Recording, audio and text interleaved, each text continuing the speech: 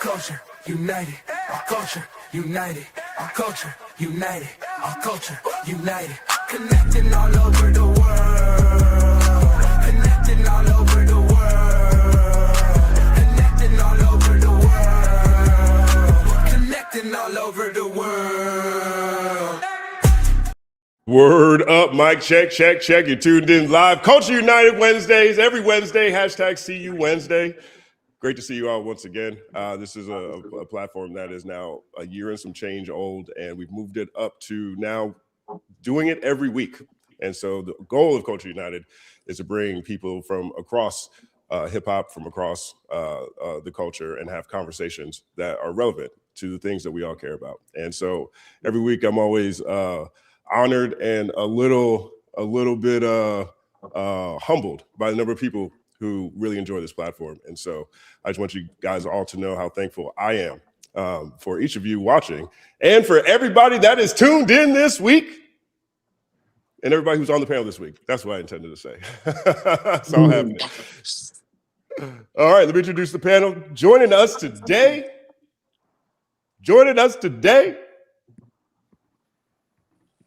hadn't been on the show in a minute. One of my favorite voices, covering everything that's happening in hip hop. I think he and I align a lot in terms of our scope and our perspective, but also our regions. He is from New York and is in the Carolinas, and I was in the Carolinas and I was in New York.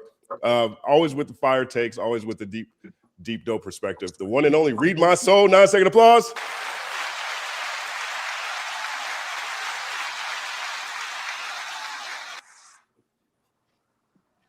Oh, I talk. I appreciate y'all having me, man. Justin, you know how I feel about you. You wanted to go to this thing. Elle, BK, I've been watching y'all for the last few weeks. Y'all fire. Jar from the Rap Roundtable. Every time I see y'all takes on as far as just Twitter and stuff, y'all be killing it. I love y'all conversations and stuff like that. So, man, Jaewon, come on, Jada Kiss, Golden Child, right there. How you doing? Let's go. I appreciate y'all. I appreciate being here. Yeah, Culture United, let's get it. Word up. Also joining us today, first time joiner, super ill MC. Makes me feel really happy about the future of the sound coming out of the city. Yonkers' own Jaewon. 9-second applause.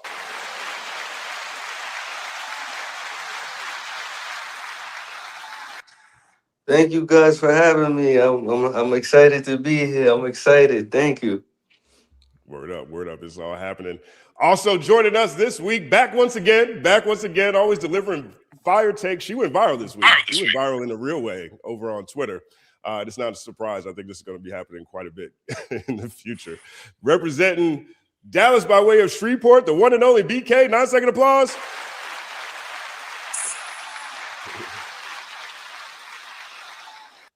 Hey y'all, thank you Justin for another fire introduction and for having me back again. What's up, Elle? Good to see you, girl. I'm just so excited to talk to the panel today. I'm a big fan of the Rap Roundtable. That's always in my headphones if that's, if I got them on. So but yeah, so I feel like we're gonna have some good conversations tonight, so I'm ready. Nice. It's all happening. And joining us back again, one of my favorite people again to talk to and strategize around just all kinds of things, including this show. Big fan of her voice, her passion, compassion, and her effectiveness, representing 1st and 15th and Elements Align, the one and only Elle Janelle. 9-second applause.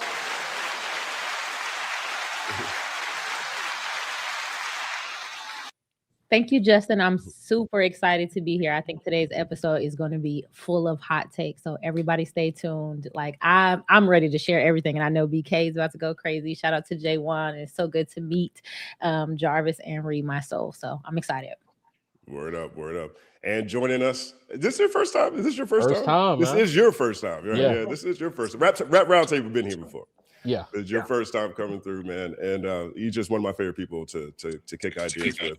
One of my favorite podcasts, generally speaking, I think from a roundtable show, from a podcast roundtable show, everybody on that entire Rap Roundtable is fire and official.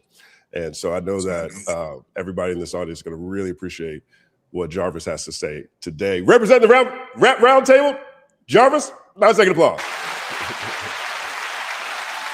Yeah. Appreciate being on. You had the guy Macito here, OVO Mace, the greatest Drake fan alive, was here the last time. So now I'm here to pull up, talk a little raps. Good to see Jaewon here. I bumped into Jaewon at the Fergie Baby show over the summer. Good energy. Yes, sir. Thanks. You know what I mean? I'm ready to build with everyone here. I've been watching the tapes, seeing the virality. You know, this is a great platform. I tell the company man all the time, this platform is necessary for what we like and what hip hop needs, in my opinion. Right, I appreciate that. All right, everybody. As you can see, there's some people who have their Cash Apps on the screen. Feel free to make donations to people if they make great comments. We usually go about 2 hours for the main discussion. There'll be multiple topics within that 2 hours, and then after that is when we'll exclusively address any comments or super chats that come through. Major story this week, the biggest story this week. We've been waiting to see what happened at the Grammys for months now. And now we actually have the results. I want to start off with everyone's opinion or thoughts or reactions to the Grammys as a whole. Did you feel like anybody got snubbed? Did you feel like somebody shouldn't have won but did win, but understood why they did win? Or what was your overall take and feeling on the Grammy Awards? We'll go ahead and start with UBK. What do you think about the Grammys this year? So I didn't watch the full show. I watched the clips. No pun intended, but I watched the clips of the show. And I watched a couple of the speeches. I watched Tyler's performance. I thought it was good. I mean, it looked like it was a great show. Tyler, man, like he's gonna go down as one of the greatest, I think. And like really since 2024. I mean, obviously he's had a long career, but like, I don't know, there's something about the Chromacopia era and beyond that says to me that he's trying to solidify himself as like one of the greatest like rappers and like you know, people in hip hop and carriers of the genre. I mean, you know, it's serious when you have like the headset mic, you know, you're doing the dance, you know, you're not holding them. Like he really like performed. And I think he's one of like the best world builders that we have in the genre right now. I also, a highlight for me, obviously, was all the artists speaking out against ICE. I just think like, as much as we say, you know, we don't want to hear celebrities talk about politics and like they should not be our North Stars.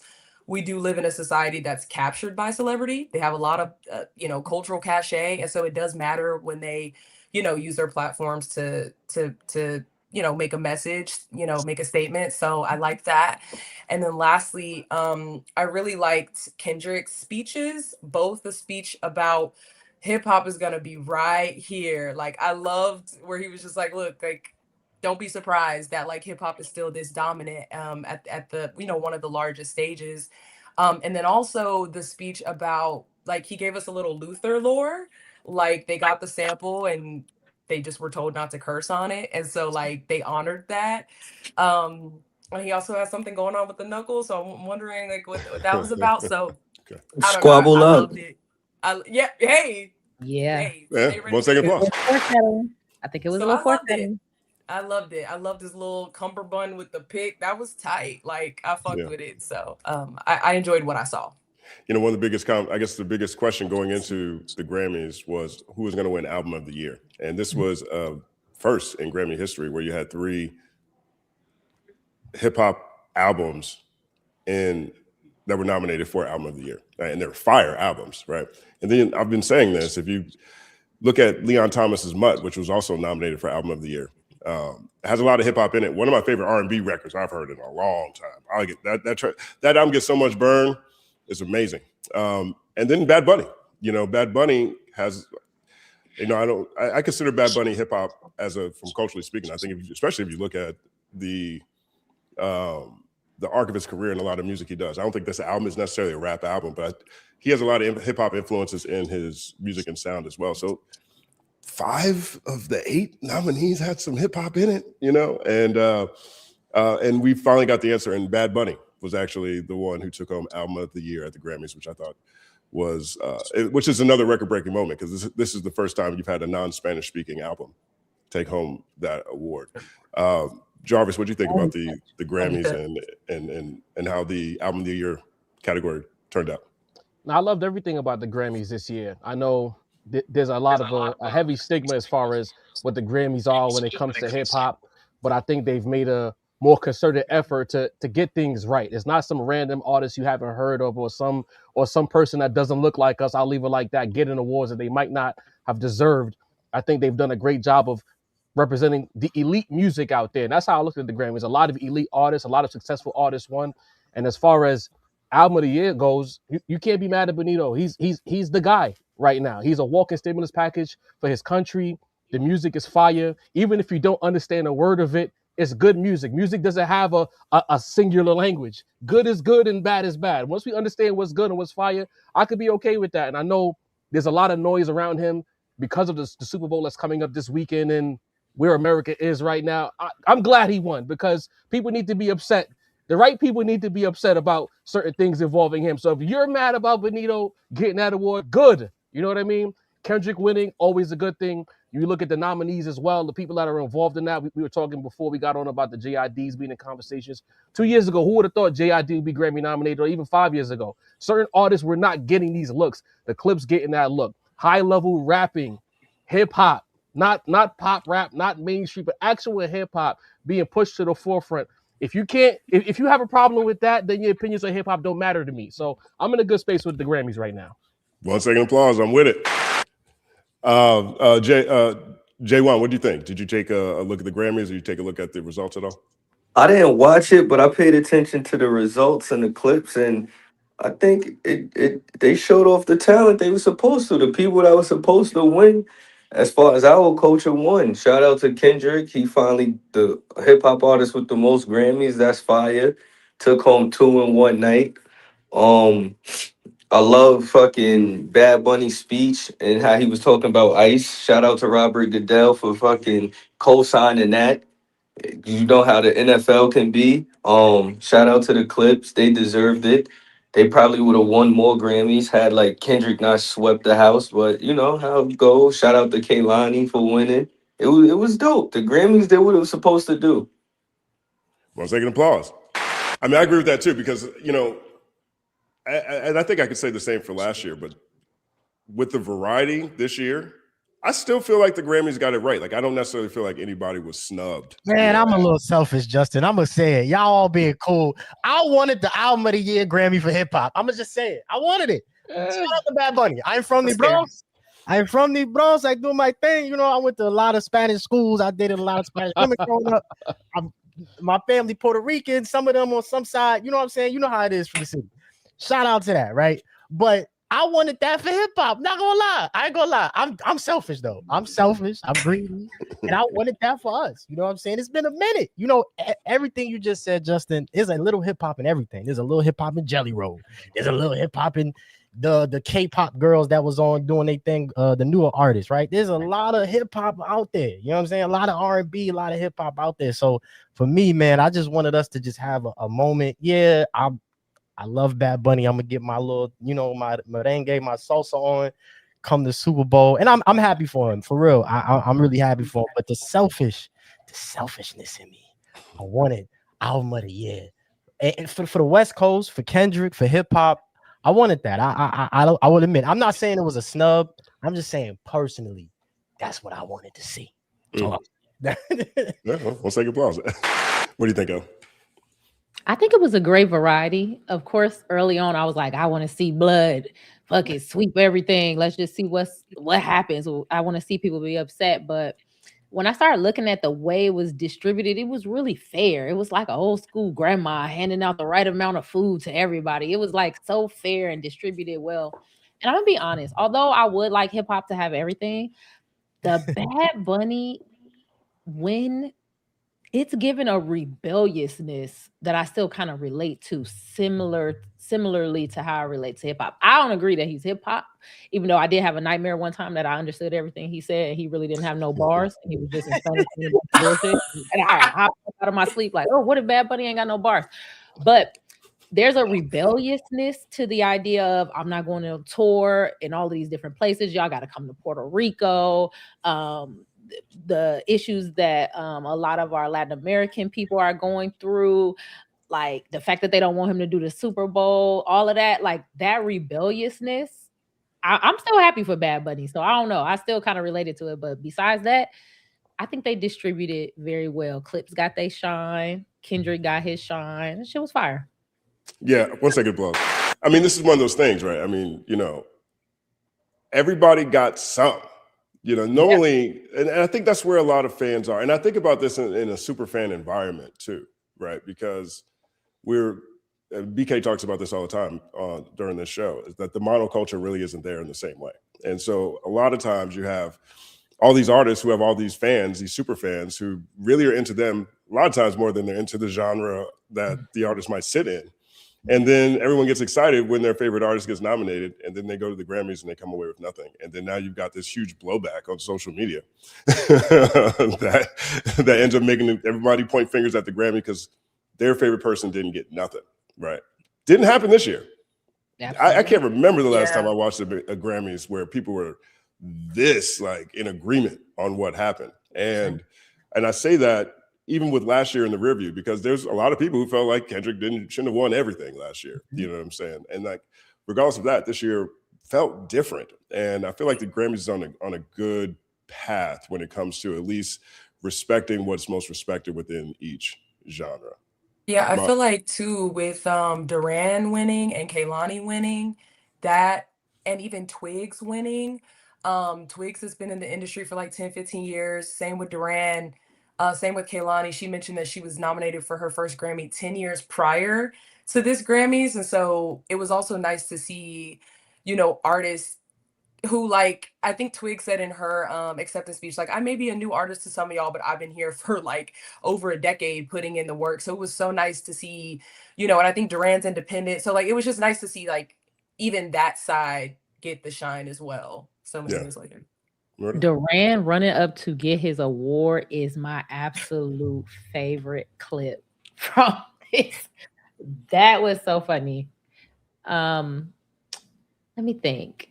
I think I am mostly proud of Kehlani. She is working so hard. She really killed them with Folded, and just to like see her face and how excited she was, shouting out her team and everything. I think I'm most proud and excited for Kehlani. So shout out to Bay repping Oakland. You know, my son went to the That's state. a fact, because she's had, you know, a lot of negativity around her name in years past. Definitely. So to watch her, not as a person who ingests music, but just as a person who's aware of her, watching her turn that around, turn the energy around her name. When you Google her now, it's music related, it's not controversy related. That's a big win for her, in my opinion.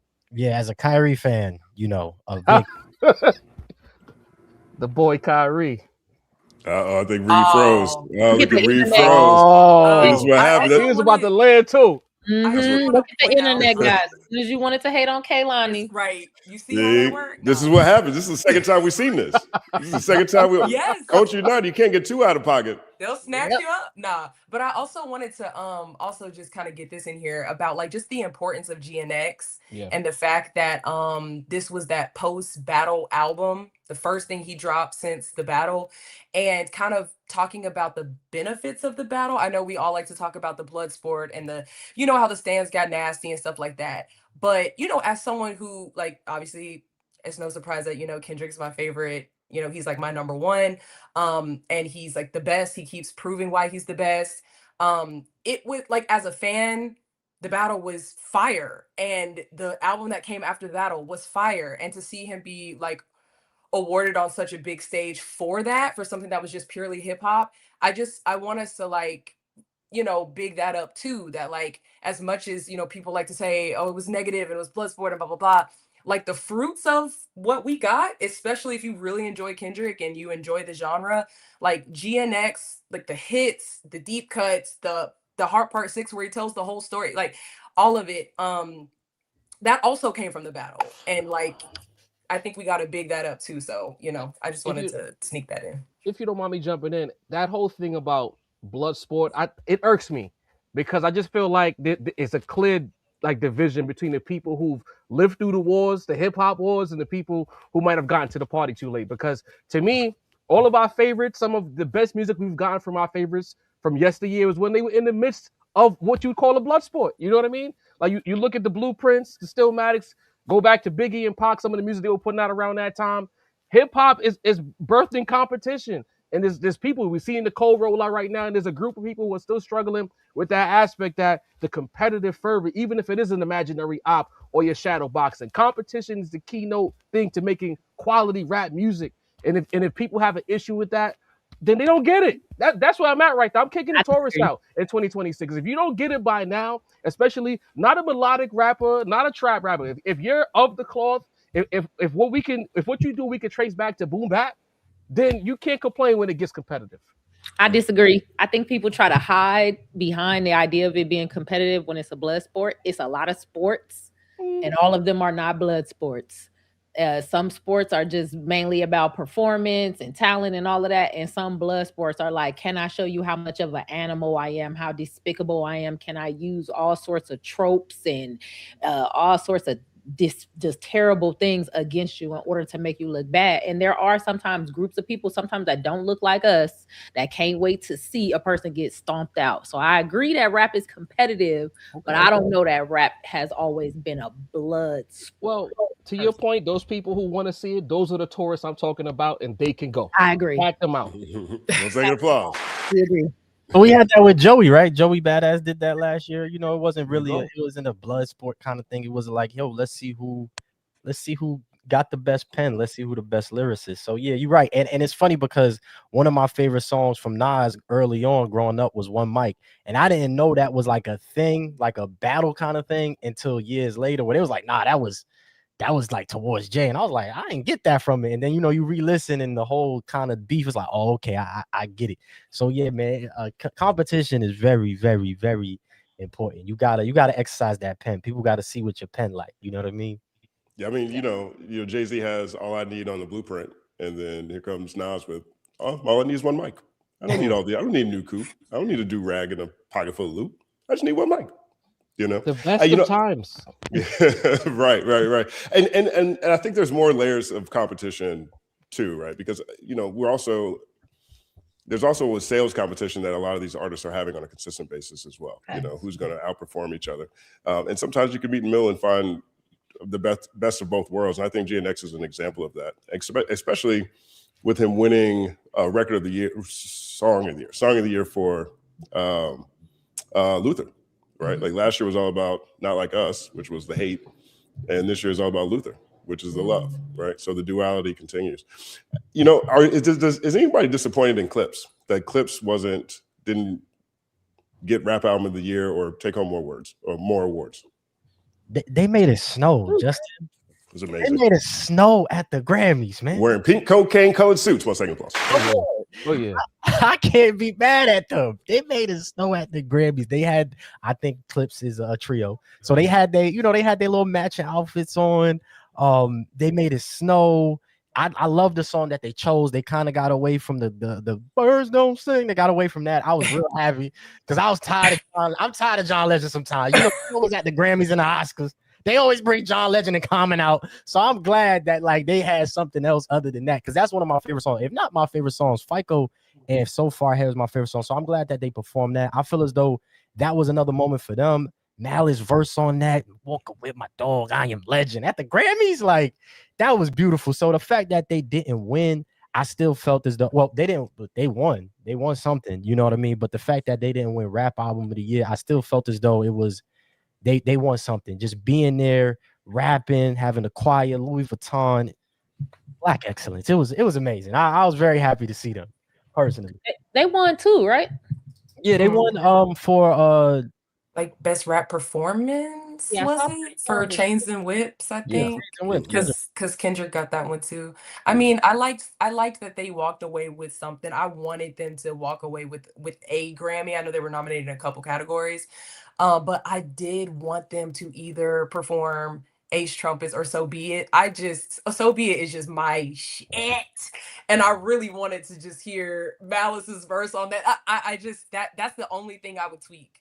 Because I mean, I like the song that they performed as well, but So Be It would have just been so hard. I love that song.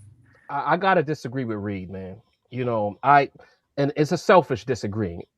I understand the Pharrell of it all. He is the maestro behind the beats He produced the album, but Pharrell has had so many Grammy moments. In fact, he had a Grammy moment that night before the performance. And if we're talking about the album, we spent a lot of time talking about Let God Sort Them Out in 2025. Selfishly, I could say I didn't hear many people talking about Pharrell so much as they were talking about the rapping on the album. I would have liked, if we don't know if the Clipse will ever get a moment like this again, I would have liked the Clipse to be front and center. Pharrell was literally front and center during the performance for the Clipse. And although you want to say the Clipse is a 3-man, it is still a duo. You know, it's a duo. I needed So Be It on that stage. I needed The Birds Don't Sing on that. Even if everyone needed to cry, we needed a Clipse moment. You could have started off with Pharrell hitting the notes and then transition into one of those singles, one of the songs that we talked about the most. Again, like, you know, So Be It was right there. FICA was right there. Let Stove have a moment. Let the world see Stove God cooks. No, That's I'm just saying. Yes, Too much yes. coke. It is Please. I'm so- just saying. Come on now. That's too much cokeness. Come on now. Listen, they wearing pink suits. It's snowing. Let light skinned brother come through from Rochester and sing one of the best hooks we Always heard bring last Stove. year. Come through. Syracuse. He They're from part of South Syracuse. Nevertheless, upstate, because you know once you leave the Bronx is upstate. everything after Rochester is All right. Albany. I just feel like Pharrell didn't need that. That's like Pharrell already scored 50. He doesn't need 60. He got 50 already. Let these guys have that moment. Yeah, 1 second pause. I mean, I guess it would have been nice, but with all of the effort that they put into making this a Louis Vuitton production, I'm pretty sure this might be contractually part of the whole, Like the whole evening. out here. Never was happening like that. None of this would have happened without Pharrell. He can get on whatever stage. I would do one of Right. Wow. Yeah. That's actually one of my favorite storylines around the Grammys, or at least an album that's a part of the Grammys. It's a Clipse for all the things that we've talked about ad nauseum, I think. But I really do appreciate how Pharrell forced or convinced Malice and Pusha T to rap within the patterns the whole time, like the stencil the whole time, and keep the same pattern throughout the entire album. It came out fresh, but it's so well connected now to everything Louis Vuitton. It's connected to the patterns of the clothes he's designing. They're rolling this out at Louis Vuitton fashion shows. Excuse me. You got LV robes, gowns that the choir is singing. You know, they're doing this at the Vatican as partially because of Louis Vuitton too. So it's like the pattern ends up being sort of like the fourth member of Clipse in this rollout for this year. I appreciate it. That's fire. 1 second up. Oh, well. Okay, well, 1 second pause. There we go. Now, obviously, one of the bigger stories coming out of the Grammys were the number of artists who had something to say about what's happening in the world right now, what's happening in the United States right now, what's happening when it comes to Minnesota, ICE, etc. How do you guys feel about the artists taking their time while on the microphone at the Grammys to express, in this case, political opinions for the most part? I think it was necessary. I think it was necessary. It was needed. I was very proud of the people who chose to do it. A part of me wondered, like, is there a level of, like, are you being performative? Because it's easy to just say it. But then I kind of walked away from that, like, let's just be happy that they're doing it. But I was most interested in Jelly Roll. Jelly Roll saying that he's just some hillbilly artist and he doesn't know anything about politics. I Googled you, Jelly Roll. You seem to have a lot of political connections, but for some reason you had amnesia on Grammy night. So I just want to highlight that. Google Jelly Roll and the politics he does choose to engage in. You know, it's funny, in his speech, he also said that he planned to say something in the coming weeks. Yeah. So perhaps he didn't want to spoil whatever the thing he's going to say is. But you're right, that did stand out. Yeah, a rollout for your, all right, bro. Probably, you know, but still, it'll be something. We'll see. Jesus is very political, though. Like, he went up there and Jesus, I mean, that's a political statement. He said, me and my wife was watching, he said, we ain't like nothing, but he said, you know, Jesus isn't political, isn't for the left, it isn't for the right. That's a political statement right there. You know, even referencing Jesus in a country where churches don't pay taxes and can give money to political candidates is a political statement. It's a political statement. So it's like you go up there, you could preach this, but then you automatically backstep as soon as you get questioned after you get your victory. So I'm with you. That was Yeah, I'm not really a Post Malone, Jelly Roll, Morgan Wallen. Like I roll them up into a Jelly Roll, a donut, and like I don't Yeah, gross. none of them. To be honest with you, we throw that out. You know, Leave them alone. We leave them alone. What I say to that is, especially the Jelly Roll point is, to me, if you weren't even familiar with what his politics were, he lifted the veil as soon as he led with that. We know on the right side, it's a lot of what I hear in the street called, a shout out to my guy Sin, Bible thumping, leading with the Bible. You know, off the rip, if you know, you know. As soon as he said that, he was made to feel uncomfortable by all of the left wing energy in the room that night. And you know what? Quite frankly, wherever you land, I don't mind politics being in the conversation if you're willing to say it with your chest. Because we lived through a period of artists and athletes included where they're afraid to lean into their politics. And, you know, some people don't like 45/47. But the only good thing I would say that come out of his terms has been people are more comfortable to lead with their truths, if you will. I'd rather know than not know. Don't pump fake me in public and then you don't like me when I walk away. So if everyone is speaking their truth and leading forward with that, I'm good with that. I love the energy. I got mad at Jelly Roll, though, to Elle's point about once they ask you that question in the scrum, the media scrum after the award show, you got to say it with your chest because it's too many HD photos of you at these rallies. Yeah. Okay? Bad enough you, quote, look the part. We already know what it's hitting for. So just say it.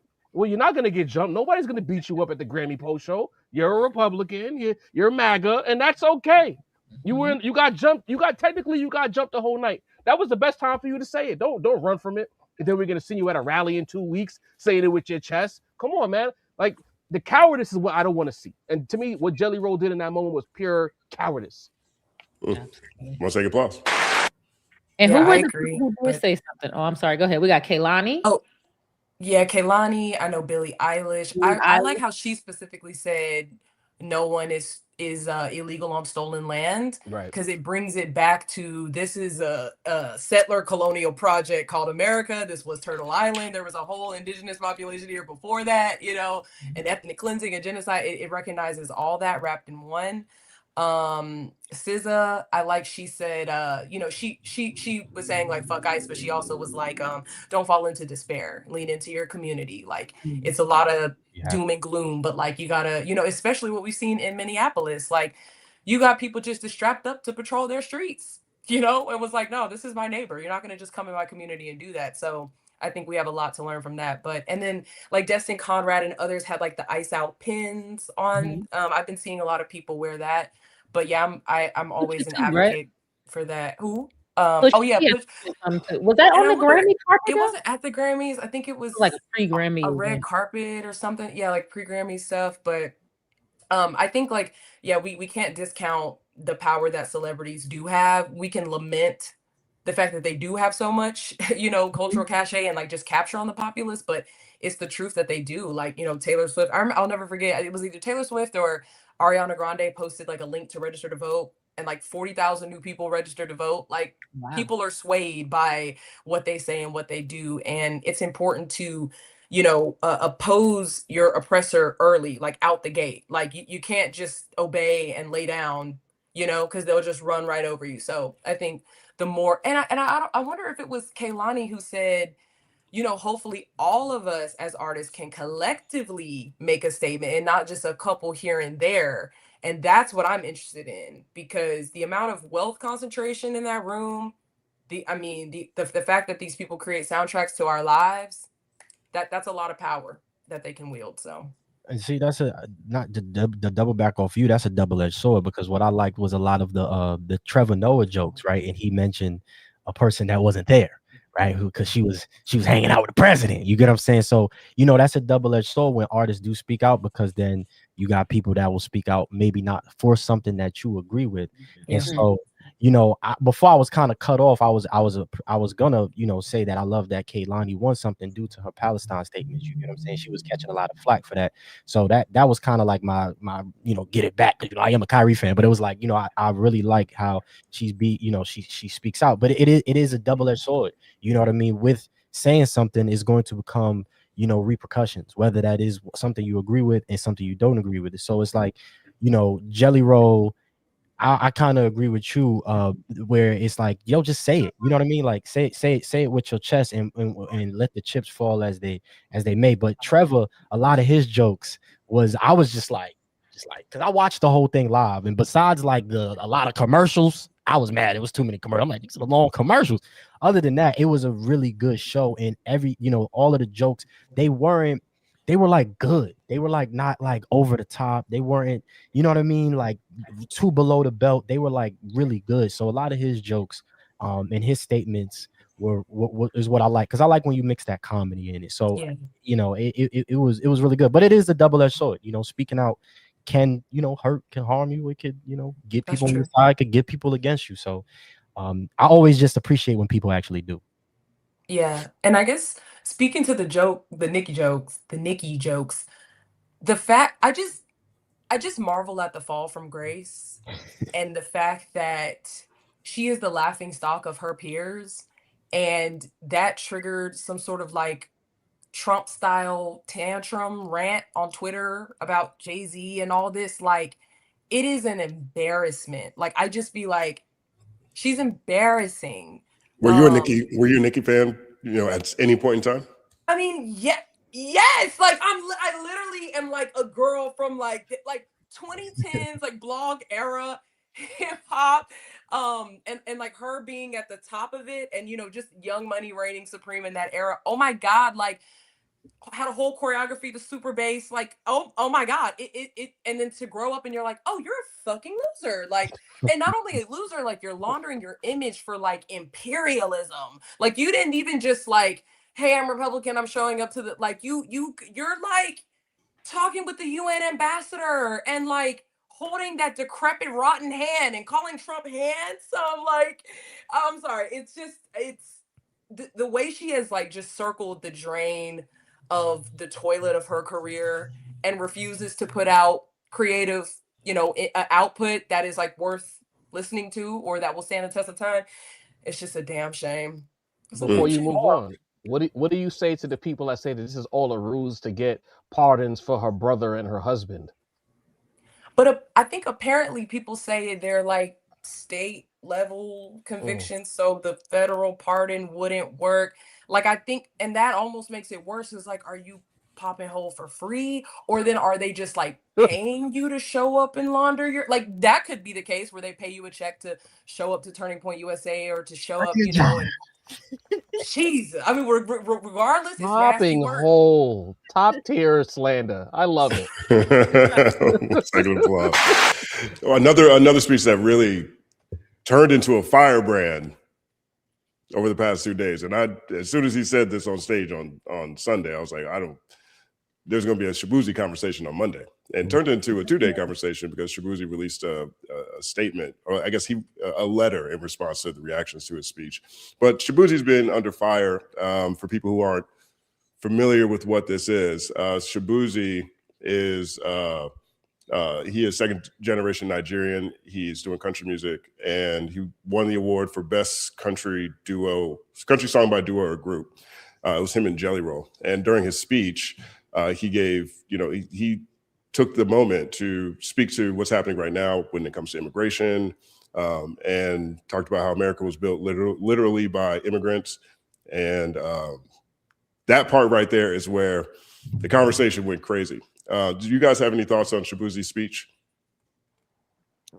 I too knew he was in a world of trouble. I said, oh man, he needed media training on this. He did not know the internet has been ablaze with this type of information, or these type of, at first I really thought it was just a completely, let's just get into it.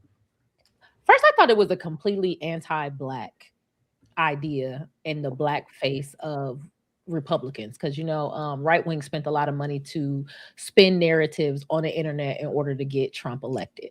So I would look at these arguments about who is Black, who is not Black, and separating the Blacks as, to me, this is the CIA, or this is intelligence agencies doing the Black version of MAGA and get the immigrants out. And so after 3 or 4 years of arguing with these people on the internet, right, I started to speak to some people who were because I really couldn't separate Black people in that way. To me, I would look at you and you were just Black. So as I started to speak to more people who were not ADOS or whatever, more so like descendants of immigrants, I started to realize, you know what? There is a little, they have a little bit of merit to the idea of, we were told not to deal with you niggas and to do the right thing and not fuck around so that we can make it in this country. And I have a little grace for that, because I can imagine leaving where you're from, coming to a new place and trying to survive, and how it's like, hey, y'all may feel more comfortable to do whatever y'all want to do, but I don't have that same freedom because this could be taken away from me. So I felt a little bad for Shaboozey, but I think this is where I think Shaboozey went the most wrong, the letter. If you heard the backlash, then you should have heard the context with which the backlash was coming. So to me, I feel like although you attempted to apologize, you really kind of doubled down on the exact thing that they explained to you was the problem. And I think that, I don't know, we just need to do more work communicating with our brothers and sisters from all over the world that come here, so that we can all kind of be on the same page when it comes to the history of America and how we push back against colonialists, basically. 1 second, applause. You know, Yeah. I did a video on it today. I mentioned it in my original Grammy video, and my Grammy video was in celebration of all the things I thought were awesome, so I didn't spend no time on Shaboozey over there. I knew it was going to be a story when it hit on Monday. I knew people were going to talk about it, and I was on the fence about doing a story then on Monday. Then Tuesday, he drops this letter, like you said, Elle. And I was like, oh, God, Shaboozey. What you doing, Shaboozey? Are you paying attention? Are you reading the things that you seem to say that you're responding to? Because this ain't it, right? But if his letter was better, if his letter was more on the spirit of what that conversation was, I would have made a video about how this is a good response to this. And that didn't happen. But education is like really the key, I think, when it comes to this. Open floor. But the thing is to say one thing Sunday night and then essentially have a tennis match with himself and say the other thing the following night.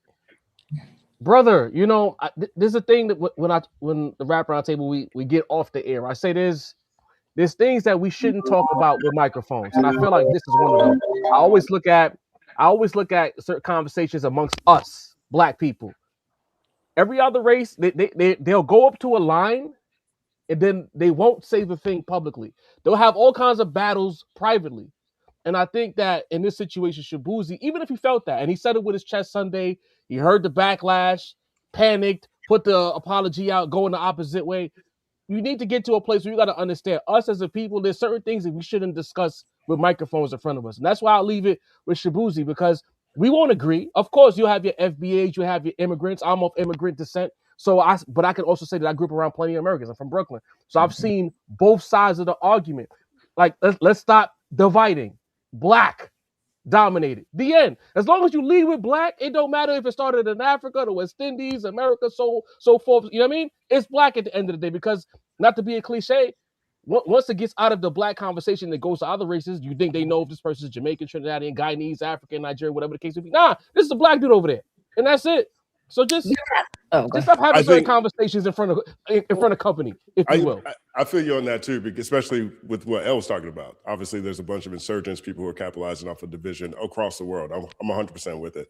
My position on this, generally speaking, is I think that it's very important that as we continue to fight these challenges that we do on a global scale, when you start looking at colonialism, you start looking at imperialism, all these different things. As we know that we have to have that fight, I think it's very important that we also know how not to intentionally or unintentionally disrespect each other. You know what I'm saying? And I think that is where this Shaboozey conversation lives for me. Because, and generally speaking, because I've done maybe 3 or 4 different videos on my channel talking about this topic, and it's and most of them, just about all of them really, are about the fact that if a population of people, in this case, you know, freedmen in America, feel disrespected by something, it's a great idea to listen and try not to do that again. And the same thing goes to other places. Like, I wouldn't go to Haiti and be like, yo, it's crazy how me and my people kicked out all these French. We did it. we did it by ourselves. I just got here, but we did that. I wouldn't step on that because that's a pride point for Haitians. You know what I mean? Yeah. And I think that's amazing. And I would love to celebrate that with them, but not at the expense of them. And I think so. To me, everybody just has to understand what things are firebrands. Like, Yeah. And in my mind, that's not that difficult to do. And this is a real conversation, Justin. Like I come from a background of doing hospitality, right? And so if you're in the hospitality industry, when you work for these big corporations, they call them J1s, where these people come from wherever, Panama, Philippines, Jamaica. They come and they come to America for maybe 10 months. You know, they get barrels, send their money back and stuff like that. So I've had real conversations with people where, yeah, a lot of immigrants come with these right-wing talking points, and you got to be like, hold on, bro. Like, that sounds very Fox News, and they like, what are you talking about? And then you kind of have to have that conversation. And it's a real thing. So this backlash doesn't come from people just wanting to be sensitive, or like, this is a real. I've had this conversation with people. When I had my locks, I had a Jamaican woman like do my locks, and we literally had a conversation. I had to break down redlining, and I had to break down all these different things. Now, of course, she knew, she understood, but some of the rhetoric that she was saying, it was like, you know, you sound like Republican. And she kind of explained to me exactly what Elle said, that like, this is kind of like how we come here. Like, this is it's almost like, hey, don't fuck with these things. You know what I'm saying? Like, don't mess with these things. They're gonna mess your shit up. And that's kind of how, and I'm talking about not just the Black diaspora, but the South Americans, you know, all different cultures come and they have this idea, and then I'm like, yo, I work hard, I'm the boss. Like, does that fit? Does he fit the people you meet? And so you have to really have this conversation. So as we are having these conversations, it is we do have to, it got to get uncomfortable sometimes. You know, me and Screwface talked about this for an hour or two. You know, it really, like on the phone, like Screw was like, yo, you said this on your video, like I want to talk about this. And we literally had a conversation, and I had to explain to him, like, yo, I'm proud to be Black American. Like, I'm not from Nigeria. I'm not from, I'm not, and he's like, well, I'm like, I'm not proud of slavery. I'm proud that we got rid of slavery, that we fought against slavery, and that we built all these different things for other people to come. So these are real conversations, and we have to have them, and they're gonna get musty and it's gonna get uncomfortable, but everybody has to come to an agreement to understand that, like you said, we are Black. You know what I mean? Like, we Black, and as long as we have the conversation and be comfortable with each other enough to get a little musty, we're gonna be okay. We're on the right path. So for sure. I just want to say, I think part of it too is it's about, for people who are now coming to the country, you got to think about as far as what they're seeing, because maybe now more than ever, as Black creators, we can control whatever messaging we want to put out there. But over there in their countries, they're getting whatever's being fed to them. So a lot of times those left wing or right wing talking points comes from the fact that the news is beating them over the head that us are the bad guys. We know what it is. We in the trenches for real. We know exactly who the bad guys are. But they get programmed into thinking like this is what it is when you go to the ghetto. It's people that look like us who are not your friend, right? So there's a lot of programming that they have to come to the country and experience it for themselves to understand, like, yo, whatever you saw on the news, maybe like 75% of that was a lie anyway. You know what I mean? So they have to deprogram, and some of them, and the fact that, again, coming from immigrant family members, some of them, they don't want to deprogram, and you can't fight them on that. I was born in Brooklyn. To me, I'm American, because the thing is, as much as there's FBA conversations and all that, and I came from immigrants, once I get on that plane and my passport gets stamped and I'm in the country where my family's from, they don't look at me as first generation, whatever. I'm a Yankee. Or as they would say, I'm from outside. That is the phrase they use. You're from outside. So it's like, it's a lot of understanding that both sides need to overstand before we can even have a serious conversation. And if they're not willing to do that, they're just gonna just throw tomatoes at each other. It's not serious. I don't even respect it. Yeah. I agree. And incredible points to all of y'all. I think like the first part of this is just recognizing that white supremacy is the enemy and not each other. Because to Jarvis' point, it's the white supremacist brainwashing, it's the colonial brainwashing, it's the history of boarding schools and seasoning and buck breaking. I think also I think Shaboozey, I think it was obviously a statement made of ignorance. I think more ignorance rather than malice, even though I do know that, some people you know, are you know, more conservative in the way that they're viewing Black Americans. But I think the distinction is important, that chattel slavery happened, the transatlantic slave trade happened, and that's a specific thing that, you know, Black Americans that are here, our ancestors went through, right? Like, Blackness was created, you know, to subjugate us, to make us property, to make us chattel, to make us subhuman, a subhuman class of people known as Black people, because they were taking us from different ethnic groups and subgroups and languages. We, you know, that's how that happened. And there's a seasoning process and a buck bringing process, like that is specific to the transatlantic slave trade and Black Americans here. And that legacy, it's not, it's that complicated legacy has to be fleshed out. And it's just ahistorical to say immigrants built this country. And it erases it. That's a really convenient white supremacist talking point. And even I don't know if y'all have heard of PragerU, but it's kind of in the Turning Point USA world. Like they're writing educational materials that say that we were immigrants and that we willingly came here. And so it is important to flesh out the distinction, to say, well, no, like the indigenous population here in Turtle Island was genocided, ethnically cleansed. Africans were kidnapped through the transatlantic slave trade, brought here, were made property to be free labor, like a free labor class. You know, King Cotton, King Sugar, like literally built the economy of the modern day capitalist, you know, economic framework that we have to this day. The railroads, the infrastructure, like that was our labor for free.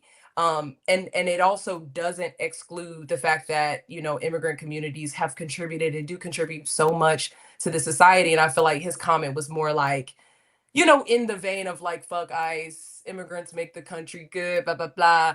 But I think to Justin's point, the letter after the backlash, it's like, okay, well, you didn't even actually listen. Like Right. you didn't, you know, and I'm a person that does look at Blackness as a global thing. Like I support Black people everywhere, and the, you know, the liberation of Black people everywhere. But hey, you know, we have distinct subgroups that, you know, and Black Americans specifically, we are like hyper consumed. Everybody's consuming us. We're like, our labor and our culture and our wisdom is like the biggest fucking export.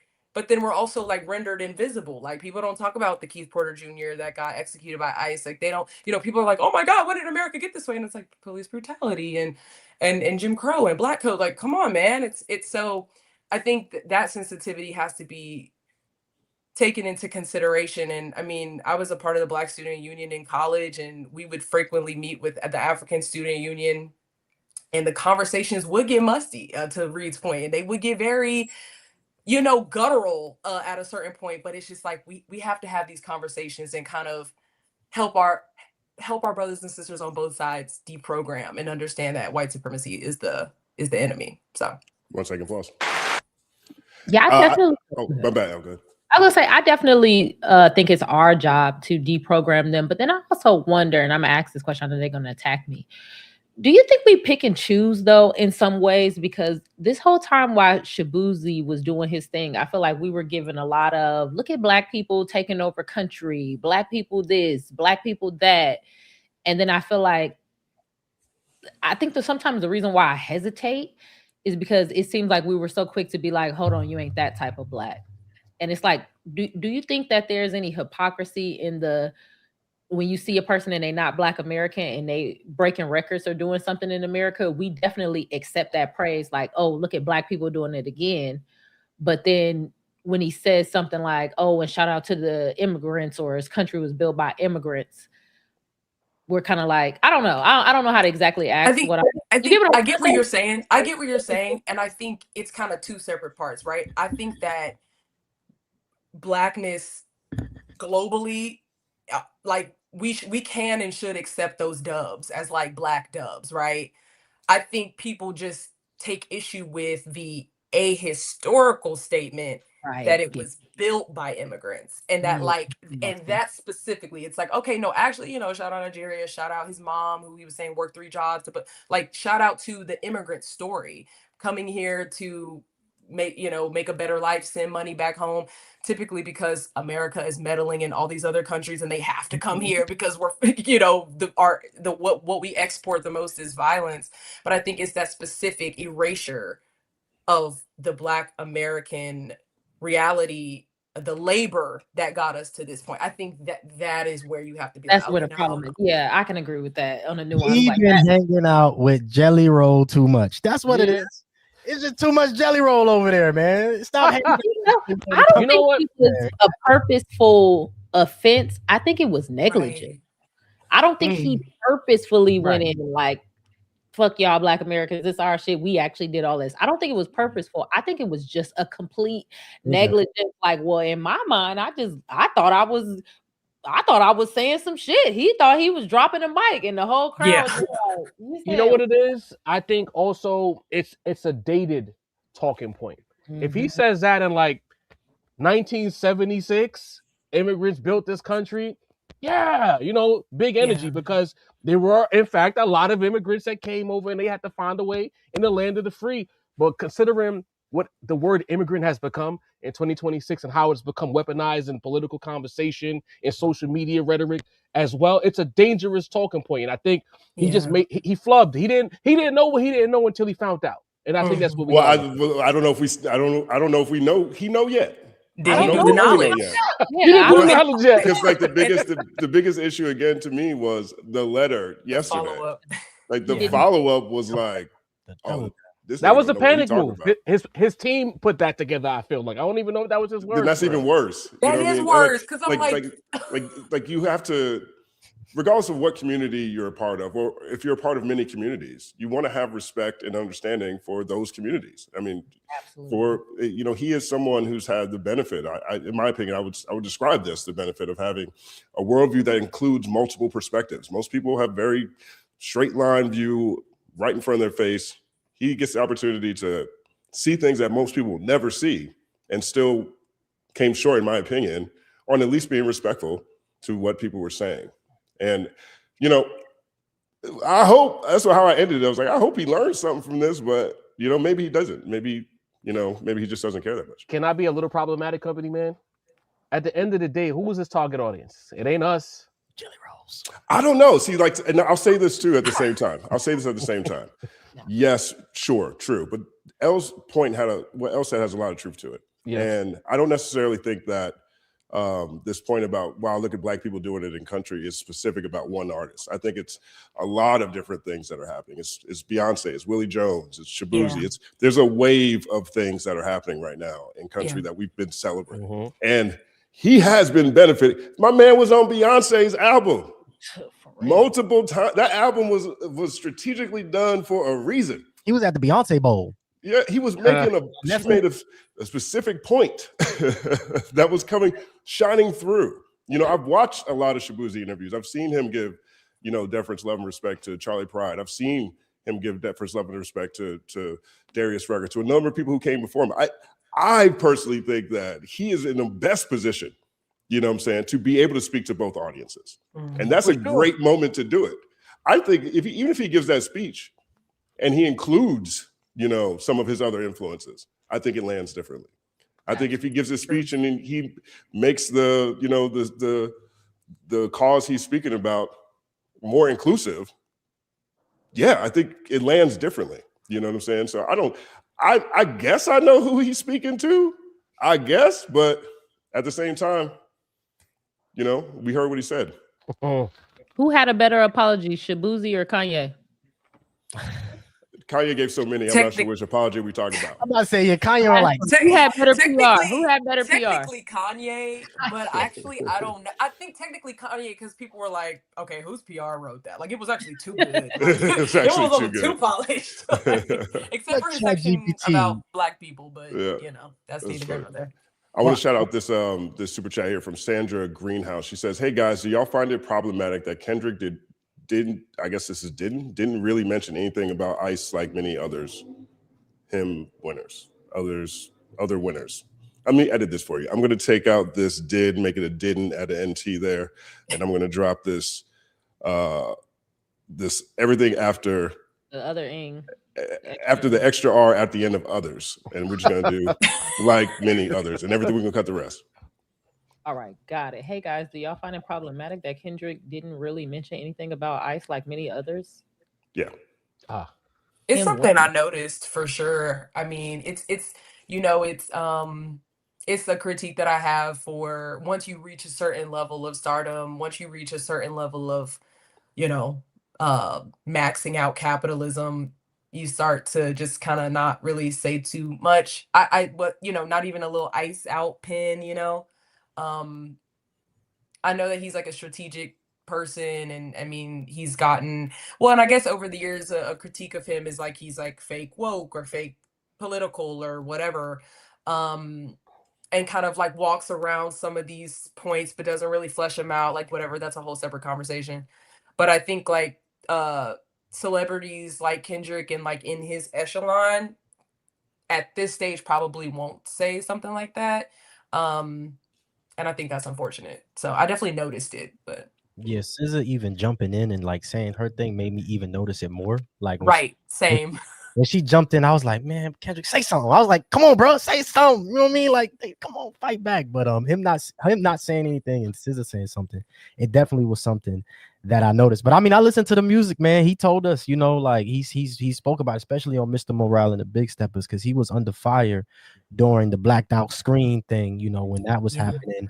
And he spoke about it in the music. So, you know, I don't know how I feel about it. You know what I mean? Like I said earlier, it's a double-edged sword. It's like you got the shut up and dribble crowd, and then, you know, it's like I definitely don't agree with that. Like, no, you know, when you have a platform, you have to speak. I think even all of us, you get what I'm saying? Like, even as I'm growing and getting the platform, I realize that it's certain things that I have to be, you know, careful about saying and not saying, and it'll lead to conversations and people running with things. And so, you know, I could imagine, you know, just some of my DMs and some of my like mentions, I'd be ready to fight people. You get what I'm saying? So I could imagine, you know, being at that level, you get what I'm saying, and saying something. So I kind of don't know how I feel about it. I'm kind of like in between, and I definitely did notice it. Let me say that. What I'll say in response to that is, you know, Kendrick is a very unique individual. He'll tell you things in the music. He'll mention what his beliefs are in the music, and then he'll also say he is not your savior. So you do with that information what you will. But at the same time, on a human level, because I think sometimes when people have large platforms, we forget that they're still human and there's still human responses to events that take place in real time. And with Kendrick, what I say is, I think that Cher flubbing that entire situation impacted Kendrick in a real way. And you could tell by his body language and the way he was speaking during said award moment that he really didn't properly process how Cher completely fumbled the bag for one of the biggest awards of the night. And you know, sometimes, because I know I'm childish, I don't know Kendrick Lamar personally, but I know if I'm winning an award and Cher is on that stage and she did that, and then she messed up the entire read, messed up who actually won the award, then I have to come and talk after that. I'm not gonna give the best speech possible. I might not remember my politics in that moment because I'm still trying to process how this legend could not read a teleprompter, could not read the piece of paper, and didn't get it right. So I'm gonna give Kendrick a pass. I don't think politics mattered in that moment. He was trying to figure out, first of all, why Cher was even there, probably. So I'm gonna give him a blind on this situation. They just gave her a lifetime achievement award too, like just on here's your award. It's like, she dribbled the whole situation off her toe and out of bounds, if you ask me. It was a fire moment, though. 1 second applause. Shout out to Luther Vandross. I know he turned around like, how I get in it? Oh, my business. But I wasn't that mad at Cher. Once you reach a certain age, I think Cher is in her whatever you say. She's like 79. Yeah, she's like 79. Yeah, whatever you say, man. She got a young boyfriend though. Now we can get into if that's problematic or not, because them next to each other. There's a lot of double standards in that particular world, but I'm gonna set this one out. Give an NBA league owner, but anyway, I don't think I felt like it was problematic. And although I'm happy that people are speaking out on ICE, I think I would prefer, not supposed to say this, but I'm gonna say it anyway.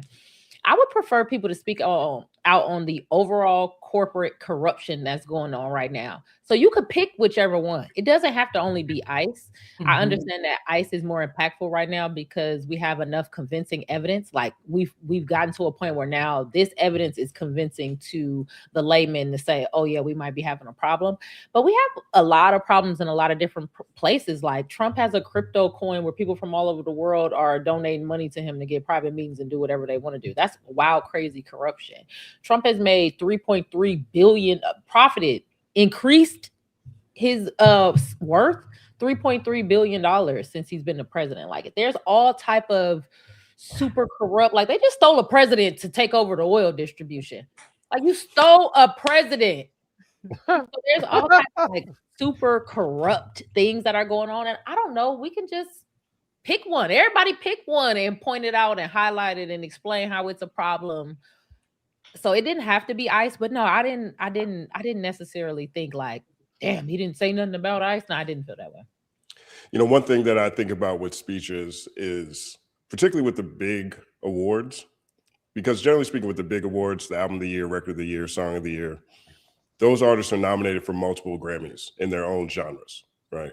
And, you know, if you're Gaga, if you're Kendrick, you know what I mean? If you're up for a bunch of awards, sometimes you got to like save your speeches. You know, you got to strategize your speeches. You can't get up there and say the first thing the first time, and then you win the big award when everybody's paying attention. And now you got to, you know, now you got to do the remix on it, you know? So yes, it stood out to me, but I don't know if I expected him to say something. But at the same time, we'll never know what that album of the year speech was going to be about. And I think that's, because I saw the same thing with Gaga. With Gaga, I was like, dang, she ain't saying nothing, that's crazy. But I have a feeling Gaga would have had a different speech for album of the year, because Gaga's audience and her base is super impacted by a lot of stuff that's going on. And she's always been someone who has always shown the most love and deference and respect for her base, right? So I don't know if she would have missed that moment if she had actually won album of the year. And I wonder that about Kendrick. But if you're expecting to give 2, 3, 4 speeches a night, okay, well, this one I'm gonna thank my mama and God. This one I'm gonna thank the record label. This one I'm gonna point out how I feel like they need to bring back the Jordan Bread 4s, because I like the Jordan Bread 4s with the Nike check. Yeah, they come There we go, get my colorway back. And this one is where I'm gonna say, fuck the police. You know what I'm saying? Like, we don't necessarily know what that last speech would have been about, but it is something that stood out to me. So I appreciate that comment right there, Sandra. The Luther backstory was dope though. Like I thought that was dope. As a person who loves backstories about how things are made, shout out to the Third Verse podcast. I love how y'all be telling backstories and stuff on there. Yes. A little plug in for you, Justin. I watched that a lot recently. But Appreciate it. I like those backstories, so I was happy that he did that. And in that moment, that's dope, because like I think the guy that you had on last week too, that I follow on Twitter, he was talking about how like a lot of artists, the main reason is money, right? And the second reason is cussing. You know what I'm saying? So not cussing on a Luther record, it makes sense, you know, coming from that generation of, you know, we won't say no swear words, you know, certain people don't even like to say the word lie, coming from generations. It was dope to hear that backstory. I thought that was pretty cool. It was like no cussing on a Luther. Right. And it's like it's the perfect song. It was like breaking records for the longest reigning #1. I mean, it is like a timeless record that will go down. And that also was on GNX, the same project that gave us TV Off. Lefty Gunplay won a Grammy. Like, words. oh man, like that is just iconic. Like it'll just go down. Kendrick will go down. Like, he's just the greatest. Sorry. He just is. And to your point, company man, about preparing, I think maybe the whole time he was more focused on making sure he got the Luther story off than maybe that's what he prepped for. You know what? If we do get this award, I want to give homage to the people who allowed me to have access to the song, give homage to Luther, and tell a story of how the song came together, how important it was to get the clearance and not curse on a song, focusing once again on us, if you will, as opposed to the politics of it all. Like, because we know a song like Luther, that speaks to us. All of us grew up listening to Luther. Our parents listening to Luther. So that was a moment for all of us to now have him come, you know, bring it full circle with SZA and make a record that's out of here. Maybe that was his focus. I'm shooting a lot of Bill and Kendrick tonight, but I think he was more focused on making sure that the story of how this song came together, what Luther Vandross means to Black people, came across the right way. 1 second applause. Now, I want to post something up here because this was a conversation that I guess he posted this the night before the Grammys, but in the aftermath, this conversation has been going. And so this is Isaac Hayes III. That's not Isaac. Yeah, this is Isaac Hayes III. So he wrote a whole lot of stuff, right? But then it's really this video. And so I'm going to play some of it. I'm going to play it at a faster speed. But basically his point is right here in the caption. It says, the Grammy Awards are LA Hip Hop Awards and LA Hip Hop and R&B Awards. You don't win unless you live or you're from LA, right? So let's listen to a little bit of what he has to say here. In the nation to vote on the Grammy. Do you guys hear that? And that presents two. Is that clear for you guys? It's an echo. Problems. A little echo. It's Like an echo. So. All right. Well, it's not going to be perfect, but let's get to it. That need to be fixed. One, the majority of candidates that are always nominated or win Grammy Awards happen to live in Los Angeles, California. So even when you think about Jay-Z and Beyonce, a lot of the artists that get nominated or win live in Los Angeles, California. Well, what if you're an artist that's not from LA or you don't live in LA, which are plenty of artists from New York, plenty of artists from Florida, plenty of rap artists from Texas, plenty of rap artists from Atlanta, plenty of rap artists from Philadelphia or other parts of the country. It's really hard for you to win Grammy Awards. So a couple of things that need to happen. One, the Grammy Awards need to move around. They need to be in a different city every year. They need to be in Miami. They need to be in Nashville. They need to be in Atlanta. They need to be in New York. They need to be in LA. They need to move the award show around. Secondly, when it comes to the hip hop and R&B categories, there needs to be a cap on the number of people that can actually vote for those categories. Meaning, let's say hypothetically, if there are 20,000 Grammy voting members, but 6,000 of them are just in the LA chapter alone, then overwhelmingly the people that are voting on the hip hop and R&B categories are going to pick LA artists. I know that you don't think it's biased, but the data shows that it's biased. In fact, the only two artists that have won a Grammy Award that are from New York City that didn't live in Los Angeles at the time were Nas and Cardi B. Those are the only two rappers that won awards. Everybody else that has won rap Grammys in the past decade have predominantly been from Los Angeles, either from there or live there. Kendrick Lamar, Tyler the Creator, Doechii, Baby Keem, Anderson .Paak, Nipsey Hussle.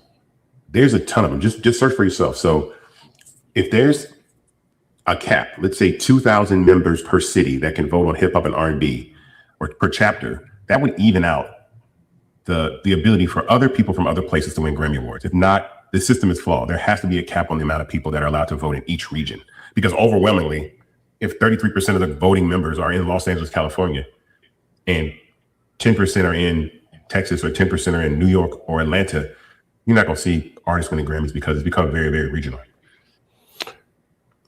All right, that's Isaac Hayes III. Thoughts on this? Wah, wah, wah, wah. 1 second applause. Sandman off him. I just want to say one of my favorite Grammy moments disproves everything he said, and that was Killer Mike. That was one of my favorite Grammy moments in the last few years, because that Michael album to this day gets a lot of rotation with me. That's one of my favorite albums to come out the South in a very long time. And Killer Mike swept. You know, he brought out a broom. He was real country and real, you know, Southern up there. So I automatically was just like, you know, he won against Travis Scott. And Travis Scott, even though he's from Houston, is a LA person. You know what I mean? Kardashians, big money with Nike. You know, a lot of his connections is through LA. And I was just like, that was the first thing that I went to, was just like, did he not see when Killer Mike won? That was just one of my favorite Grammy moments in recent history. So I kind of just womped him out just off rip. I know there's a lot of things online where people were saying he voted for Glorilla because she used one of his dad's this and all of that. I didn't even want to look into that. Well, he did. I mean, he posted it. He posted his vote card and he voted for Glorilla. Yeah, he voted for her, and then I think Moni posted something. At least I saw it from her where he voted for her, maybe because his bias, which was she used a sample from his pops. And so, you know, I was just like, man, come on, man. Moni be on it, man. She got all the details. 1 second applause was sure. with Moni. I was like, come on, dog. Like, we don't like Killer Mike. Doechie's from Florida. You get what I'm saying? Yeah, she tied to the TDE camp. But I don't know, man. Y'all could go. I just was like, I don't know where that was from. A lot of people pushed it towards like LA hate, Kendrick hate, and I was just like, man, I went to listen to Michael. That's what I've been listening to the last couple of days, just cause. I feel like from an industry standpoint, there might be a case he's making. I don't know. I feel like I've been listening to a lot of non-Fugazi industry conversations since being a part of the Culture United ecosystem, and I'm like, actually there is a whole separate industry world behind the scenes. So whenever he was saying like cap it at this number per, but then I also was thinking like, what about bigger cities? Like, how would that be fair? It should be representative and not like, I don't know. So I'm like, I don't know, maybe he has a point on the industry tip, but it did kind of sound a little bit like cope. I didn't see this video, but I saw the Glorilla one and I was like, what? Why do people always act weird like when Kendrick be winning shit? But I don't know. That's all I have to contribute to that point. You know, I think, oh, my bad. Elle, go ahead and go, Elle. You got it. I thought this was one of the most creative ways to hate on the West Coast I've heard in a very long time. I really appreciate him reaching deep down into his imagination, bring this up, because, you know, they were getting a little boring. This one was very new. The idea of having a different voting process only for the Black categories is a great idea, Isaac. That makes hella sense. One. Two, just because a person is in LA, does that mean they're going to vote for somebody in LA? Are there reasons why there are more people in LA? I don't know. If you're interested in doing music, would you maybe move to LA? Is that a thing? So it's funny how data can be used to kind of push an agenda. I thought it was kind of disrespectful to Glow. I hate to say that because Glow did have a good project, but to throw her in the middle of this with that ChatGPT speech, to me, I felt like you were kind of, in a way, putting her in a firing range, because I see this litany of, hell no, it wasn't Glorilla. What the hell is you talking about? And it's like, hey, Isaac, you could have not did that, and now she wouldn't have to see this back to back to back. Fuck no, are you out of your mind? Because you were trying to make some point to get some royalties. Also, Isaac Hayes the third, junior, whatever, he's running Fan Base, right? Which is a competitor for all of these other social media platforms. He pops up in these social audio places all the time, and people overly try to give him suggestions. You should do this. You should do this. This is what you need. This is what you want. And he doesn't want to hear none of it. He feels like he's running his shit his way, and that's what it's going to do. So it is so hypocritical to me for him to be like, you know what? Grammys, step up. Let me tell you what you should be doing, Grammys. A reputable organization that's been doing this for a long time. That's why everybody cares. Let me tell you how it should be. You should cap it at this. You should cap it at that. No, Isaac. I think you should cope better. Don't join into the West hate. It doesn't look good on you. And come up with a different way to push your app besides controversy. Because I talked to Isaac Hayes before, and when I tried to give him some advice on marketing, I said, you know what? I don't think that you should keep anchoring yourself to because every time something goes wrong and Black people get treated wrong, he pops up and says, oh, you Black people getting treated wrong again by those non-Blacks. Oh, they don't respect you again. That's why you should be on Fan Base. And I told him that's very tacky. Tomato. To be honest, I think it's wild tacky. Like what? Like it's borderline ambulance chasing. And you know what he told me? It's working for me. It works for me. You can't tell me how to market my thing because I keep getting, every time something happens, I pop up and I get more and more people. So Isaac Hayes, one, stop hating on the West. Not a good angle. Two, let the Grammys handle their business the same way you want us to let you handle Fan Base. But with all of that said, I do hope that something happen and we all go to Fan Base and everybody get paid so we can have a Black social media thing. But Isaac, I don't like how you be acting. So well, 1 second applause. Here's the thing, you know, it's corny. Let's lead there, because at the end of the day, we all internet to a certain degree. Some of us are ethical interneters. Obviously, Mr. Hayes is not an ethical interneter. He leads with controversy. You know, he chases. He won't say it, but he kind of chases clout, right? And in this regard, he's zagging while everyone else is zigging. We all understand all of the internet tropes that exist. We get it, right? But for me, and this is something that the people who watch the Rap Roundtable that's in the chat, they're going to understand what I'm going to say right now, because I talk about it all the time. This is big second place trophy energy. I hate second place trophies. I hate loser energy. You know what I mean? Like, again, if you're not first, you're last, okay? In this case, his opinion is last, because at the end of the day, the right person got the Grammy. If you woke up that Monday morning and said, you know what? this is what the people with this will get them going. I'm gonna say that they got it wrong. Yeah, like you know how many people wake up and did the same thing. You were not even saying something compelling to where we could sit back and be like, you know what, Lil Hayes, you got it, fam. Like, yeah, maybe the Clipse should have got it or something like that. For you to then shout out to Moni, cousin, to pick the song where your pops is credited on it, even if let's say it was an ethical pick. Your righteousness gets undercut by the fact that your pop's name is on it. So you're not even doing it right. Like you're not even interneting at a high level. Right now, to use a basketball term, you like the 8th man off the bench. You get 10 minutes a game, and they tell you do not shoot the ball when you touch it. Pass it to Will. That's what's happening right now. Pass it to Will. And you chose not to pass it to Will. You wanted to have your Carlton moment and hit off the top of the backboard. You are a second place energy individual. Yes, we want black social media to be elite. We want all things black to win. I vote for everything black. Every show I watch, there's a black person, I'm cheering for them. If I'm watching Chopped on the Food Network and there's a black person, I'm cheering for them, okay? But in this situation right here, for you to wake up and do that, gang, like this is terrible.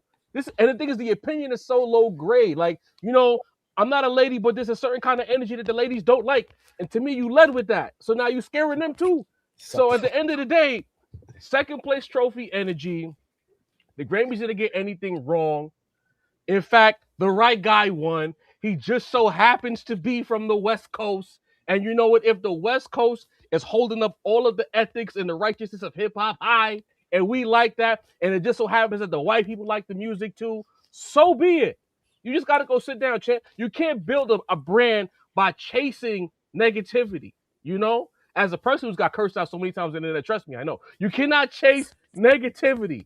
You got to say, you know what? Shout out Kendrick for getting another Grammy, being now the hip-hop Grammy champion. But in the future, let's look at some other cities. Let's look at some other artists. Let's let some smaller artists level up. But if you lead with hate, and you're not even an entertaining hater, you're like homie from Do the Right Thing. Remember, son, the light-skinned homie was showing you all the pictures? You know what I mean? Yeah, I remember. You that guy. You don't want that guy. Dog. All right. Okay, wait. Second applause. Let me just say, I did not know shit about Isaac Hayes III. I mean, the way y'all just fucking cooked this nigga, bro. I had no idea. I'm thinking, okay, well, maybe he made a point, blah, blah, blah. Hell no. Pack him up. Womp, womp, honestly, also, Elle, that was a great point. Like, putting Glow in the crossfire. I felt the same way. I will sneak a little Cole slander in here. I felt the same way about Cole doing that to Jid and being like, well, if you know, he would have been platinum. I'm like, oh wait, okay. Well, don't put other niggas in the crossfire, because now the whole conversation is gonna be like, well, that's your artist. You should have promoted him. And now it's just embarrassing for everybody. So I do agree with that point. Don't be like, putting people and in then the you show a text message from 2023 like we give a damn. It's 2026. I'm sorry. I feel like the whole world turned around and just looked at Jid. Like, you ever been somewhere in a room and in the whole room just look at you? That is not a fun experience ever. No. Don't. And speaking of Jid, shout out to him. I actually ran into Jid during Grammy weekend. Very humble, very sweet. You could tell I complimented him on the album. You could tell that it actually hit him like, thank you. So I think, I know we're gonna get to it, but I think they judging him off a clip. But Isaac Hayes, chill out. We packed you up, Isaac Hayes. Get him out of here. Isaac Hayes. Tomatoes. Tomatoes. More tomatoes. No, that was a good segue to JID, though, to young Jitty over here, because this picture right here has been going viral. Jitty's been going viral for this picture. Okay, now this was a moment during the Grammys when Kendrick was announced best rap album. Okay. Now, this is pretty innocuous to me, all things considered. You know, like, here's a guy, he's nominated for one of the biggest awards, the biggest award in his genre. You know, he's standing up, he's clapping. You know, who knows the amount of emotions he's going through in this picture, right? He could be like, I'm hungry as hell. We have no idea what he's thinking about. But people think this is hate. This was hate. He wasn't clapping all the way. What do you guys think? I do not like the people taking a snapshot of the moment and fan fictioning up, AIing the whole scene. I do not like this. I just looked like this in the DMV. I looked exactly like this. I was just chilling, minding my own business. I didn't hate anybody in the moment. And even if he was a little disappointed, I think he has the right to be disappointed, but I think it's completely bloated, trying to make it like, oh, Jid was hella mad. Jid was hella mad. No, I think it's. I don't have enough evidence of that. Yeah, it's a little. It feels a little overblown. I mean, we just are in such like the clip economy where everybody can make a whole take and a whole narrative off a clip or a screenshot. But I do think that this moment, coupled with the story where it was like, I ain't leave with nothing. I feel like people were kind of pairing those together. But I think to your point, like, artists are sensitive about their work, and this might have What's just the been I ain't leaving nothing story? I don't know this part. What is well, that? he put on his story, we didn't leave with anything, but Doechii handed me a singular Cheez-It, and it was just like a photo of like the Cheez-It in the hand and then that. And so people was like, all right, bro. And maybe it was like a couple, like an ellipses before that, like a dot, dot, dot. So, I don't know. People were kind of extrapolating that. I think part of me is kind of like, artists be sensitive about their stuff, and I would be disappointed if I lost. But then also it's just like, you couldn't crack a little smirk. I don't know, but I could just be nitpicking a human moment. I don't know. You don't think he was trying to be funny with the Cheez-It? Like, I worry about this. Like, as a person who's just starting to be more in the public eye, like, it is really easy to be misconstrued. And it's also really easy for people who have a lot of experience spinning narratives to decide that they don't like you and spin a narrative off of anything. So maybe in his mind, he like, oh, this hella funny. I'm about to post this Cheez-It, and everybody like, see, more hate. No, I think he was trying to make light of it too. Like, I thought he was trying to make light. I was like, damn, I feel bad for Jid right now because niggas is just like, hell nah. Like, Jid is super competitive. Really nice guy, but he's super competitive. Even when he was nominated, I think it was had a first week battle against DJ Khaled when he put out Forever Story. Now, I think Forever Story is built like a classic album. I don't even know what the universal classic looked like at that point in time. Now I understand it looks like Clipse and it looks like GNX. Like, you have to have a certain level of impact. But at that point in time, that album is so perfect. It's a beautiful, beautiful project. And DJ Khaled, I can't remember which tape it was, but he ended up winning. Or at least he ended up debuting at #1. And they were talking at the BET Awards, or the Grammys, one of the two. I think it was the BET Awards. And Khaled went up to Jid and was like, hey, brother, you did it, man. It's dope, man. You're a talented artist. I can't wait to work with you. And Jid looked at Khaled and said, but you beat me, though. You know what I'm saying? Like, he's that kind of person. Now, so when I saw that picture, even when I saw him clap, and even when I saw this post that he put up, that all looked very Jiddy to me. You know what I mean? But at the same time, which is why I think it's interesting, because I'm not sure what his expectation in that category in this year was. Like, for him to win Best Rap Album and 3 other people in his category are nominated for Album of the Year. Like, not just like other really good albums, right? He, in his genre, has 3 people on the same ballot that are nominated for Album of the Year. Okay. Bro was I'm not sure what the expectation was, but there would have had to be all kinds of judo levels of freaking odds that would kick through the door in order for him to take that particular trophy home. Bro was 4th, Justin. Let's keep it real. He was 4th. And to be real, he might have been 5th. Let's give it no, I'm not trying to put anybody against each other, in this category, but I personally enjoyed the Glorilla Glorious a lot more than I did Jid's album. I'll say that. Like, from an enjoyment standpoint, that's a fun listen.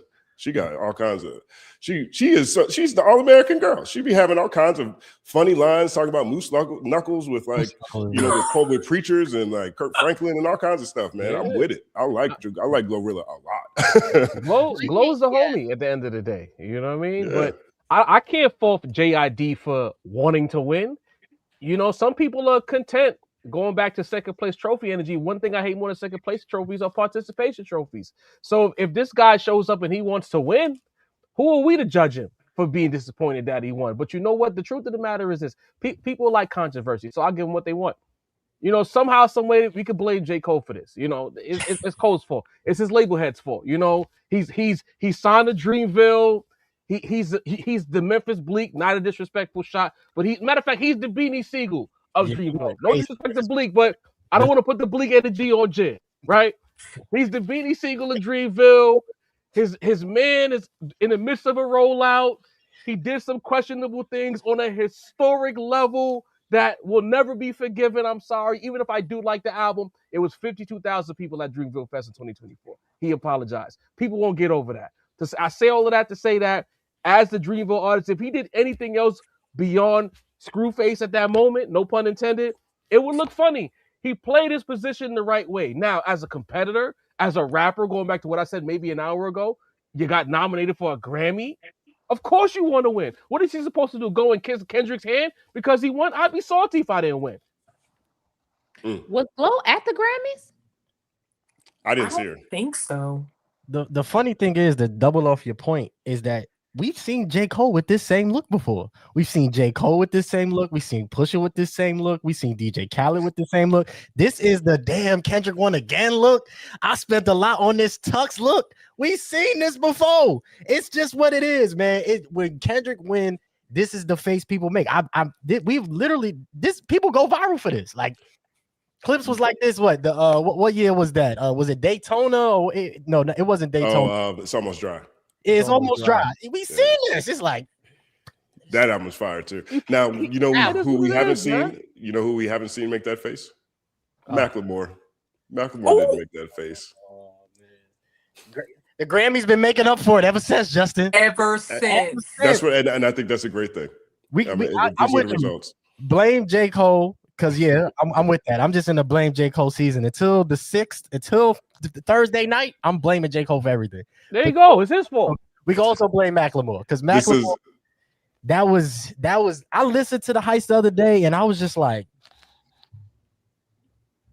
Good Kid, Mad City?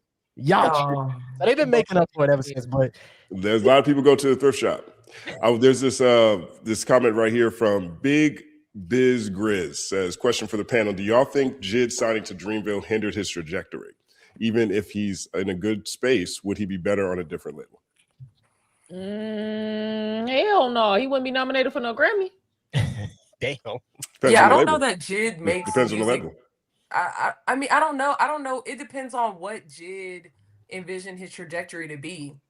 And you have to take into consideration the type of music he makes. Like, I don't know. It just depends on what metric you're going based off of. But I know that people were kind of having this conversation because J. Cole brought up, like, if hip hop is really back, then why isn't Jid platinum?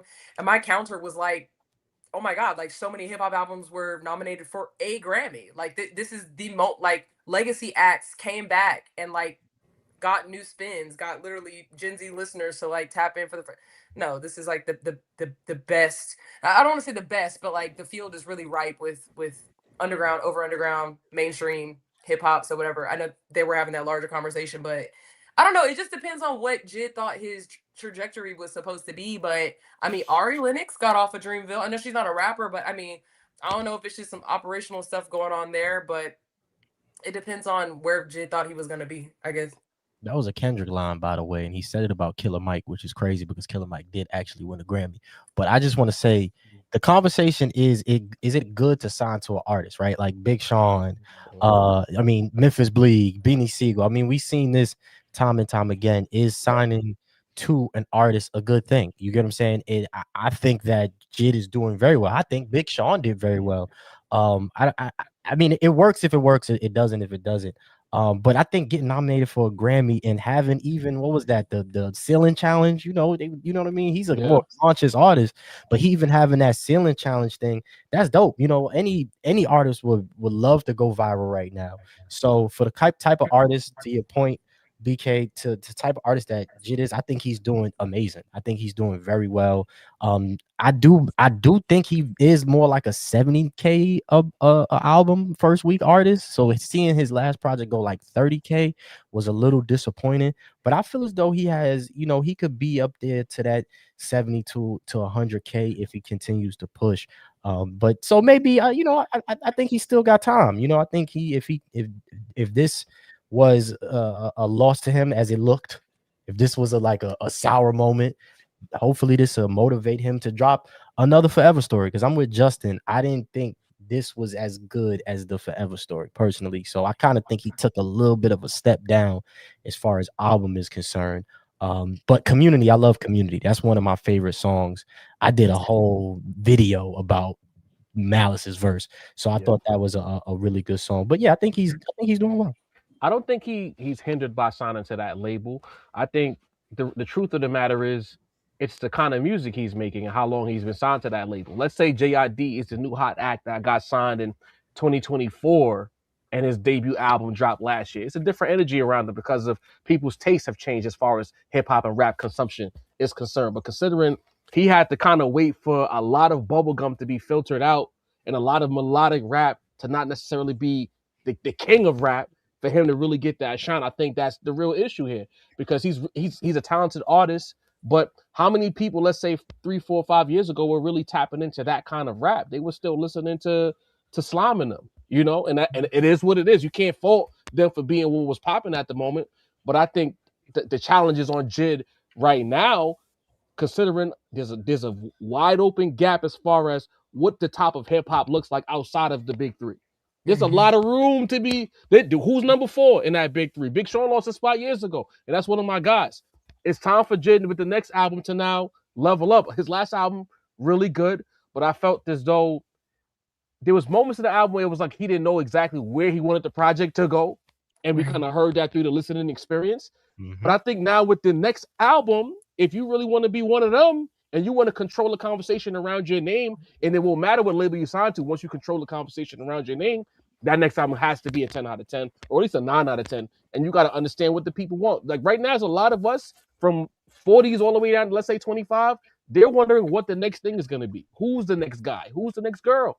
I think it's up to JID to be that guy. 1 second applause.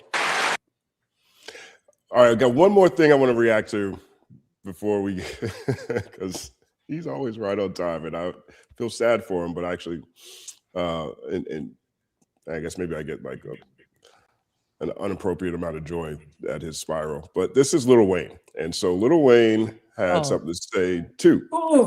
So here's what Lil Wayne had to say. Where is this at? Let's see. Yeah, this is it. So here's Lil Wayne. Weezy had things to say. So Weezy tweeted. Wait, where's that? I'm sorry, that's the wrong one. Let's see. Oh wait, I don't have it right. Oh wait, where's that? Let me see. Yeah, here it is. Weezy says, "Congrats to the nominees and winners. Wasn't included as usual. I got to work harder as usual. One time for my slime, Bill Belly." Okay, and a lot of people took this as a lot of hate. Okay, now I don't know again about the. I'm very big on what are the expectations, right? As I talked about with JID. Hey, you made it, you got nominated, but what legitimately were your expectations? Like, did you think you was going to be Tyler and Clipse and Kendrick in the same year? And that's how I look at Lil Wayne. That's how I look at Weezy. Did Wayne really expect the Carter 6 to be celebrated? Not even nominated, celebrated. Did he expect people to like it? Does he feel, though, like, as he is putting out that quality, like, what are Wayne's expectations? Or is this just hate? It's hate. It's cope. He's soft. Like, bro, go back to the era where you didn't see shit and you didn't have an internet connection and you didn't know what the fuck social media was, like dead ass. Because I have been so, you know, as someone that always reps the boot, and like Wayne is like one of the greatest artists to come out of my home state. He has disappointed me so much over the course of Kendrick winning and it being Kendrick's season. And the fact, and I'm so glad Kendrick is so iconic for being like, used to bump the Carter 3, right? But whatever though. Like my hard work let my goat down. What the fuck type of shit is that? It was bitching about the Super Bowl shit. And oh my God, I recently rewatched that video and he was just like, I had to get myself together because I was in pieces. Like, dog, what? I'm with you, Justin. What do you think you're putting out that would make us want to see you do anything at this point right now? And like, with all respect, due respect, like, I just never expected someone who I grew up thinking was just the coolest, most rebellious, most just like, I'm so P, like I just write my music and I'm just, you know, on features and all this stuff, to grow up and to see he's a bitter loser, spoiled loser, it's disappointing. It's disappointing. Another member of young MAGA, young money, whatever, that, you know, has done some fugazi shit. And it's just like, you weren't nominated. You know that you didn't have any cultural ubiquity with the Carter Six. You knew niggas was not latching on to that. They were laughing that you had a fucking elephant sound on that bitch. Made by the guy who made Hamilton. Man, what? Then you want to announce it in a Cetaphil commercial? Like, just sit the fuck down and shut the fuck up. That's all I have to say. 1 second applause. I expect people to have a window of greatness. I don't know if it was my grandma who taught it to me, somebody, but I do not have an expectation of forever greatness. Some people have very long windows. Some people have very short windows. It is always interesting to see people after they've meandered outside of that window. And I think that is what we are seeing with Wayne. I think it's funny what you said earlier, like you enjoy to see the spiral, like as he's kind of falling off. I don't know that I enjoy it, but I do see that that's what's happening. And I think that a lot of rappers are a type of delusional, and it's a requirement. You need to be that delusional in order to get out and do the work that you need to do. And it's just always interesting to see, like, the bus stop running at 11 o'clock and you're sitting here at the bus stop at 12:15 checking your watch. And I just really want you to know that the bus is not coming. You missed the bus. It's not coming, buddy. Get the walk in. So I thought that was hilarious. I think that Camp has similar delusions. Nah, we gotta study Young Money, yo. Like, real talk. Like, we really gotta break them down and study them, because what happened? What baby was going? What boot camp was they going through, man? Because it's really sad to watch. You know, I'll be honest with you. I moved to the South during Rain's run.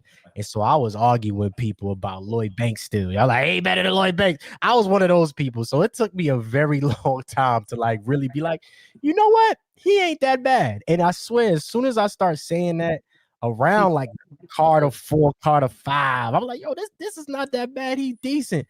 It's like the clock just switched. Like you said, it became 12:30, and it's like, dog, like, yeah, this ain't it. It's like, what you doing? Like, I remember he did the baby. It was a verse on the baby, and I was like, oh, Wayne back. And then ever since that moment, it was like just downhill from there. So yeah, I was not a fan of the Carter 6 at all. I just think they got to do a deep dive study. I need FD Signify. I need my essayers. I need my essay folks to break down. Oh, I'm cooking up some shit. Please. I'm actively writing an outline about it. Because you said the MAGA thing. You said the MAGA, the hip hop with red pill, and I was like, yo, this is dumb. Because I think I did like a MAGA video similar at the time. It was like everybody was swinging. I'm like, yeah, I saw your video. It was another video. Everybody was swinging, like, yeah. And then Nicki Minaj came out, and then everybody started saying Young MAGA, and I'm like, we got to piece this together, because this is. I'm flabbergasted. That's all I'm gonna say. I really, like, when I saw the tweet, I was like, oh, that's AI. I ain't gonna pay attention. Sometimes I want to think it's AI. I saw a lot of people saying, nah, it's not AI. This is really Wayne. This is, and I'm like, I'm gonna still just think it's AI, because I don't want to see Lil Wayne like this. This is Wayne. This is one of our greats. But like, yeah, man, Young Money Camp, man. That's what. Well, what I'll say is to everyone who's loved Lil Wayne and the Young Money run and the epic time that it was, this is all of y'all fault. You know, this is every last one of y'all. You are to blame. If at any point you said Lil Wayne was the best, if at any point you thought Young Money was the best thing since McDonald's French fries and sliced bread, this is all your fault. Because in real time, and I've never left this point, shout out to my brothers at the Rap Roundtable, they know, I said Lil Wayne was overrated in real time. Nah. In fact, I said that Lil Wayne's greatness, part of it, because again, you know, as an older New Yorker, I'm Unc, and I'm okay with that. A lot of things that Lil Wayne was getting celebrated for when it comes to lyricism, we had graduated beyond that as New Yorkers back in like 2000, 2001. People was losing their mind over basic, like, metaphors. Y'all love them Liu Kang bars. I was never impressed. You know what I'm saying? So now we get to this place right now where it's like, the veil has been lifted. We all kind of know that he was never that good to begin with. We know it, but because we love Wayne. Wayne is like Elmo. We love him. But you know, when we watch Sesame Street, when we see Elmo, right? We do get tired of seeing Elmo. We want to see Big Bird. We want to see Ernie, but Elmo comes on and we like, you know what? It's Elmo. We kind of tired of him, but it's Elmo. That's Lil Wayne. He was never that good to begin with.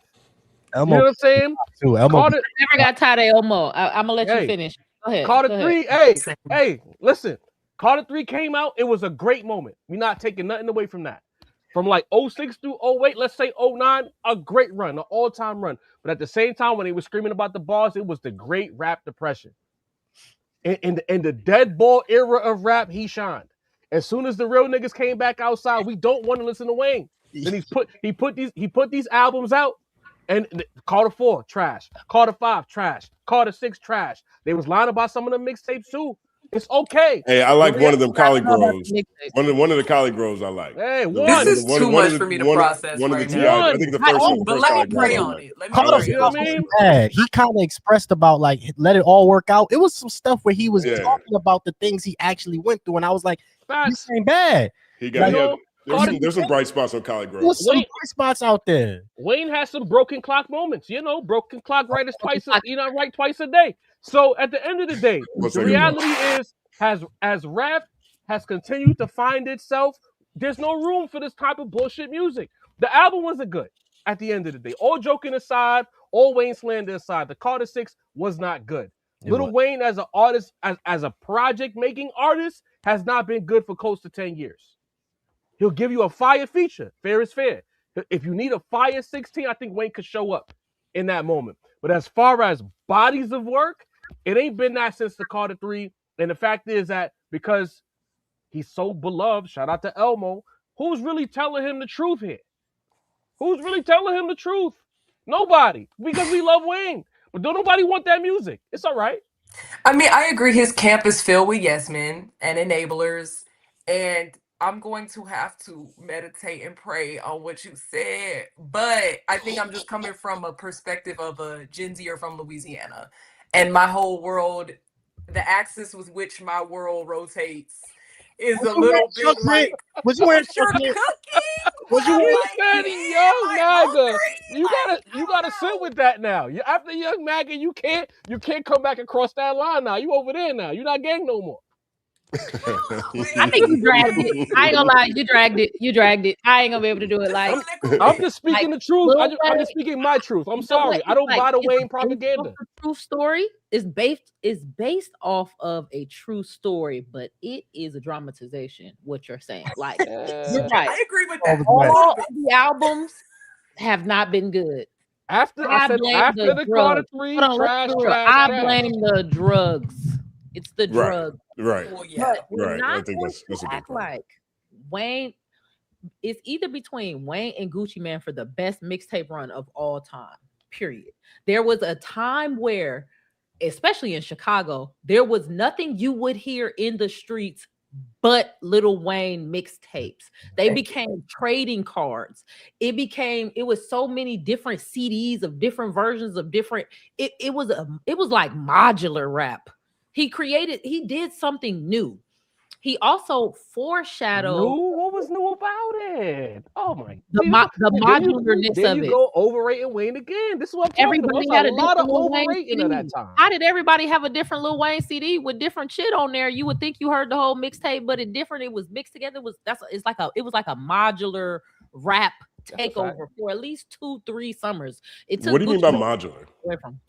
What I mean by modular was, it wasn't like a full body where it was like, oh yeah, play track number 3. That was my favorite one. Everybody's shit had a different track number 3. Yeah. Everybody's songs stopped at a different place. The LimeWire era. That's why it was. Reed remembers. Bad viruses on the computer. I don't know if that was strategy, but it happened. I'm not saying that he was trash, but he benefited from a time in rap where it was a dead ball era. Who was really competing during that time lyrically? There were people who were being impressed by very basic lyricism. That's all I'm saying. But like also, so then what? Like I guess. But basic can be hard. Hold on, BK. Basic can be hard. I think sometimes people discredit. Basic can be hard though. Like as a person who can rap myself, a lot of times it's hard to calmly simplify what it is that you're trying to say. So I think sometimes we may clash as people who are lyricism lovers, where we feel like, oh, he said if it ain't about money, he go nowhere. He's nailed to the flow. He didn't even say anything. Hold on.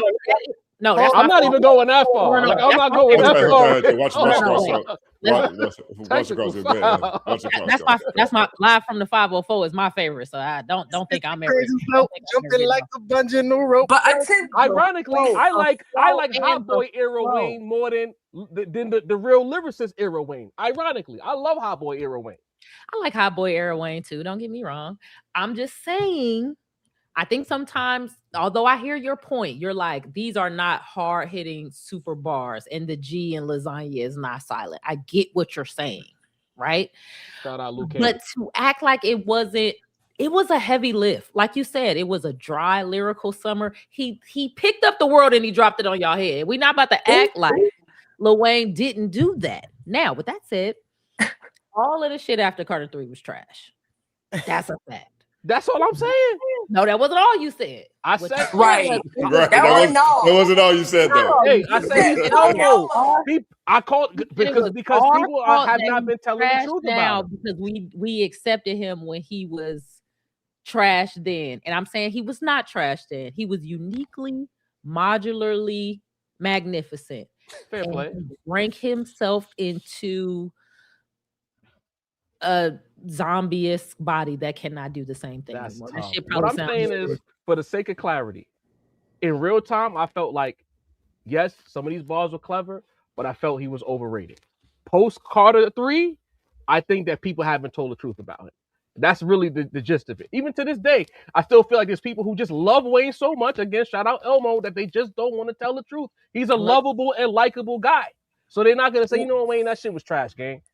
Carter 5 was kind of weak, bro. Carter 6, why did you even submit that?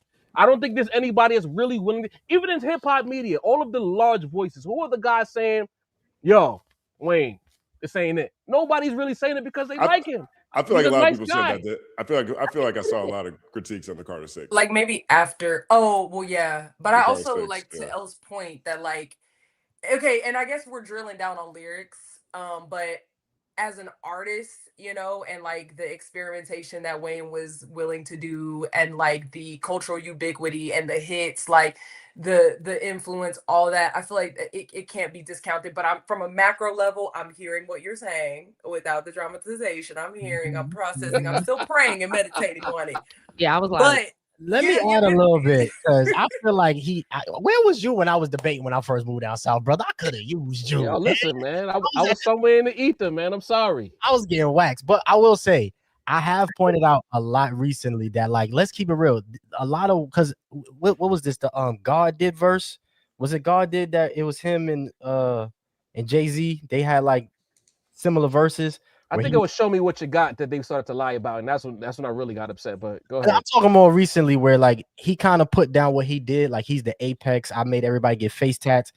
Yes. If you really look at Wayne's influence on the game, it ain't really been good. Like, you claim that everybody started getting face tattoos, everybody was sipping on lean. Like, I made a video about this. Like, it ain't really, like, if you really look everybody was Lil something. The Wayne clones are some of the worst things that ever happened to rap. Let's call it what it is. Gosh. Truck Fit, like, you got Truck Fit, dog. Like, you know, like Young Thug is like your influence is like, you see where Young Thug is at right now. So I could kind of agree with you, but I also have to agree with the ladies to where, like, Lil Wayne, like that live from the 504, I think that was when like even in the, and it was a Gilly the Kid freestyle. I didn't realize that till years later. Like, they was beefing because it was just certain stuff back then. It was just too much going on. I wasn't even gonna talk about Gilly tonight. See, don't get me started, Reed, because I can get into that too. We don't have time to get to Gilly. I can't take it. We got no time for Gilly tonight. But that was a fire response. Like, if you think about night in the battle and you listen to that fire, I don't have the time to deal with Gilly the Squid. That was fun. Like, I hear what you're saying, because I agree. A lot of times, like, you know, I like Lil Wayne, but it's like I could literally bag on him. But there was shining moments where I was like, yo, I could see how people revere him. Like, some of the Show Me What You Got freestyle, the Lollipop, even you know, ceilings era. It's moments where it's like, yo, this dude is really rapping. I could say he stole a lot from Joel Santana, but Joel Santana never turned out to be nothing. You get what I'm saying? I could say that as a Harlem brother. I used to say that a lot. You know, I was like, yo, he stole from 12 Santana to like, you know, but it's Wayne, man. Like you said, it is Elmo, man. We can't take away that 07, 06, 07, 2008, 2009 run. Like that was a time. He held it down. Like you said, if it was dry, Hot Boys. He won chips. I'm not taking the chips away. I'm just saying down. There's things that I felt like in real time it was a bit overstated or overrated. That's just really how I feel about him. He was good, but we've heard better before. We've heard better since. Then, and I know, Justin, That's before fine, you transition, I know you're going to transition. Then I also think sometimes a person does something simple on a high level, and because of all the trash people after them, sometimes people retroactively try to devalue with the person. He did those simple raps on a high level where it was engaging, it was fun, it was. So when you hear somebody else say skippity doo bop, and you like, oh, this is a child of Wayne, I don't think it's fair to act like that's the same thing. Wayne said he tell a blind chick and she say she gotta see, like. That don't sound that amazing when I say it like that, but when you hear it in the whole flow, like he was getting off. So don't confuse the other trash rappers with Wayne. He was top level with the simplicity. Well, that was a robust Lil Wayne conversation. I didn't expect it to turn that direction, but I think we can all agree his better days are behind him, and he should not be asking these questions about where his Grammy at, especially since that girl Shine says on, I'll just say this, she researched the Grammy submissions and discovered that Wayne didn't even submit his project for Best Rap Album. Of course he didn't. And I think that is part of the problem with Wayne. This will be my contribution to it. My part of the problem with Wayne is he don't know what he's talking about. Yeah. And it sounds like that through the bars. So, well, but don't wake up the sleeping giant, though. Don't wake up the sleeping giant. I mean, you know, hey, my reviews of the Carter 6 is out there. I still enjoy watching that one. I hadn't panned an album in a long time, and I had a good time with that one because I was genuinely hurt. I wasn't coming from a mean place. Like I actually thought this might be the one. I thought Wayne might actually be taking himself seriously. It's another Carter 6. He actually had a lead up to it. He was doing interviews with Billboard. I mean, they weren't substantive, but he was out there doing press. You really don't even do that unless it's ESPN or Skip Bayless. And what we got was Elephant Sounds from courtesy of Hamilton, and that was not what I was in the mood for. But word up, that's our main discussion. Word up, 9-second applause to everybody.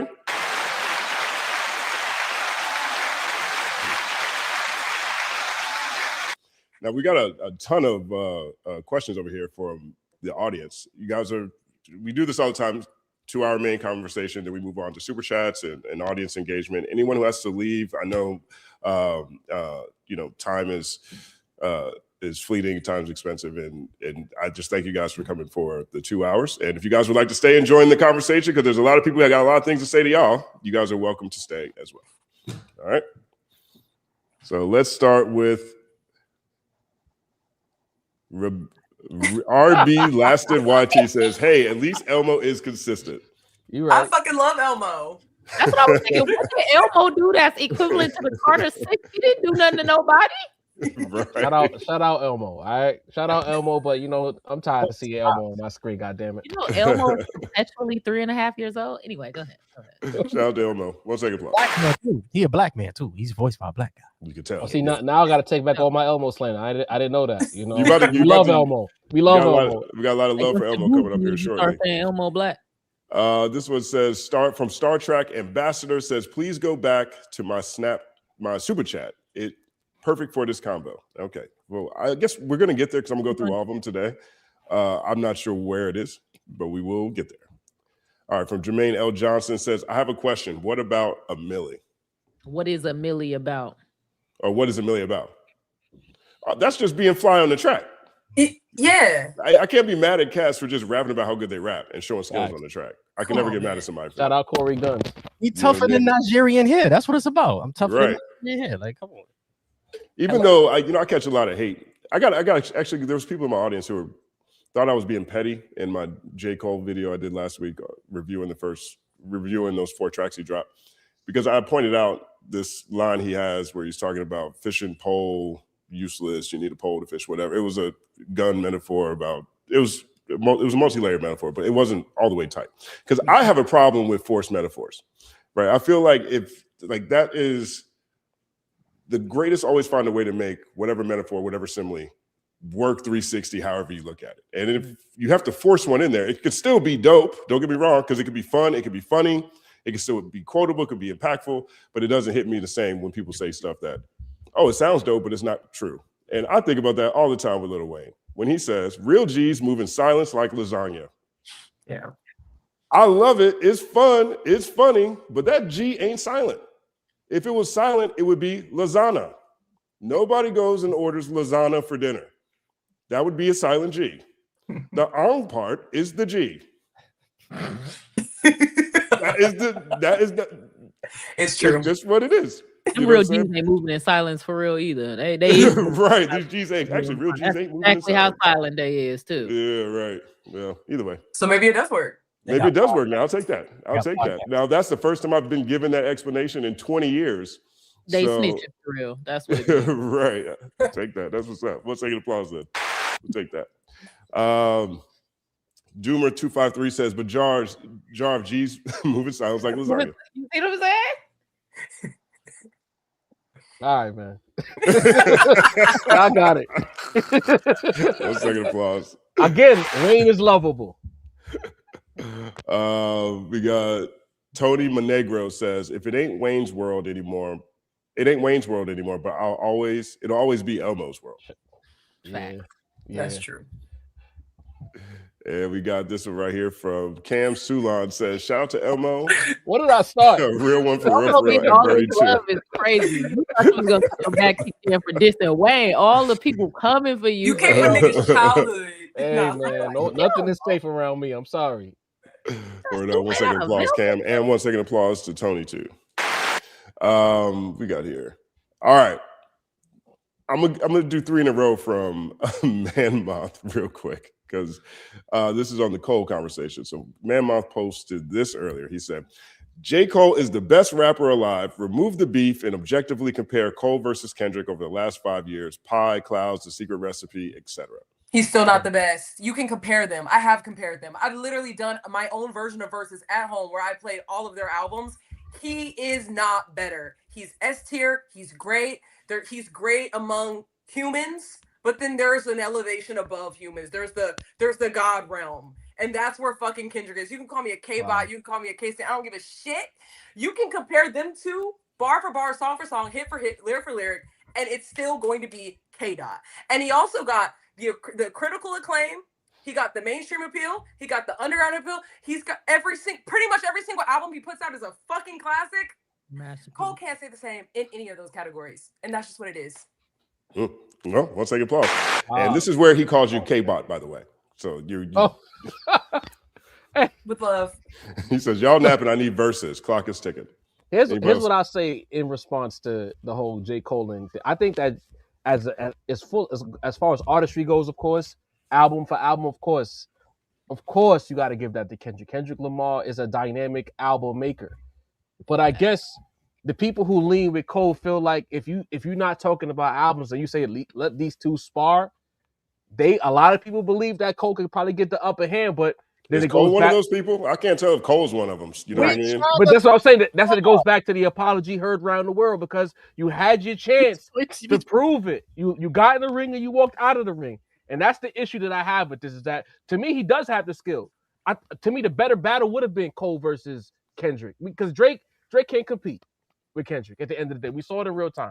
But I think that lyrically would have been a better battle. But the fact that he got out of the ring, unless he spin the block on this album coming up on Friday, I don't think we'll ever be able to take him seriously as a competitive lyricist. That's a loss, brother. When you step out of the ring, hands down, you quit, you lose. And ain't nothing Jermaine has done in 10 years better than whacked out murals. At all. Ain't nothing. I listened to whacked out murals the other day. I almost slapped somebody. Like I was because I'm a delivery driver, so I was looking at these people like yesterday somebody whacked up. What? I'll slap y'all. Y'all ordering this. I literally nothing. And I'm a feeling person, right? You could say your mama is a drama llama, the dama, the ding ding. I don't care nothing about that. if I don't feel it, So you don't want to hear Wayne? All right, cool. I don't. He Cool, said cool, your mama cool, was cool, hungry. cool, cool. Let your Lil Wayne breathe, bro. Let him breathe. But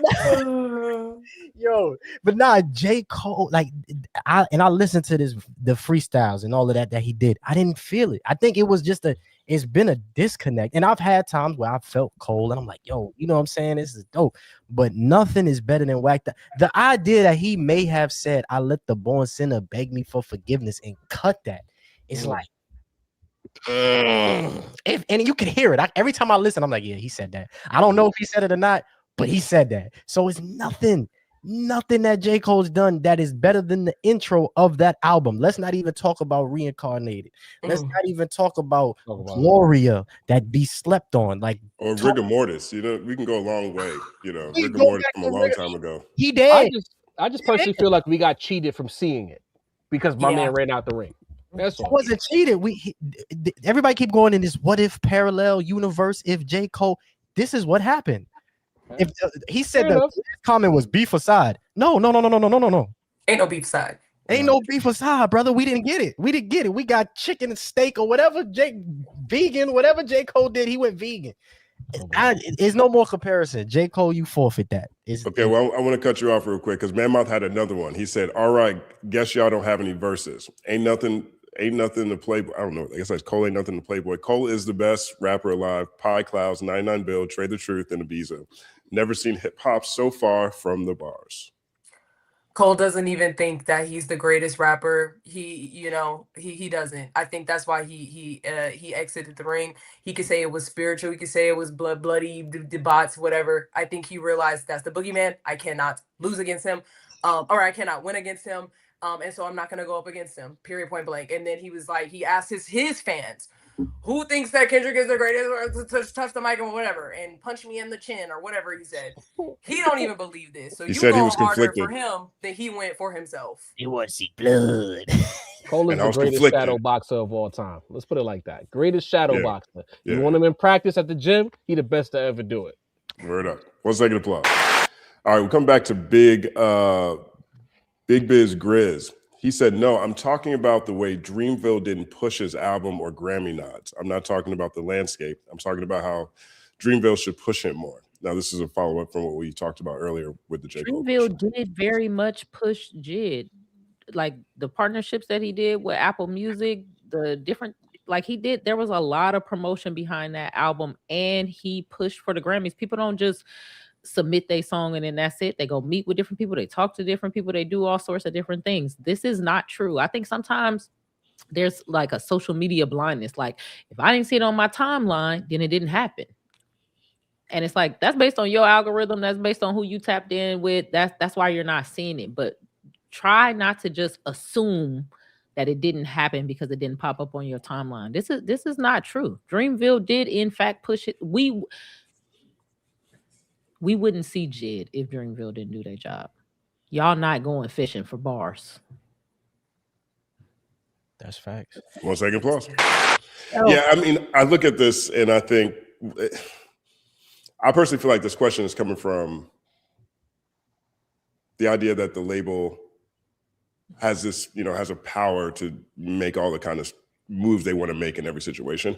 It also comes on the heels of a lot of people who seem to sound critical of Dreamville. We had that Kaz interview last week where he was talking about how, they were trying to put his album out. And he's had difficulty getting his last 2 projects out while Dreamville had a partnership with Interscope. We talked about Ari Lennox earlier. I personally think that in this situation, being signed to another artist, and particularly with that artist being J. Cole, and you look at everybody else on Dreamville, a lot of talent on Dreamville, I feel like JID has been given so many opportunities that he is at the Grammys being nominated for Album of the Year. And, there's other things that people can do, but I wouldn't necessarily look at Dreamville as failing JID. I think the landscape has shifted a couple of times like we talked about previously, but it's not easy to get to the places JID has gotten with the type of music JID makes over the past 10 years. You know, like the fact that he's even elevated to this conversation where a lot of people are thinking about him. Okay, what's the next big three look like? Is it Tyler? Is it Jid? Is it Travis? Whoever it is, right? Like that to me is a testament to the visibility they've been able to give Jid while being on Dreamville, which was a sub imprint of Interscope. You know what I mean? So I actually think they're doing a pretty good job. Again, I don't know what the expectation is. Homies, at the Grammys, I personally feel like there's a large contingent of hip hop fans who just feel like this wasn't his best work. And I think sometimes that's just what it is. You know what I mean? And like if it was up to me, I wouldn't even nominate it for a Grammy. I think Chance's album is better than Jid's album, especially with where people are right now. What's happening in the world. I think Chance captured that in a better way, you know, for this year. And even that, I think, speaks to how well Jid is still promoted. So hope that answers. Shout out to you, Big Biz Grizz. Big Biz Grizz. There you go. 1 second applause. I said it after. I'm supposed to say it before. All right. Let's see what we got here. A lot of that marketing was confusing too. Just real quick, Justin, because I was thinking about he had a sneaker with Deion Sanders. He did the 31 freestyle, which was about football. He didn't do nothing football wise as far as like get with Gilly and Wallow and maybe do something football. And then it switched to like gospel with Glory. It was confusing. As from like looking at it, the rollout was confusing. And then he started doing like the Dollar and the Dream Star stuff. And then that was like the rollout. So it was like a bunch of different just things that messaging wasn't kind of related well. At least that's what I thought. I was kind of like. So are you blaming that? Are you blaming that on Dreamville? No, I'm blaming it on Jid. I really feel as though Jid hasn't really, because he did the football thing, right? And I was like, oh yeah, he is a football player, right? Like that's what a lot of the Forever story was about. His homie that wore number 31 or whatever. But he never really went into that, right? Like he never went and did anything with it. He didn't do like a flag football thing or nothing. And then he did the Deion Sanders shoe in Atlanta.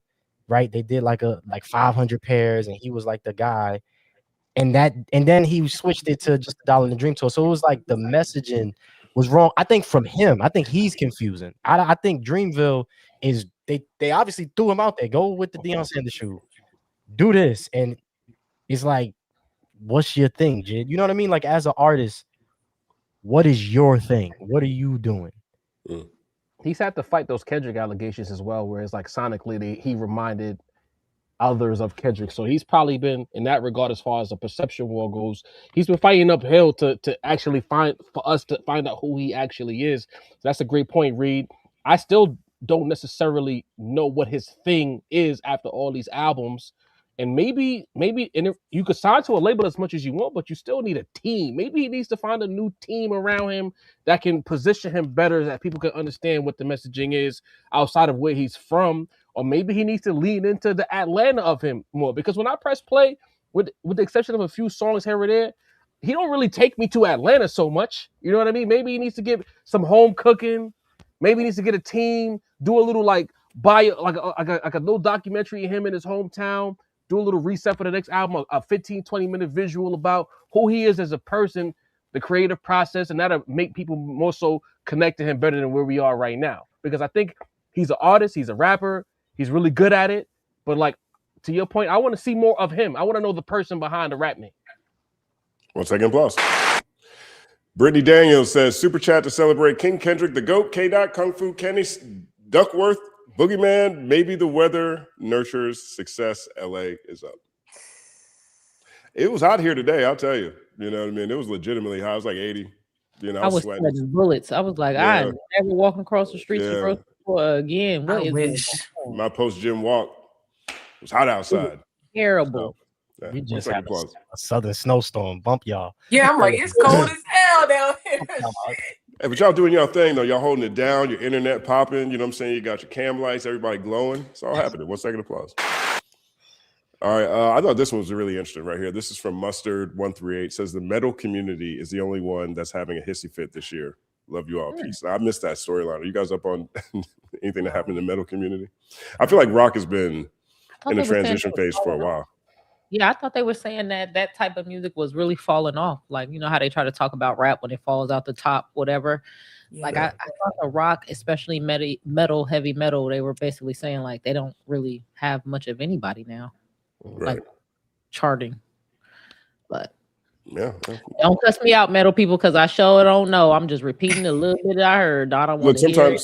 sometimes genres contract. You know, we're in a contraction period in the rap industry right now, meaning the labels are now, again, I talk about this all the time. They've adopted the superfan model. The superfan model is a technical term, meaning they're targeting fans of artists who are willing to spend money in 7 or more different ways. And they're using that to increase the balance sheet and the revenue. And the cost of that is artist development in a lot of ways. The cost of that is a lot of mid-tier artists, a lot of artists who don't have the super fans necessarily to expand the whatever revenue they have to meet projections by the label.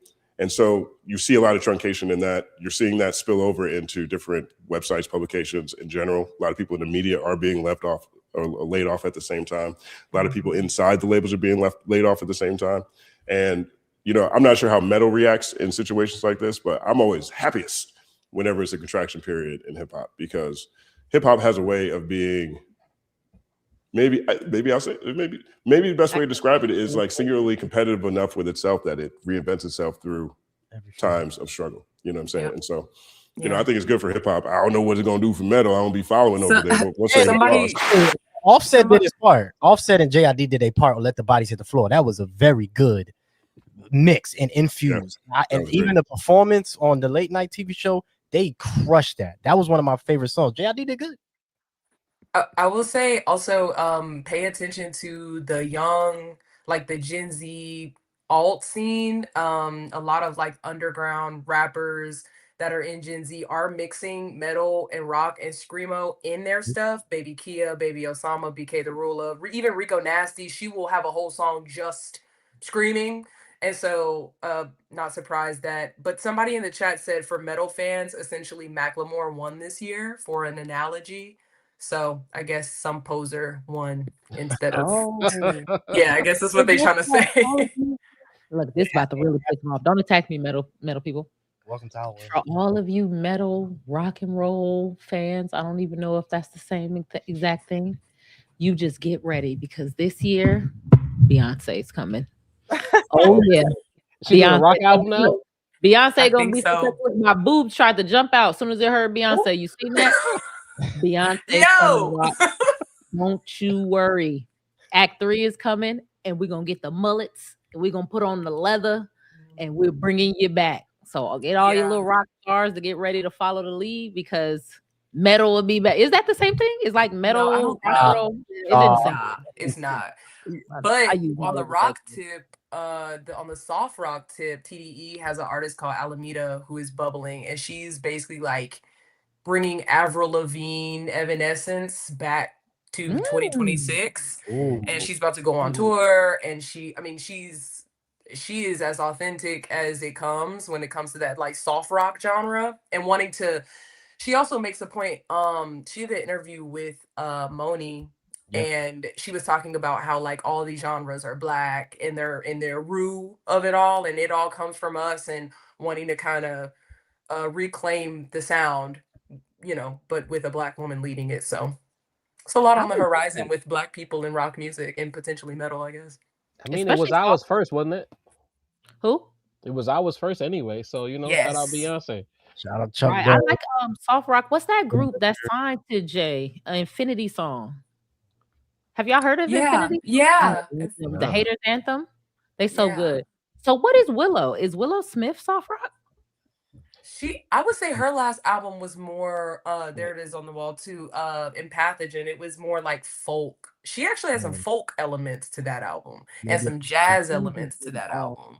Willow gets off. She is at Blue Note LA. It's already sold out. I am trying to cash in all of my favors to go see Willow. Willow gets off. Like, meet me at our spot, girl. So, that is my and then she said, she made a point to say, I don't want to be just a poser and just put the guitar around me. I want to actually learn it. I want to learn the drums. I want to learn about syncopation. And I just love someone that's like a student of the craft. And it oozes out of the music when you really dedicate yourself like that. So, and again, I love a rebel.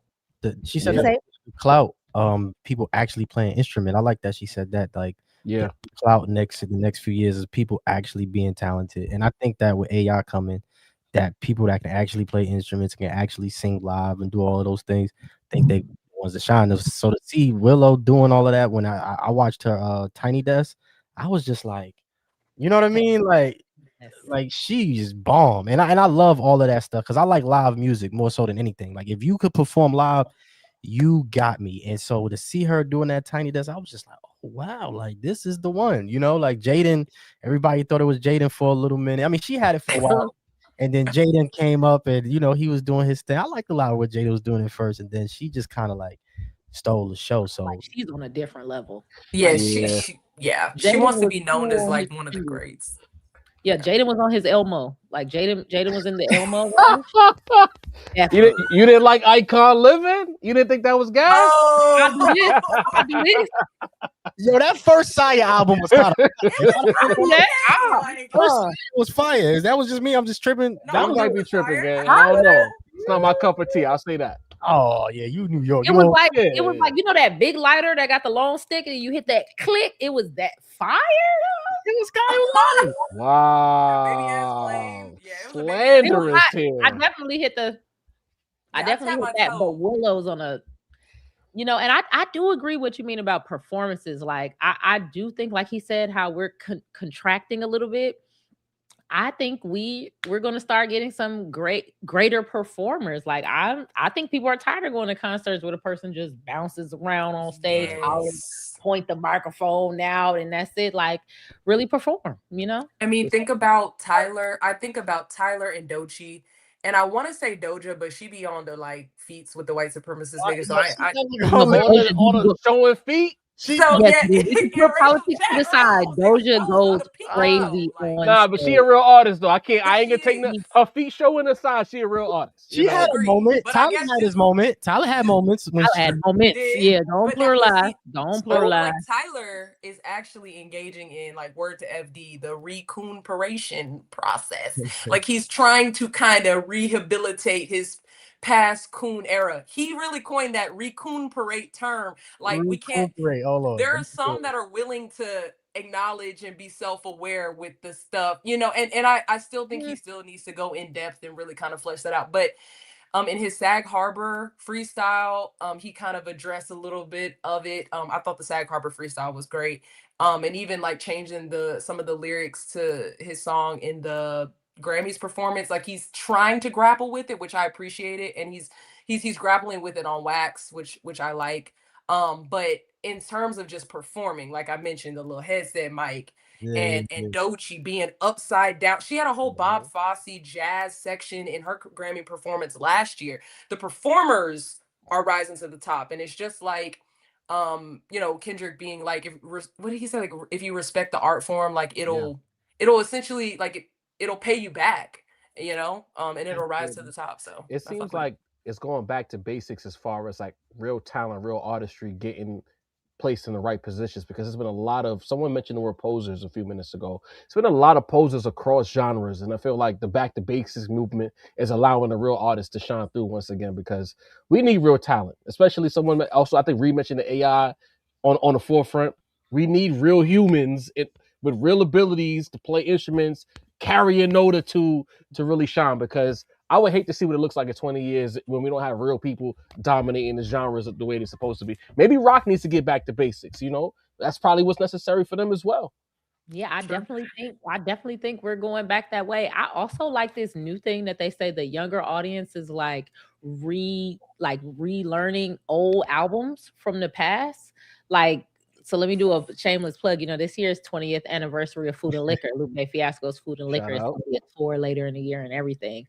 And I'm just like really excited at the different people that are like going through those older albums and being like, wait, this is what rap used to be? Yes, this is what rap used to be. It used to be full conceptual projects that you can follow that had characters and themes and all of this stuff to play with. And I do think we're on our way back there. I think people are not going to accept the things that aren't that nuanced and that deep and also that sonically pleasing. Like the older shit is very sonically pleasing when you listen to it. Like, and you know what I always say, What I always say to that point about the new guys who are bitching about rap being in a weird place, I'm like, make better records, bro. Like, make better songs.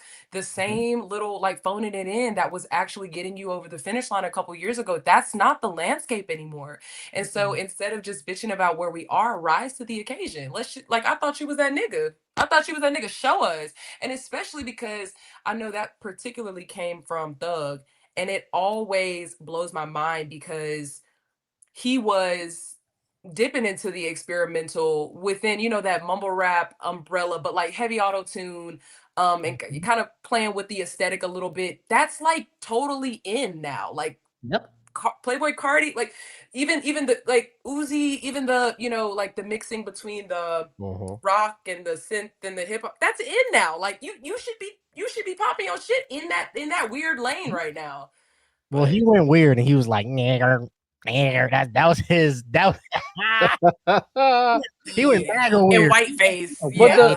Whiteface MAGA weird. Let's see if that works. That's what But he like did. Thug, I feel like Thug kind of show. Maybe I could be wrong. I don't want to speak out of turn, but I feel like Thug and a lot of his ilk just don't really love the art form. It was, to me, I said it on my platform. I look at a lot of them. This is their 9 to 5. This is their job. Their job is to rap. But do they really love rapping? Do they love creating, or do they love what they get from throwing a couple bars together and putting it out there? So I think this is a challenge to all of these artists now to prove to us, like, yo, or prove to yourself, not even us even. Do you love this shit? Do you love the 3, 4, 5, 12-hour studio sessions, trying and failing, facing adversity and cooking up something great? I just feel like a lot of people that was shining for many years did not love rap. They love what rap gave them, but they ain't love this shit. And now they complaining because it's not to their liking anymore. The game has changed, the algorithm has changed, and they refuse to adjust. Unironically, Yeah. a bar. Do you love this shit? Are you high right now? Now, do you ever get You ever get nervous? I wanted to jump in, but I'm like, you know what? He said Wayne Elmo. I'm gonna let him have But it. to your Yeah, all point, right, though, all right. Lil Baby did Nah, we say he dragging didn't that. know what a hi-hat was. So yeah, these niggas don't even be trying to be in the weeds of like how you don't know. He's like, all this time I still don't know what it is. It's like, well, that's embarrassing. Why don't you know what a hi-hat is? That's crazy. Why are you My in favorite immediate- rappers just talk about the Hustling, like, hi-hat all the time.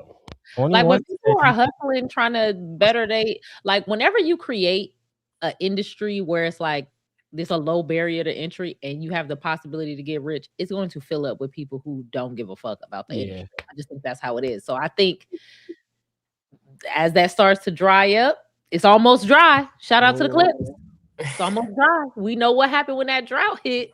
Whoever been saving up and putting up, well, I don't know what happens. That was a drug dealer joke for all my squares in the building. Oh, Justin, we can't hear you. We can't hear you, man. We can't hear you.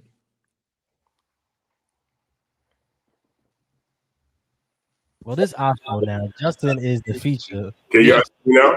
There he is. So yeah, I mean, my laptop went dead went dead, and it's because I have a bootleg cord that connects the charger to my laptop. Because I had 2 iPhone plugs, and one of them was taken. You know, like people just take stuff when they leave, and then now it's down to 1. And so I had the fake one plugged into the laptop, and then the real one plugged into my little Zoom PodTrack 4. Turns out the fake one don't work. Okay, so everything collapsed. So I had to turn it back on, but so I had to move the real cord to the charger to plug it in to turn it back on. But the fake cord doesn't work on the PodTrack either. So we have no more tomatoes for plazas. Oh man. Just let you know. And actually, this isn't even connected. It's just for the look right now. So we're gonna keep this here. The sound is coming through my web camera. So thank you guys for bearing with me. Sound riveting. I agree with everything. Tomatoes, but if you want, I can give you up. Oh, I love that.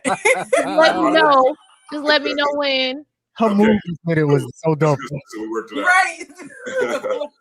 I did push the button hella hard. I did. I pushed the button. Hey Justin, BET wasn't built in a day, baby. This is the best part right here. The mess ups are the best part. I love the off mess up ugly photos. I love those parts, man. I'm with it. You know, pains of progress. Nothing starts off dope. So here we go. We got shout out to Fake Diana 1 says, Justin, I love that you have everyone on. It's a community. Hip hop is culture, but it's also community. We can't forget that. 1 second applause. All right, we got Just Gwen. The rap round table is one of the most balanced pods you'll find. Welcome, Jarvis. Salute to the fellas, Sin, Dini, and Maicito. Yeah. One's up. Y'all know what it is. You wanna plug anything, promo anything that you guys got coming up, or something you guys put out you want people to check out? Of course, subscribe to the Rap Round Table. Best pod of New York City. Not my opinion, everybody's opinion. Anyway, episode 142 is out right now. Make sure y'all run that up. And of course, J. Cole's dropping this Friday, so we're going to be doing a reaction to that album. Hopefully it's fire. I'm tired of kicking his back. And in fact, Sincere's been piling on Cole so bad that I've become a J. Cole apologist on my own platform. So pull up Friday, probably be live around 1 p.m. We're going to be reacting to the album. Rap Roundtable as always. And of course, if you're new to us right now tonight, go to our page, hit subscribe. Word up. 1 second applause. And make sure you like the video. Make sure you like the video. Oh, you really watch for real? Yeah. All right. She know what I'm talking about. Press play and hit like. That's what it is. Shout out to all the moderators who are minding the conversations. Who's in there? Andy's in there. I think Lil's in there. I think Whatchu's in there. I think Deluxe is in there. I'm not sure who else might be in there, but they do a great job. They also do a great job of sharing you all's links, your YouTube channels, and letting people know where to find you too. So we wouldn't be a community without the mods either. All right, so we got Jimbo Shrump says, hype reads here, go easy on Cole, y'all. Well, that didn't happen. That didn't happen. You know, Man Mouth gave us all kinds of opportunities to go easy on Cole, and BK wasn't having it off the gate. No level, no. There's awesome, and then there's gods. Crazy. I still can't wait for the album to come out. I hope he smoke everything. I mean, I know he can't. I do too. I made a video, shameless plug real quick, where I'm discussing. I'll probably release it tomorrow. If you remember, you got it today. Where I'm talking about like J. Cole's best albums. You get what I'm saying? Like, I want this to be one of those albums. As much as we beat up on Cole, I want this to be fire. Yeah, I do too. Mind you, too. I give him pow pow because he is that good, and I feel like he just needs to take it a little further. Like, you know what I'm saying? Like that. Like we all want Cole to be great. I mean, Cole is great. He's been proving that he's a great rapper forever, which is why people go so hard, because it's like, damn, nigga, when you had the moment, you literally folded. You did worse than fold, but we ain't gonna relitigate it. But I hope it's great too. I'm sure it'll have some great stuff on it, and the rollout's been good. So shit. I think he has no choice. All things considered, where he is in the algorithm, where he is amongst the conversations that he wants people to have about him, this album has to land, or I think everything that happened in 2024 will live in infamy. If this album is like really trash, how do you come back now? Because you're not doing interviews, you're not talking to us. Even when you talk about the incident, the way you worded it in the rollout of your album was like, I don't want to say battle or diss track, the thing that feeds the algorithm, so on and so forth. Then you added another half to the album, making it a double CD based on what happened 2 years ago. If this album doesn't land, I think it's clipped for him, honestly. This is Super Bowl for real. It's not just Super Bowl weekend for the NFL. It's Super Bowl weekend for J. Cole. That's a great point. That man that's a finger pointing ass MC right there. Yeah. Get Cam on his interview too. We need Cam. We need that Cam interview. Stop playing with Cam before he give you some balls. How you upset Cameron of all people? Nah, dead ass. Right. He's gonna be getting his hairbrush. He's gonna be getting his hairbrush, dissing him on the next, and Mate's gonna be like, "Killer, man, you crazy, killer." Hey. Shout out to Jimbo Shrump. We got what's next. Just Gwen says, imagine a We Are the World from this generation. No. Wait, is it singers or is it rappers? Right. Like, singers are part of this. Rappers, no, please no. Rappers. Let it be the singers, please. Let the singers come. Hell no. Shout out to Just Gwen, she's the illest. Ditto, that's a great name. Ditto. That's like up 2 times. Ditto says, yo, let's go. Read in the building. Elle and BK be effing shit up. Dude from the Rap Round Table is knowledgeable also. ... Dude from the Rap Round Table. That's my new name. Dude from the rap. That's hot. Brand's tight though. Brand's tight. All right, word up. Shout out to Zone Fanfic. 1 second applause. Hold on, wait. Did that work? I didn't hear it. I didn't hear it. I never. Sorry, my bad.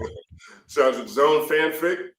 ADOS, trademarked by Yvette Carnell, and FBA, trademarked by Tariq Nasheed, both sold out to MAGA and have adopted European Spaniard colonialism ideology. They're a cult and extension of COINTELPRO. I want to handle this one real quick, and I know that these organizations have a lot of critiques around them, like most organizations. I think we saw something similar with Black Lives Matter. The organization trumped, the idea and the movement itself. And when it comes to people's opinions on ADOS and MAGA, not MAGA, excuse me, ADOS and FBA and the people, I think two things. One, I think criticism of leadership or people in the forefront is a common thing that happens regardless of what you're doing. And two, I think that the conversation, the things that I love about ADOS and FBA and Friedman is the conversation around Black people in the United States really embracing our unique lineage. Now, whether there's organizations that are doing things that make people feel a certain way, that to me is where they all meet in the middle. And I think that is too important to be distracted by all the other things that can derail that progress. Because that to me is important and crucial and unique, and we should celebrate that. Thanks, so fanfic. All right. There it is. Big Biz Grid says, why is Black American culture history the only culture within the Black diaspora that is disrespected the most while being the most exploited, though? Overflow. I think that's why it's important to talk about the unique juxtaposition that the uniqueness of Black American culture and history. And you can't talk about that without talking about the transatlantic slave trade. And you have to ask, who would benefit from us not talking about that? Who would benefit from us not talking about Black inventors, Black ingenuity? Even the fact that the Black labor that was exploited wasn't just like physical labor, it was intellectual property. We knew how to sow certain crops in certain areas, in certain climates. White supremacy doesn't benefit from telling a nuanced, in-depth story about Black Americans. It thrives on the lie that we're nothing but cattle, in property, and that's basically where we're supposed to be, in the social order. Anti-Blackness is the axis with which this whole shit runs, and so that's why it's a design of white supremacy. And of course, we're the biggest cultural export in terms of culture, labor, cool, swag, all of it, because we built this shit. So Glasses said it the best. We are the clout. And I took that further, and we are the natural resource. America is other places taking a resource, and they're doing the same thing to us. We are the it. We're literally watching it happen right now with the term unk, right? With all of our You saw that terms and all of this stuff. We're living through it right now, where people are taking our style of dress, our clothing, our everything, and trying to make it seem like, oh no, it's this. We're literally witnessing it live right now. So yeah, to further your point, BK, we are the natural resource here that is being exploited. So yeah, they're not gonna tell you that. They're gonna try to deny and lie and manipulate, and that's what it is. We it. Shout out to the Glasses. Oh, ditto. The OG Glasses, indeed. yeah. I'll take applause. Yeah, that was good. Hey, that was good. Yeah, we got the time. That works out. Yeah, that was funny. What we got next? We got Jermaine L. Johnson. Shout out to Jermaine. 1 second applause. All right, that was good. All right, Jarvis, Coach United. This is like Isaiah Thomas joining the 92 Dream Team. We finally get to see it. Am I that bad? Goddamn, but nah, yeah, it's good to be up here, man. Around people who are really elite at what they do. Shout out Jermaine. Every stream that we drop, Jermaine's probably the first one in there showing love constantly. And of course, what we do with the Rap Roundtable, we don't want people to agree. I feel like a lot of platforms just want an agree session or a circle jerk. We like the debates. We call it our lunch table. So, if you all went to high school, at the lunch table, you got your spade games, your Uno games, and we going to argue about some rap. Jermaine does that at a high level. I appreciate you appreciating me, fam. Word up. 1 second applause. Yeah, it's good. We got the rhythm going. Let's go. That's what's up. I'm your stepdad 8792. That's funny. I'm your stepdad. If you slap me because you're programmed, you still slap me. That's a great point. That's fair. We can contextualize the slap, but I still got a red print on my face. That's true. I mean, I like context, but I might have to Might have to slap your mama because you slapped me. Maybe you're not the one to get slapped back. You never Free know. smoke. May not be you that should be slapped first. I need a little context, but I hear what they're saying. At 88 Spencer says that's why certain entertainers should get their award and say thank you and step. Agree. I agree too. I do like the idea that people are saying stuff, and I like the idea on whether you're coming from the left or you're coming from the right. I really didn't talk about this earlier during the segment, but I like the idea that people are willing to do that, right? Because it does make a difference. You don't necessarily know how many people are really tapped into what's going on, right? And so you never know who you're impacting on the other side of the screen. And then two, I also feel like, you know, people who are positioned on the right have a lot of advocates talking their shit all the time everywhere they go. You know what I mean? People on the right be talking, right? You have whole artists. You got like Tom McDonald out here hitting #1 on Apple Music, making legitimately like anti-black stuff all the time, right? Yeah. And it's woven through their conversations, you know, their political conversations. I was looking at this other video yesterday where these guys were like rapping about how great ICE is. You know what I'm saying? Like, so there's that other side doesn't seem to get the same critique, and I think it's probably because they don't get taken seriously. It's like when we see Dean Cain, you know, on a panel, or we see Kid Rock. You know, I think their legitimacy is that something that side cultural legitimacy is something that side fights for often. So I don't know if we are critiquing them the same way that we are with people on the left. And I think that people on the right, generally speaking, are critiquing people on the left for talking a whole lot more than people on the left are critiquing people on the right, because people on the left aren't really paying attention to what Tom McDonald, Dean Cain, Kid Rock got to say, right? But when Nicki Minaj gets over there, now the message is going to the other side, right? So I personally think it's a good thing when people, you know, share how they feel about things. I agree with Jarvis what he said earlier. Let me know how you feel about stuff. It's better for me that way too. But I only really see this criticism when it's coming from the left.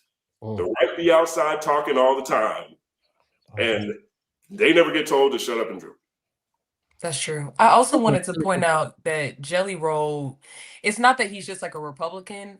Like, the sinister part about him getting a question about ICE is him posted up with Kristi Noem, like the person over these concentration camps and shit. Like, he's not just like tangentially Republican. Like, he is besties with Kristi Noem, the person that's over this. And so just think about that. That's how it goes. Let's take an applause. Shout out to Cam Sulon. He says, I am a black American, but I support all black people around the world. People complicate things too much. You can be black American and show love and respect to black people around the world. I agree, 100%. Yeah. I think we just want people to do the reverse, you know? Oftentimes it's just kind of like, oh, like people have fully said, like Kai Cenat said this, I think Burna Boy even said this, that like black Americans don't have a culture and stuff like that. I think like there's a lot of Pan-Africanism within the black American context, even historically, and we just kind of want that to be reversed. Like, we do have a culture that is uniquely American. I mean, so anyway. I'm gonna get my rice in peace. I'm gonna get my oxtail and my rice in peace. I just show that love back. You get what I'm saying? I'm gonna get my patty with my champagne cola and my cocoa bread. Facts. And stop letting TV dictate what's culture and what's not culture. If you're not on these blocks, if you're not on these corners, if you're not in these cribs and breaking bread with these people, don't speak on what you don't know. That's the same way, like I could say right now, oh, everybody in Great Britain eats beans and toast. I'm not in the trenches. I'm not in the ends for real. I don't know what y'all eat for real, but I'm letting TV or social media dictate it, and I get it loud and wrong on the internet. Come on, man. Like, if you're not willing to really be in the midst of everything, stop speaking on it. Yeah. Well, say applause. The message 6114 says, my issue is he was born here, raised here, grew up with us, but don't know better. I can't buy that. But think about it, y'all. McGraw-Hill didn't tell the truth either. Like, our fucking textbooks told us sanitized, abridged version of what actually happened too. Like, if there was even a paragraph in your textbook, so it's genuinely the miseducation of, but we still found out though, BK. Like we still Well, I found will say I did not to learn. I did not confront a lot of these things until I was in a college classroom minoring in African and African American studies, like seriously. And I went to, you know, my mom, you know, did what she needed to do to put us in magnet schools or in gifted programs or, you know, in areas where the textbooks are not falling apart. And we were not getting that. And so it's almost like a privilege to access some of this information that typically is sequestered. I'm not giving it out or an excuse. I just mean like it's niggas, it's full on coons here. Like it's black people that buy into this. Like, come on, man. Like I grew up I'm not on giving it out, but I shit, grew up like on Frederick Douglass Boulevard in Harlem. So I grew up on 8th Ave, right? So I do, it is a privilege. Like it is different. Because when I moved down south, a lot of people didn't know about Malcolm X, right? And like literally in 8th grade, they taught South Carolina history. So it is a thing. And I was one of those people that was like, y'all don't know about Frederick Douglass? I live on his avenue. Malcolm X Boulevard is, you know what I mean? Like Harlem, Marcus Garvey Park. Like it's crazy. Like when you do go out of places and see how like people weren't going out and accessing that, because I still had to go learn that. Even though I lived on that boulevard, I still had to go learn what that was about and what it was. So it was crazy moving somewhere else and seeing that, like, oh, they got a whole different education thing. But I still say you know what I mean? Like you gonna learn. If you want to know, you going to learn. You get what I'm saying? But like you said, a lot of people don't want to. A lot of people don't. or you That's a don't know fact. what you don't know. No, that's a fact, because I remember I know people right here in New York who didn't know about Emmett Till until he went viral. But I remember in my elementary school, I went to PS 183 in Brooklyn, and it was a pro-black school. Like we wore kente cloth as our graduation robes and everything, and they made sure we had to watch every Black History Month from like first grade through sixth grade. We had to watch Lift Every Voice every year in February, and I knew about all of these things. So when people started talking about Emmett Till as an example, I'm like, yeah, I didn't know about that. I was so ignorant to the fact that I probably shouldn't have known about that. You know what I mean? They don't really teach the inner workings or the underbelly of the things that we had to experience as a people, generation over generation. Right, like, and this is why I really appreciate these conversations again around ADOS FBA, Friedman, Solar, and all this stuff. Like, you know, the work that Yvette does, that Tariq does, that all these people do, inspires people to learn more, to do research, to like literally, you know, ingratiate ourselves with pieces of history that we ain't taught in school. We are not taught in school. You know what I'm saying? And so, you know, that's extremely important to me. And I'm glad that it's happening. I like the fact that these discussions are happening, because school's not going to do it for us. So we have, like the history of this nation, we've had to do it for ourselves. You know what I'm saying? Oh, just one last point too, though. I will say, because it was I don't know what video of mine that some FBA dudes just filled my whatever. I would just say this, that I agree with Justin that like we do need to take a deeper dive into Black American culture specifically and history, and also just don't let it, to whoever out there, don't let it lead you down a xenophobic path.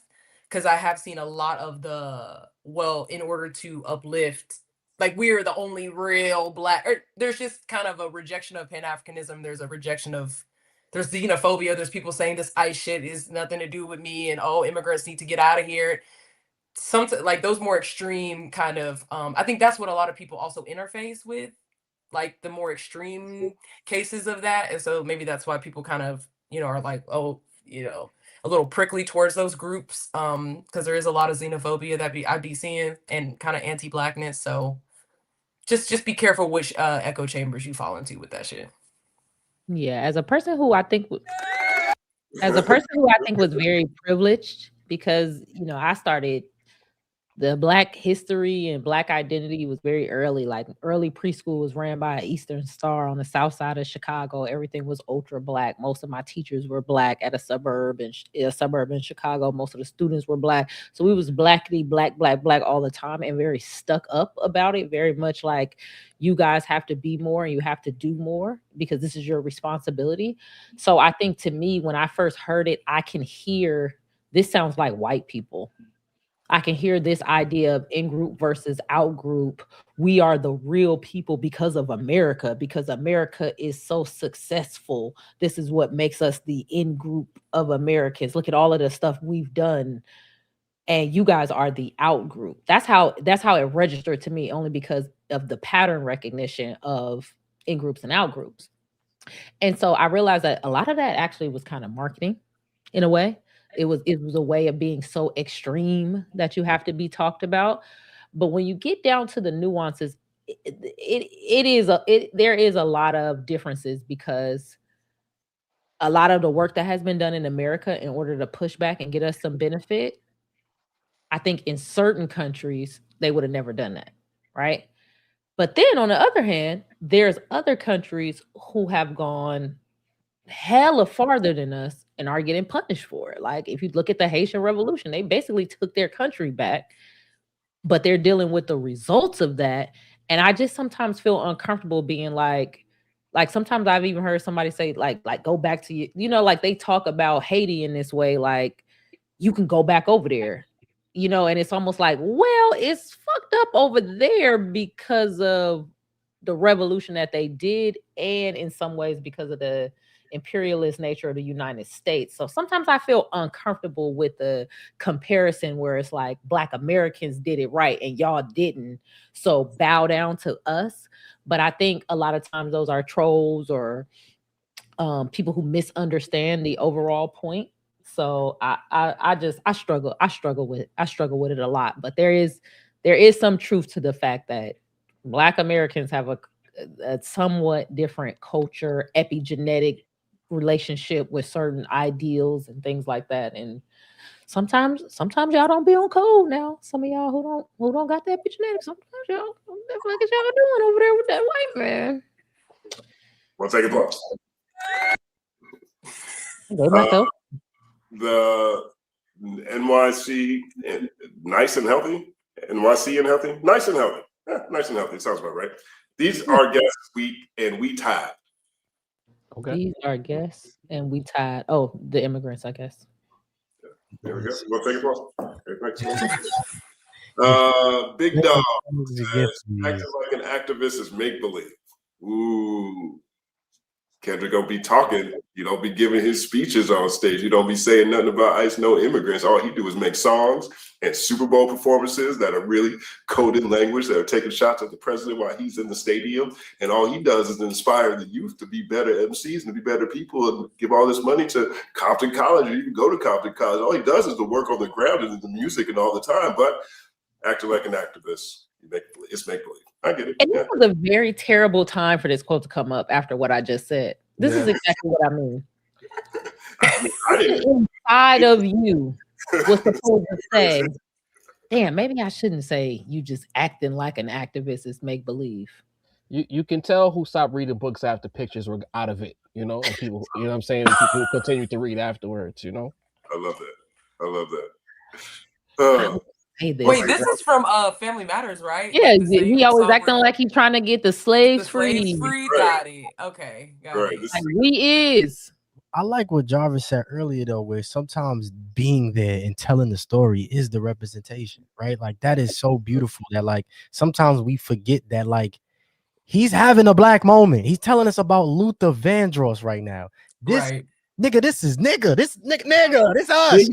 Exactly. Like, this is the shit. This is the moment. And sometimes, like, that made me, yo, bro, you really made me. I've been thinking about saying this like all night. Like, that really had me thinking about a lot of things that, like, yo, the moment don't always have to say this is the moment. No, nigga, this is the moment. This is the thing. Talking about this Black artist that we all love, like Big Luther, Small Luther, which Luther you like? Like, we got our own little Luther stories. You know what I'm saying? Like, this is our guy. Luther gay, you don't care if Luther gay or not. You know what I mean? Like, we got our own whole, like, there's a whole, like, timeline of, like, what they call it, like, backstories or whatever that we could talk about. Side missions. There we go. There's a whole side mission of just Luther stories that we have as people. And so, like, when you said that, bro, I was like, you know what? That's right. Like, you don't got up there and be like, we Black, y'all, we bliggity Black. It's like, nah, yo, Luther, they ain't want us cussing. And everybody could feel that. Everybody felt that. feel like your your grandmother don't want your cousin. You know you want a cousin. Don't cuss on no Luther record. Like that's We still got that one family member we won't curse around to this day. You know what I mean? True. you get what I'm saying. And that, bro, that was my chef's kiss, bro. So you know what? I'm a subscribe to the round table, man. I didn't want to comment so bad, like y'all niggas. I'm like, you know what I ain't gonna do on Twitter. I'll be like, you know, I ain't gonna do it. But We don't mind getting cursed out. We invite it. As long as you willing to spar, you can curse us out. You know what I mean? I've definitely been in the comments like, y'all niggas tripping, but I love you so much. I might have to get a burner. But I I'm think gonna they get a would burner. appreciate that. To his point earlier about just the way that they spar in general, like that's the type of shit you love. It's just like, just don't thumbs down the video. Yeah, No, that's it. Express your That's shit in the it. comment section. that was chef kiss. I really appreciated that. That the moment is sometimes the moment. Like we don't gotta say it is the moment. Hey, Right up. I mean, it's true. And actually, I hadn't thought about this until just now, thinking about it. You know, people were mad about how Shaboozey handled his moment highlighting immigrants. And it was definitely an ice is in the air. We're melting ice. I'm all with it. But, you know, Kendrick did keep it cultural the whole time. He kept it hip hop in his first one. He kept it, you know, Luther, you know, Black music history on the second one. You know what I'm saying? Like, you know, activism isn't always obvious. Exactly. 1 second plus. Oh. Reflect on Eternally says, stop asking Black people to always be at the front of every battle. We have given our bodies, our voices, and our entire souls to the battle for equality for generations. K-Dot speaks to his music. I mean, I generally agree with that take. To me, celebrities are just at a different, like I separate them from like average Black people. Like, let's be honest, like I think the point is that Kendrick is, he has a really safe cocoon of capital, money, access. He can say and do whatever he wants pretty much without consequence. And so we want these big moments under like such an obvious authoritarian regime.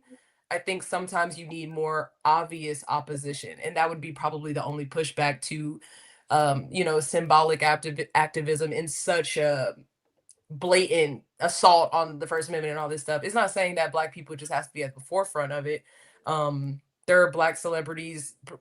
I mean, there's Black celebrities even at the Grammys that were saying fuck ICE, and it's not about like Black people holding the mantle for that. It's just, you know, just using your platform to say something days, weeks after American citizens are being shot in broad daylight. I don't know. I think that take is fine on the surface, especially for regular Black people. But when we talk about Black people that will have more access to capital and wealth than the average Black person that kind of has more leeway to say things without getting fired from a job they can't lose, like it's not surprising that people would expect that from somebody like Kendrick. 1 second plus. Thank you. Reflect on Eternally. We got Diapia.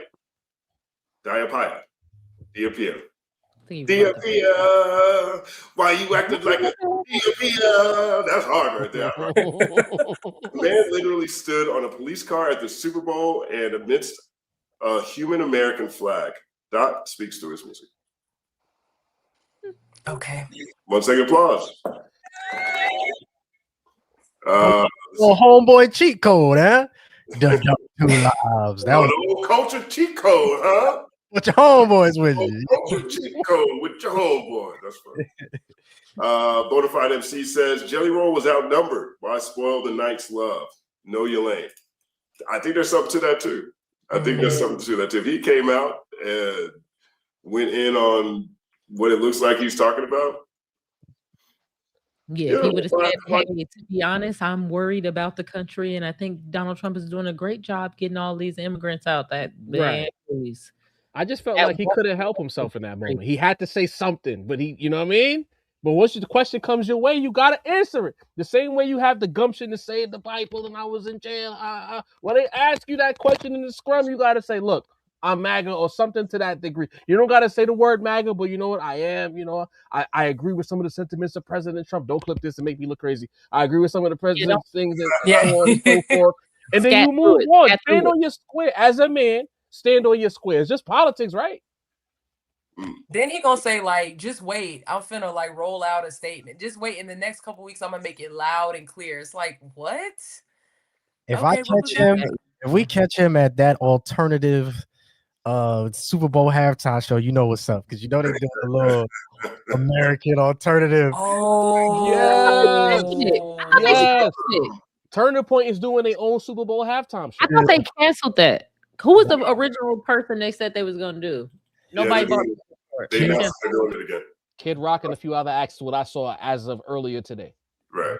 Oh, damn. Jelly Roll is the surprise guest. He gonna pop out. Right. You know it. Man, I'm so sick of folks, man. Oh man, so sick. Big Dog 22 says, I feel like saying he says it in the music is cope. Kendrick Lamar actually speaking it on a large stage in front, and on that large of a stage, would have a larger impact on overall conversations rather than he slides one verse. Yeah, I mean, especially if you think about the Super Bowl performance where there was a man that held up, I think it was the Palestinian and Sudanese flags together, and they like really got him up out of there. It's like to see the juxtaposition of somebody like putting their average body on the line to say, hey, there's genocide going on. Like, yes, this is great. Like the symbolism and all this, that's great. And I would never downplay that, but like, it's a genocide going on. Like sometimes you kind of need, and then you have like younger artists like Adochi that can stand on stage and say free Palestine, fuck Trump. Like, sorry, like you can do and say more, especially when you're like at that level. So I get the critique. Word up. I'm gonna say applause.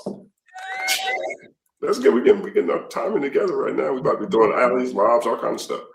That girl says Justin did all the features on GNX get Grammys for Best Rap Album. I'm not sure where that policy is now. I know that people will take credit for it. You know what I'm saying? Like, I'm not sure if they get a trophy from the Academy though, right? I think they changed the rules recently. If anybody in the comment section knows this, if anybody wants to look it up, just let me know. If you could do that, that'd be good. I think they changed the rules so that you have to be on over 50% of the project to get a trophy. You know what I mean? So, but you will see a lot of artists talk about how they're on a Grammy-winning album. Let me roast Freddie Gibbs real quick, because Freddie Gibbs is really rolling out like he won something when he got his little feature on Mud. I was like, come on, Freddie, that's the participation. That's not even the best remix. Why you like? Come on, Freddie. Like, I like Freddie. Brown remix better than the Freddie Gibbs one? I think the Chris Brown one was decent. I just don't. Yeah, on Mud is gas. Freddie Gibbs was my favorite remix. I like the regular song. I don't need Freddie on it. I mean, man, let him celebrate his little trophy now. Come on, man. Oh, and that's a participation trophy if I've ever seen one. Come on, dog. You ain't get no trophy. I mean, he did participate. He got, you know what I mean? Shout out to leave all people alone. That's he another one that's salty. He didn't get nominated. Freddie, another one that's salty. Not everybody did, like he was. Alfredo too, not Grammy worthy, but you know, I'm not trying to upset anybody else tonight. Shout out to one second pause to that previous one. Now, shout out to Doomer253. Isaac Hayes III, owe me money, not joking. I would love the details on this. I'm gonna hypothesize and say I bought stock in that company and then I changed my mind and wanted a refund. He told me I had to wait on it. Shout out. That's my guess. 253. Tell me if I'm wrong. Isaac, don't sue us. We guessing. On that Grammy topic, though, I think Isaac, he does have a point, right? Because there is a lot of politics within the Grammys, and a lot of times that politics is as simple as voting for people you know and you worked with. And that is a very real thing. And I think Isaac Hayes showed that because he voted for Glorilla. You know what I'm saying? He is the example. I think BK, you might have said this. He is the example of the politics that he's talking about. And so what he now sounds like officially that he's advocating for is redistributing this so he can do this at home. He wants to be able to have his impact, his influence, carry more weight by just staying at home. Now, whether or not proximity plays a role, his arguments, his reasoning are really thin because it only sounds like it's a problem when he says, or people who live in LA. Exactly. It only sounds like a problem when he says that. He's not referring to people who come to stay in LA for a long period of time to work on their project. He's not talking about people who are back and forth between LA on a very regular basis. These are traveling people. You know what I'm saying? People will go to where they need to go to get to lock in with who they need to lock in. I think he does have a point. I think he is the wrong messenger, and his solution is terrible, and everything sounds self-serving. And now I'm hearing from Doomer253 that he owes him money. Isaac Hayes owes Doomer253 money. So I think you're giving him a lot of grace. I think you're giving him a lot of grace. You have a point. What you said makes sense. That was not his point. His point was that the LA people are more biased towards people in LA, and that's why they winning more. That was not a point. Like, there is true that people are biased, but like you said, there's a bunch of different people who come to LA. If anything, you can say this is too you have to be too privileged to get voted in. Then he would have had a point. If I don't have the budget to move around in the circles and the network to know all of these people, then they don't even know me well enough to vote for me. They're not listening to all that music. That would have been more of a point, the class versus the talent. But the location, like, it was obvious West Coast hate. Like, bro. Man, I got a mixtape. I'm moving to LA, man. Justin, move over, man. We can give us some room, man. I'm trying to get these jobs like Jeremy. Jeremy got all the jobs.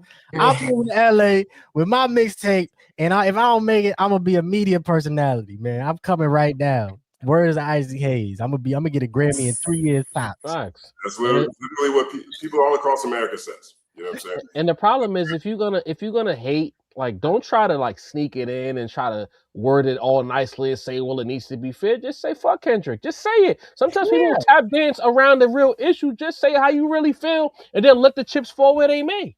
True. Ooh, this is a nice layout. What are you trying to show us, Justin? I'll pull this up real quick. I was curious, right? So this is the past 10 years of best rap melodic performance, right? And so Kendrick wins with Bilal in 2016. Drake's not from LA. He wins 2017. Kendrick wins in 2018. Childish Gambino wins in 2019. He's not from LA. DJ Khaled, he said Nipsey Hussle in this video, but it's John Legend, DJ Khaled featuring Nipsey Hussle. So 66% of this ain't LA. Anderson .Paak from out here. Kanye West, The Weeknd, and Lil Baby, none of them are from LA. It wins in 2022. 2023, Future, Drake, and Thames, none of them are from LA. They win that one. 2024, Lil Durk and J. Cole, none of them are from LA. They win in 2024. And Rhapsody and Erykah Badu win in 2025. None of them are from LA either. So in order for what he's saying to actually work, he has to squeeze in the fact that he needs people to spend more time in LA. So now you need to have a house in LA in order for that to work. Because judging from his video, I expected to go up in that mug and see nothing but what he was talking about. And I saw the opposite. So, maybe people are going to sign up to a social media network now, though. That's what his whole point is, I guess. Yeah. 1 second applause.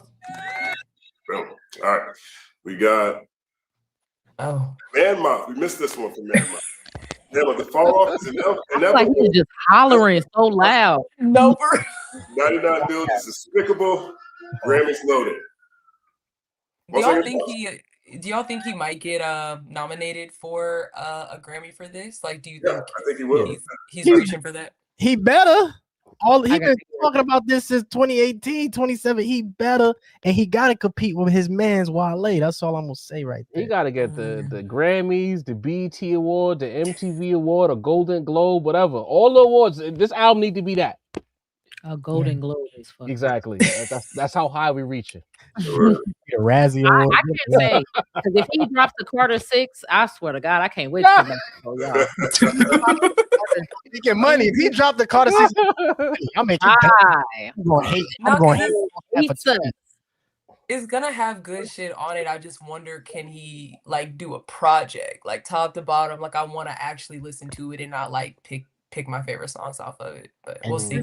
And that's why our video is what is J. Cole's best album, because I think his biggest problem is what is his best project. Everybody will say 2014 Forest Hill drops, right? But then if you listen, there's a lot of pop on that album. If you really like KOD, I think KOD is the one. KOD, I think KOD too.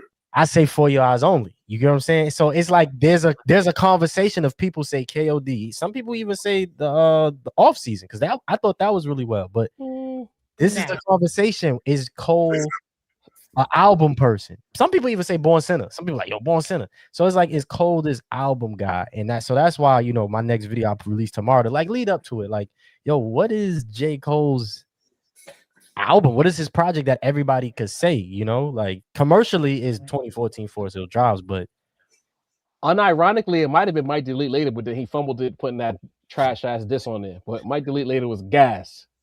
You know, I said this on one of our previous episodes that I wonder if this is gonna be, because we got Beast Kendrick battling Drake on like who could throw the best punches or the most low blows, pause. And I feel like J. Cole is about I was wondering. Sorry for Oh, I'm not supposed to participate in the language arts games? I mean, I wasn't sure. I always say it like I just think it's a language arts game. It's the most hilarious. It's really a rappers. See, people, it's really a rappers game because if you think about it, you're identifying double entendres, basically. Anyway. It's an interesting way to look at it. shout out to Harlem. That's what, come on, Justin, think about it. Think about it. It is, it's sure, you know what I'm saying, but it's a language arts game. You're looking for one particular double entendre. There's only one double entendre you're concerned about. That's like, does this sound homosexual? Yeah. No, I don't know that. I don't know that because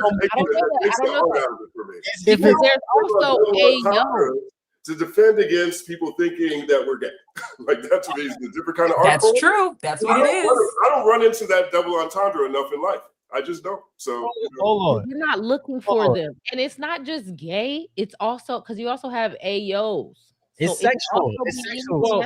That's a gay thing too, no? Oh, they're like, I can be talking to my male friend and be like, we're gonna get it off later. He might be like, hey, yo. Hey, yeah, it's sexual sometimes. As a have to be gay.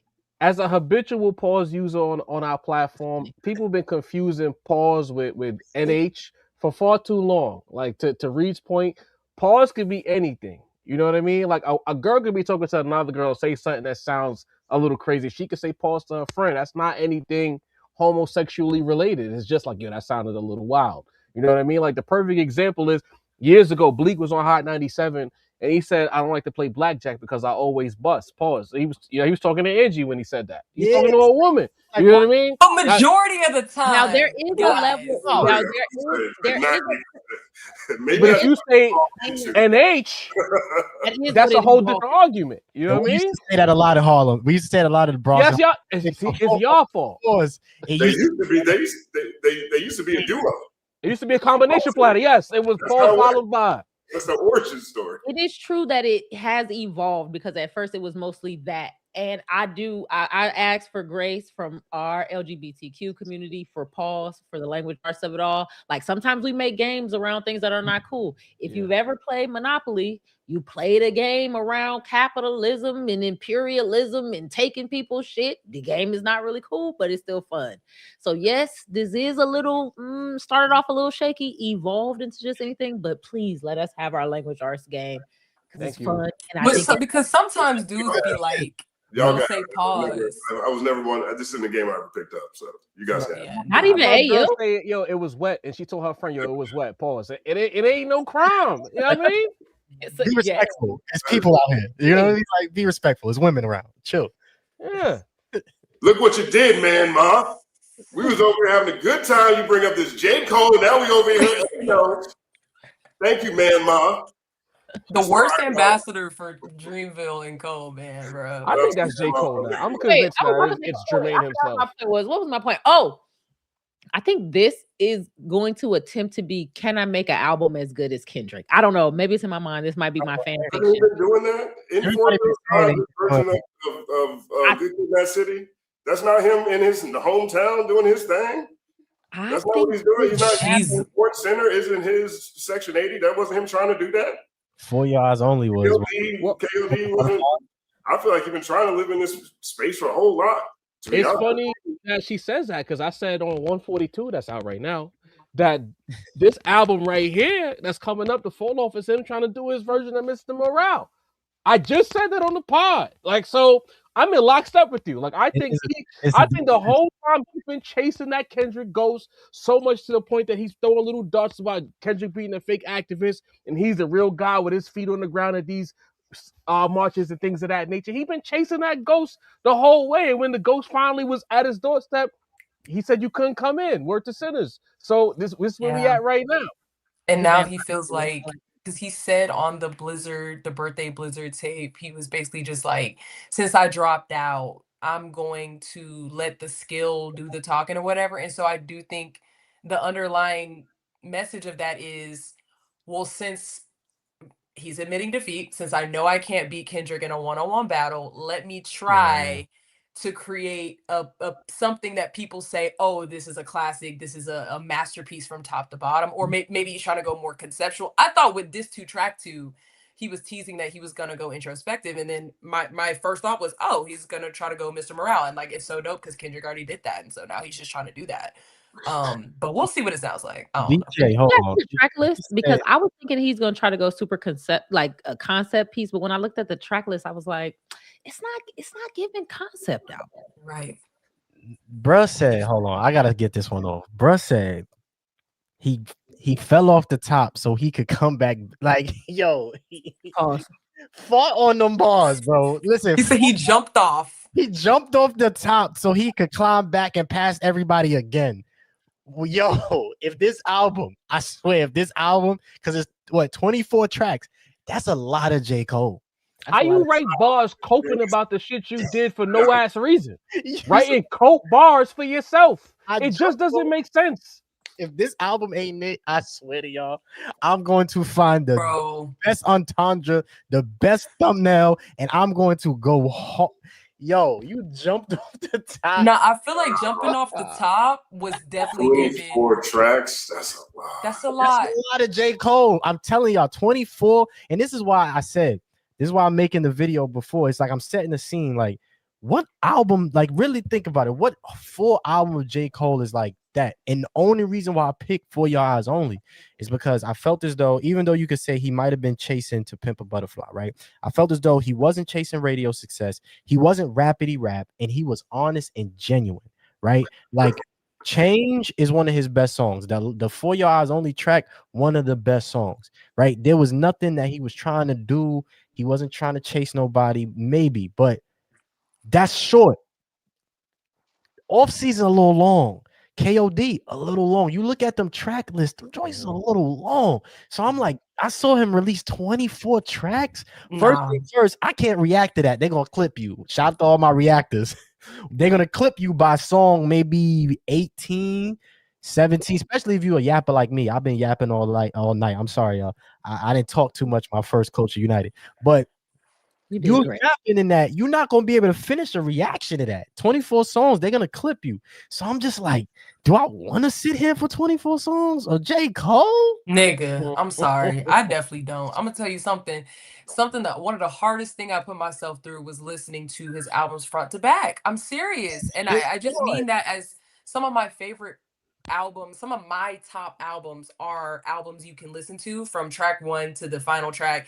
And even though you may not absolutely love every single song, it's put together, it's executive produced well, it's even if it's not super conceptual, even if it's simple, it's like a good, but 20, that's a lot of bloat. And nigga, you don't be even saying too damn much for you to be keeping us for that long. I'm serious. I mean, you go really wide and it's a lot, but you're not really going deep enough to really keep us there. So I just hope that he does something he's never done in his career on this album. We'll see what happens. I mean, wait, so you didn't like the off season? Like 8 interludes, you know, like maybe we think about this in fours, you know, like maybe 6, then we're like the second quarter, and then it's like 6 more songs, and then it's halftime, right? And then 6 more songs, it's the fourth quarter. You know what I mean? Like, you know, maybe he extends the basketball metaphor that way. Because he loses at the end by 1 point, and it's the fall off. Remember, we don't do 3-verse songs anymore, so a lot of these songs might be 2 minutes long anyway. So that might be a easier way to listen. But I'm gonna decide on my truck. You know what I'm saying? Because when I'm on my truck, you know, you want to keep moving, and that's I'll be honest. That's the really reason why I like my job is because it like I have no time to think. You know what I mean? I listen to the music. It's all I got. I'm delivering. Listen to music. If you can't hold me, I've been listening to a lot of things differently. If you can't hold me, and I want to stop my motion and pick a different song, like 24 songs is perfect. Because I'm just flowing. I don't have to find a new podcast. I don't gotta listen to the third verse. I don't gotta listen to Rap Round Table or BK video. I could just do this for 24 songs. I know a solid hour, 15, I'm good. But if I stop and I'm like, nigga, let me go back to Wale album, right? Let me go back to Everything a Lot real quick and let that run through. I'm Sunday is my next shift. So I'm gonna listen to it Thursday, Friday, whenever it come out. If I listen to it Sunday and ain't, man, I don't know. Man, fall off might be it. It might be the fall off. Might be. Second applause to Man Mouth. All right, Briscoe the King says Isaac Hayes the third, tomato. Kendrick, address your bias in the Squabble Up video. Shut your bitch ass up. That's what he wrote. I mean, that's what Briscoe had to say. 1 second applause to Briscoe. I mean, that was a nice little snare Dot dropped on Isaac Hayes III last year after he was hypercritical of the battle. Kendrick puts Isaac Hayes in the Squad Blood video. Isaac Hayes III goes outside and is like, "Oh, thank you so much, Kendrick, for shouting out my dad and his legacy." And then I go over to Chilling with Moni's video, and I'm like, "Oh, Kendrick got him. Thank you, Moni, for breaking that down," because it was shade for Isaac Hayes throwing shade 6 months earlier. You know what I'm saying? So Chilling with Moni be on point with all the Easter eggs, man. Should be catching me up. Yeah, I just caught the you pump fake me when you lift your hand up. I just caught the when Ack was doing his rant and he was like, "Why is everybody praising Kendrick? We all have the same 24 hours." I just caught that he like, "We got the same 24. What you mad for?" I put a square on his back just like Jack Dorsey. That was the Ack this. I missed that. I love it. 1 second applause. Yo, and this is what I be like, yo, how y'all say this? I love Cole rapping, but how y'all say this man rap better than like I don't get. I listen to this. I got the same 24 hours. I got the same 2 ears. I listen to it and it just I don't be feeling it. Like I think he makes people like the fact that he makes words connect more, but Kendrick just, man. It's a lack of potency. It don't be potent. And then also you listen to a lot of the shit and it be sounding trapped in the time in which he made it. Make some timeless shit. And I'm not saying that there aren't maybe a couple records here and there, whatever. Like I've always, and I don't want it to get it twisted. I have a lot of like smoke for Cole, but I'm really kind of indifferent to the nigga until he does something that makes me feel some type of way. Like, let's be honest. I don't really think too much. BK, let's be real. When he went against No Name, you was like, "Fuck out of here." As soon as him and No Name went back and forth, I could just tell by how you are. You was well, like, okay. I will say I lost respect for Cole because you would have thought after he made the full, like, because he made a full song about her, you would have thought like she said something about his mama. She literally was like, "You niggas need to read and you need to speak up a little bit more about George Floyd getting executed." Like that's literally how it started. And he was like, "Whoa, bitch, watch the queen tone." Like he literally, don't even get me started. But I just lost respect. I know it. Shout out to that girl Shines. She says, "I don't know who gets more hate, Kendrick Lamar or Shador Sanders. They are both my pastime and it's exhausting." Who gets more hate, Kendrick or Shador? I mean, Shador had the whole NFL conspire against the nigga. I mean, but probably Kendrick. I don't know. Shador's also just like a millionaire kid, so he'll be fine. But that was a fantastic way to bring your favorite into the stream. Shout out to you, that girl Shines. Knowing Cleveland right now, I think he got it kind of worse. I mean, if you look at his journey from Jackson State till now, that's a lot of hate he's been up against. That's true. And then when he tried to go from Jackson State to Colorado, they were like, "He was only at Jackson State. How good could he be?" Cleveland got Isaac Hayes' son saying Glorilla had the best rap album. Crazy. The hate runneth over. It's flooding. Well, with me in it. Huh? Isaac Hayes would disagree with his son. He'd be like, I like the one with the little nigga who put me in the video. What I learned is people don't like the West Coast, and I'm fine with it. I'll push the line with it. I think. Oh no, he didn't do this. Star Trek Ambassador says what Isaac said just reminds me of the vid Reed made on the South. Hope Reed discusses. Did you tell us about your South video already? Nah, I try not to talk about that. My controversial videos, I let y'all find them joints. Them shit. And then we can discuss. You're gonna have to give me a play or a listen or follow, watch these ads, and then we can discuss them. But yes, please. I'm having a good time. I do not want to drop my smile like you said. What? Nah, well, I just said what Justin was saying earlier that we're in a cycle. We're in a new cycle, and I just feel as though we have to question what happened during the South's run. And I'm not saying the South ruined hip hop, but I asked the question: did the South ruin hip hop? It's a question. Most of my comments. I'm not saying it. I just asked the question. I'm not saying that's the case. I'm just saying it's just a question. Most of my content is an open-ended statement and is a question. We're coming out of a new cycle. Now we got to start looking at what happened during the South's watch. That's all I gotta say, yo. Like, okay. Better you than me. That's all I'll say. You here to help me, brother. No, right about that. You're right with that one. We're talking about Lil Wayne overrated with a lot of fervor. That's why he didn't know the mixtape Wayne. Y'all really? No, I'm very familiar. I never bought what he was selling. I'm just, I'm sorry. No, the South did not ruin hip hop. The internet ruined hip hop. Combination. We could talk about many other market forces. But we ain't gonna say all that shit. Like, I'm sorry. We don't even get into it, but come on. Man. I get people to click. Of course, we could blame the industries, and we gotta get people to click. Come on now. I'm not a Future fan either. I don't really like Future at all. So shout out to BrittneyDanielle808. She says this panel is nicer. Nicer. I don't know about that, but I'm not sure if J. Cole, Lil Wayne fans would feel that way today. Facts. Right. Elmo. But I think we did start off very positive on the Grammys, though. Yeah. It was a dope show for real. real. There was nothing I hated. It was a dope show for real. I tried to throw some shade, but y'all always like, shut up, Reed. Ice. I was like, I wasn't about that. I just wanted hip hop to win, yo. That's it. Nah, Bad Bunny got off. He swagged. He swagged. Yeah. And we got to love too. Sandra Greenhouse says, how do y'all feel about Jay and the files? The story seems fake, but Jay is tied to so many sketchy people. Still went on tour with R. Kelly after Charge. I think that Jay-Z has a laundry list of questionable behaviors, actions in so many different industries that we don't have to concoct a story about him being in no damn files. There you go. That's my take. As Hov being my favorite rapper of all time, I've heard the stories, and I know Jay-Z to be shiesty. He's one of the shiestiest people in hip-hop history. He does business a very specific way.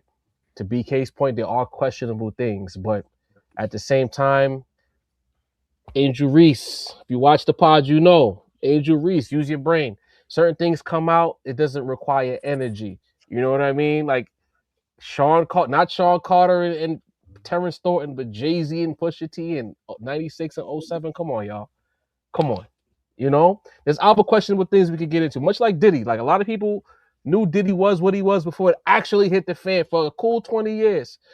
With Jay-Z, it's not a lot of traction with the super nefarious things. But if it does come out, and in fact, it is true when he is attached to those nasty emails, if and when, we'll get into it. But what came out over the weekend, it's not tangible, it's not rational, and it doesn't really require energy, in my opinion.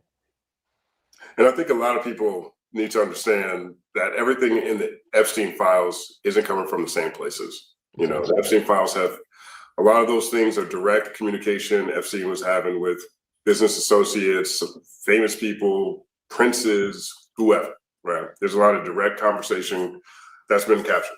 A lot of it is things that took place at Epstein Island with those people, And then there's also the FBI tip line.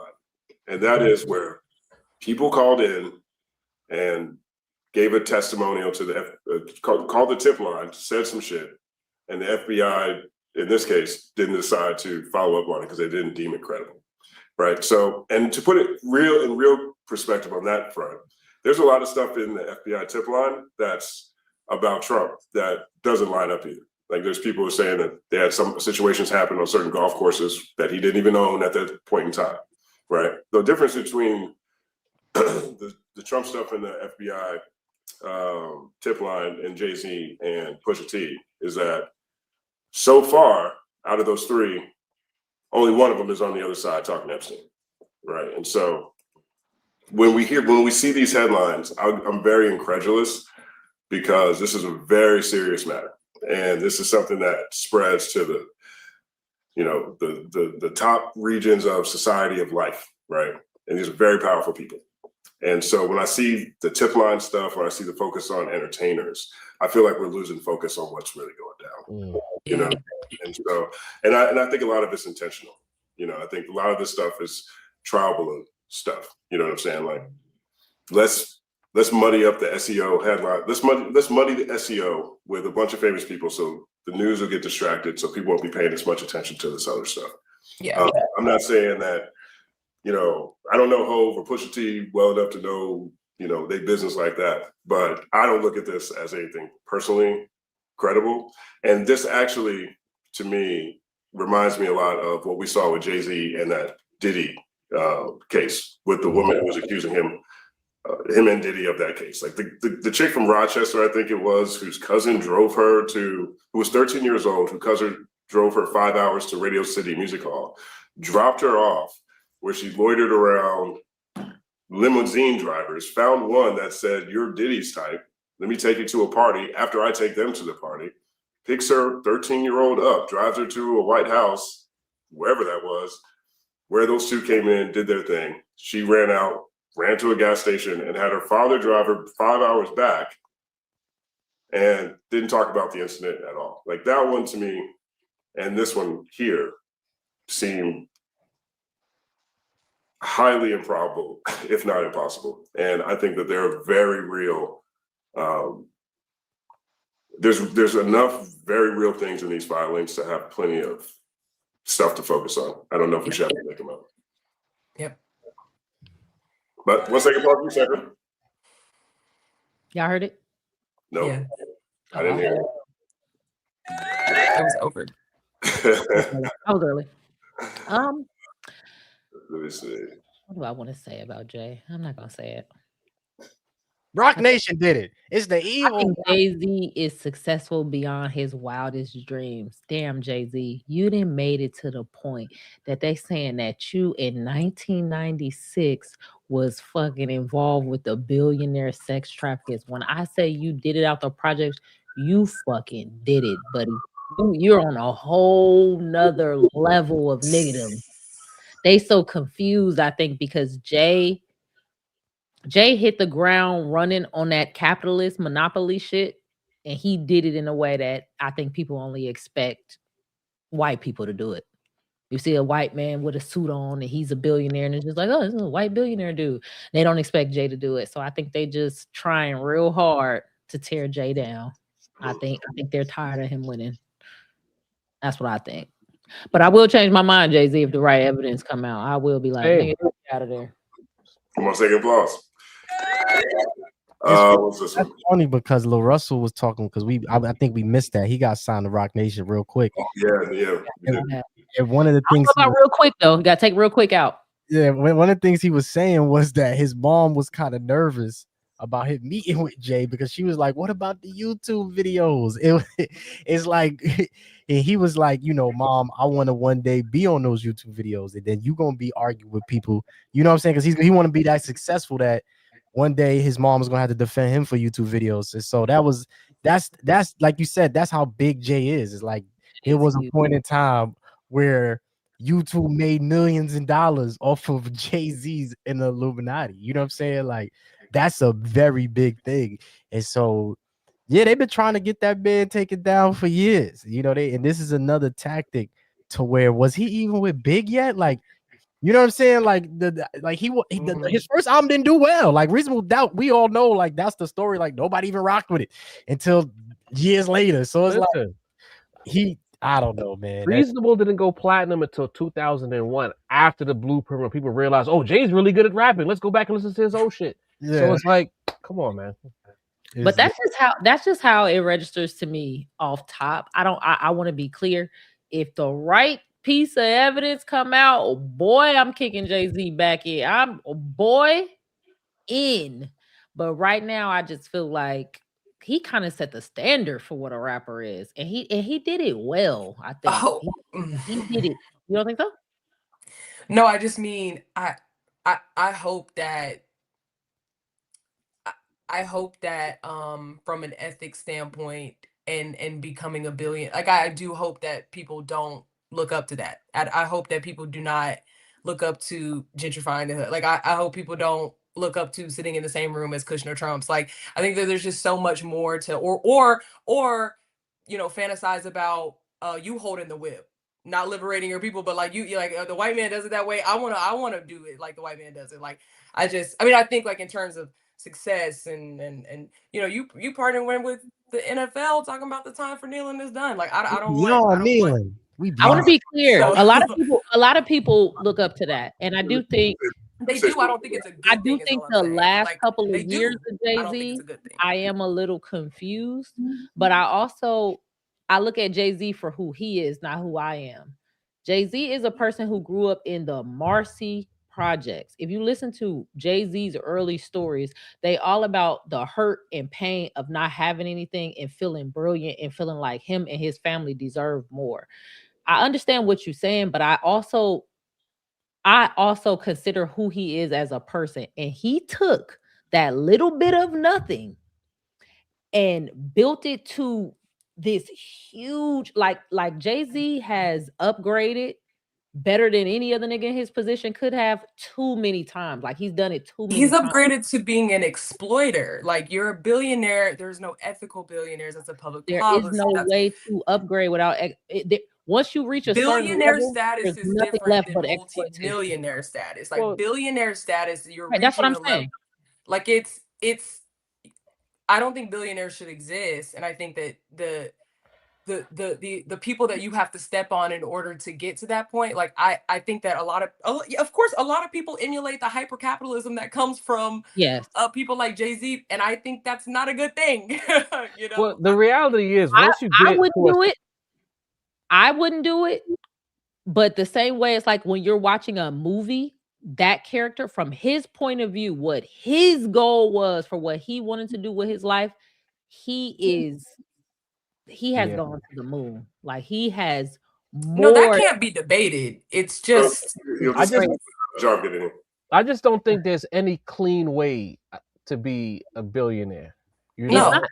I don't think the American infrastructure is designed for you to get to the highest levels without doing some shit you're not proud of. And I think it's because we've had such a microscope on Jay-Z as he's one of us, and we've seen the level up from 96 to right now. We kind of hold him to standards, but the reality is he hasn't done anything that anyone else in his position wouldn't do. And I think I'm not making any excuses for his behavior, because at the end of the day, I'm regular. And I have a stance of I stay out of rich people's business, because there's a lot of shit that they do that I know I'm just not built for, and I wouldn't do. You know what I mean? And I just think it's just tough, but it's just the reality of what the country polo is. shirt on, you wealthy. I see that. But I could never be a billionaire. Like I know for a fact in this life, no matter what, I would never be a billionaire. I would never be able to do the things that would be required. Not at all. I'm not cut for that. You know what I mean? At one point I had rap industry dreams, and then once I realized the things that you had to do, I'm like, I know I was never going to be able to do that. So I'm glad to just be right here, civilian status. I'm cool. I'm happy to just be here on Culture United. But like I would always dreams over here, baby.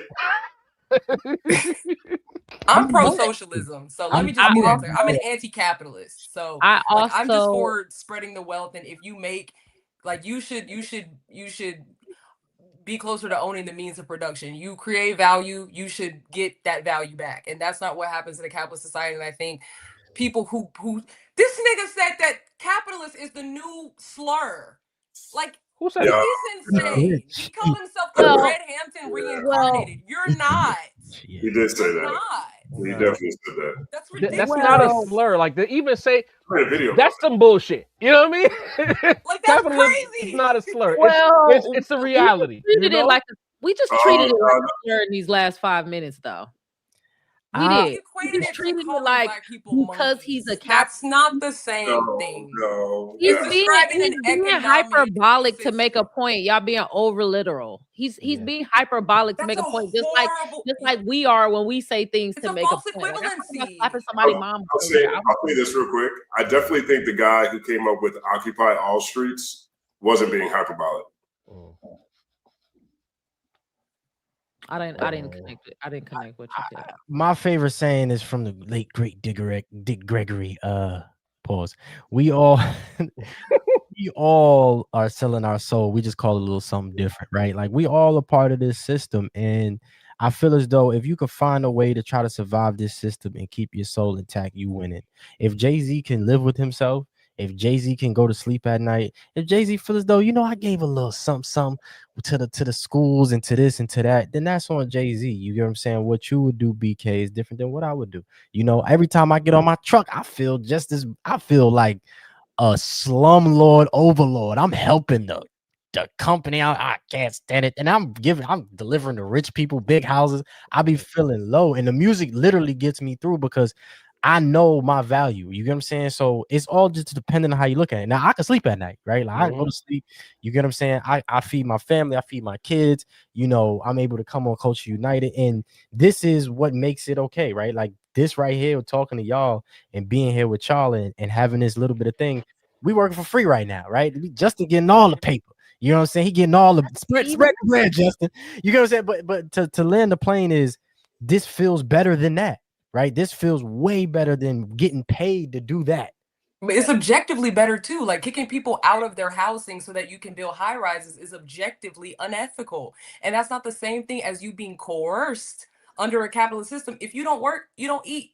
If you don't eat, you die. You're on the street. If you're on the street, they now criminalize homelessness. Like yes, there's no ethical consumption under capitalism. We get that. You're being coerced to participate, but that's different than exploiting the working class to such a point that you own the means of production, that you're at a billionaire status that only 1% of our or a percentage of a 1% can own, and that's because they hoard it from the rest of us and don't pay their fair share in taxes. So would you rather be Dame Dash? I just think Dame Dash, because this is where the conversation is at. Jay-Z, Dame Dash. Lose your teeth on camera. Dash is not an anti-capitalist. I think as a person who also understands the value of being anti-capitalist, who also understands the value of socialism. I understand this. I still live in a place that somebody else who makes less money than me would love to live in. Like I'm still operating in capital. I don't want to act holier than thou. There's a person that I know who would never do none of the shit that I do because they feel like I'm playing too much into the role. There's people who would be like, oh, you sit on YouTube? You fuck with YouTube? Do you know the history behind that corporation? You on there talking about rap? You ain't talking about no politics. You doing this or that. Like, I think there's always levels where it could be like, you could be doing more and you could be taking less. So I try really hard not to project my limits because I have limits. It's only so far I can go in anything capitalist. I don't give a fuck what business I own or what it is that I want to do. I have limits to how much of this system I could participate in. But I've learned over time to be really careful about projecting my limits onto other people's limits because other people have different motivations. Other people also have different injuries. I didn't grow up in the fucking projects where, like, I think there's a hurt or trauma to being a certain level of broke and poor and feeling disenfranchised that some people don't experience, that then they kind of turn around and misunderstand people who rebel against that with wanting to like this hyper consumption of money. I don't think Jay-Z's motivation is the same as some random white dude who come from a bunch of money. But maybe that's my naivete. But I think it's different. I think there's a whole bunch of people who are nameless, that got more money than Jay-Z, caused more harm than Jay-Z, but because he's a black dude from Marcy Projects, that's why everybody can't wait to point out. I mean, that he- anybody can get it. I'm an equal opportunity. Like everybody can get the pow pow. I mean, it's Elon. He's going to be the first trillionaire, and that's because his people owned emerald mines during South, as South African apartheid. I'm not at all holding like the most, just because they're the most visible. But it's like once you reach billionaire status, you cannot be. You're even separate from regular human interactions. It's not a projection. It's a critique of him willingly holding the whip and not spreading the resources, hoarding is- wealth. That's I guess I would fucking say the working class. Like, in response to you, it's like, what does spreading the wealth look like if you're a Jay-Z? I mean, paying your fair share in taxes is how we do it. Like through like when you look, we pay more in taxes than billionaires pay in taxes because they exploit, they exploit the system. They donate to super PACs, they donate to lobbies that buy our politicians. They Like buy it's the government. just They buy the government. it's different levels. Like they pay our government to work for them, and so Yeah. it's just, I don't know. It's just, I think even if it's just in not a eat the rich type of way, but just paying your fair share in taxes could trickle down some of that money, like it's designed to do. But when work to, and then you're shaking hands with the person that's trying to put beachfront property on the skeletons of Palestinians in Gaza with the Kushners. Like, we're talking about sinister shit, not you going to work for a corporation that you have to go to work for. It's just apples and oranges. That feels like a well-rounded discussion to me too. I think we nailed that one, guys. Good job too. Good right there. What y'all think? Capitalism without socialism is fascism. Socialism without capitalism is communism. You kind of need both, and that's kind of how I will sum that up. I don't know if we could ever reach that point, but I could be homeless, BK. I could choose to be on the street dancing for money, but so I do have a choice. But I do agree with everybody on the panel. Justin, I want to know what your opinion is on the whole thing.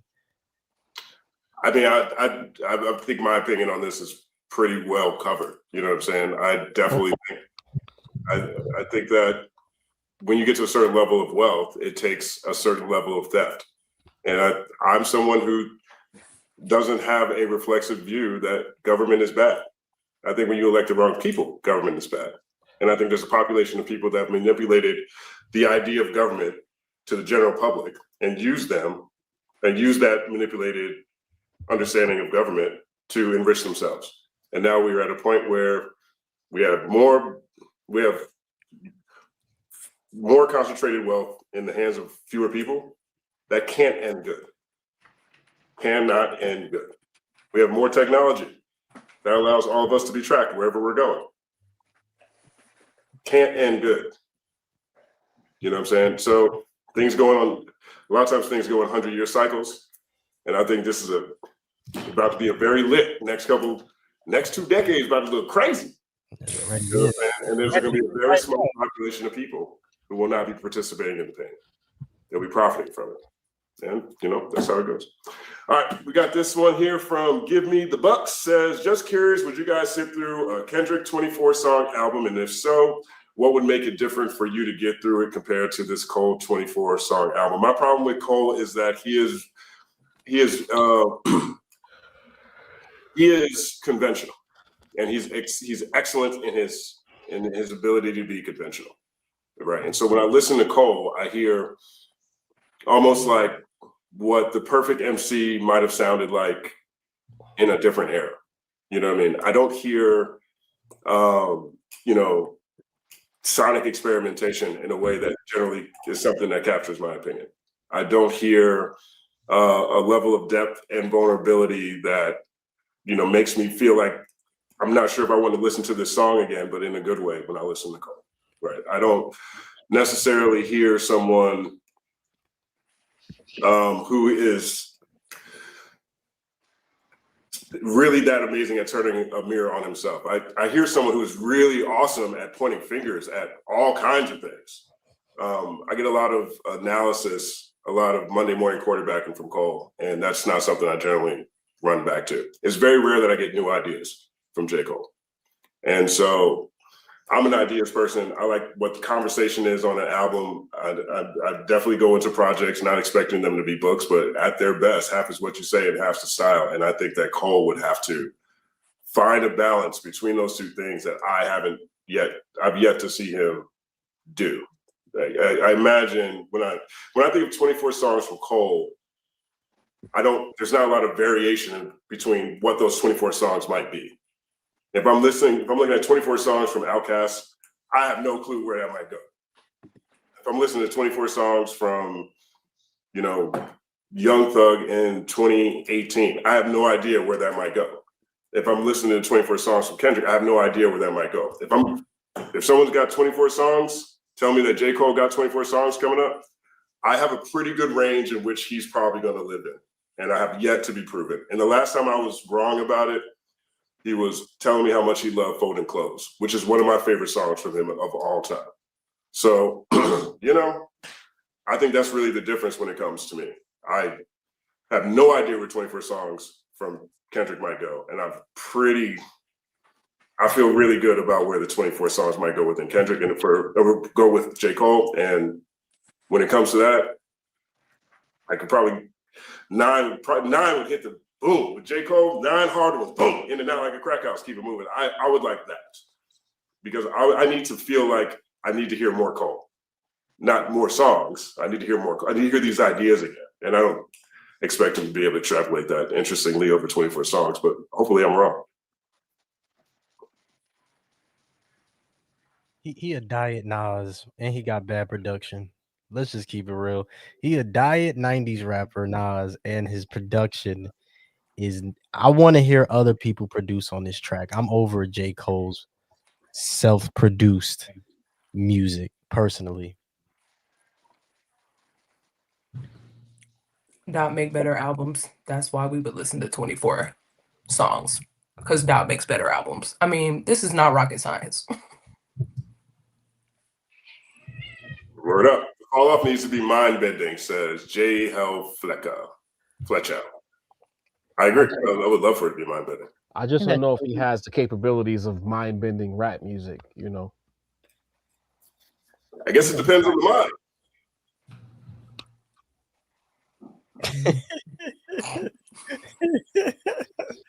Is that a dig? He needs to if he could get something close to a Let God Sort Him Out, he'd be successful. And that kind of listening experience of a Let God Sort Him Out, where there's different ebbs and flows, some peaks and valleys throughout the front to back of it all. If he could get to that point, which he's not done, in my opinion, in his entire career as a rapper, if he can get to that point with the fall off, I think he'll be successful. I mean, I think that should be the model he's trying to hit. You know what I'm saying? And look, this is a retirement album, I guess. You know what I'm saying? He wants to bring this whole story he's been working on his whole career around. I understand the artistic and emotional attachment to it, but I feel like an artist like Cole is best served in a format like Clipse. You know what I'm saying? Like, yeah, give me 12, 13 songs, witty as fuck. You know what I'm saying? Make that shit sound like everybody want to bump that shit in your whip, and then do some cool things with patterns. Like that to me would be amazing. Right, you find a way to maximize your skill set, but then also take people to a very specific thing. Right. I think that it doesn't look like we're going to get that at all, but I still think it's, I'm still very interested in hearing it.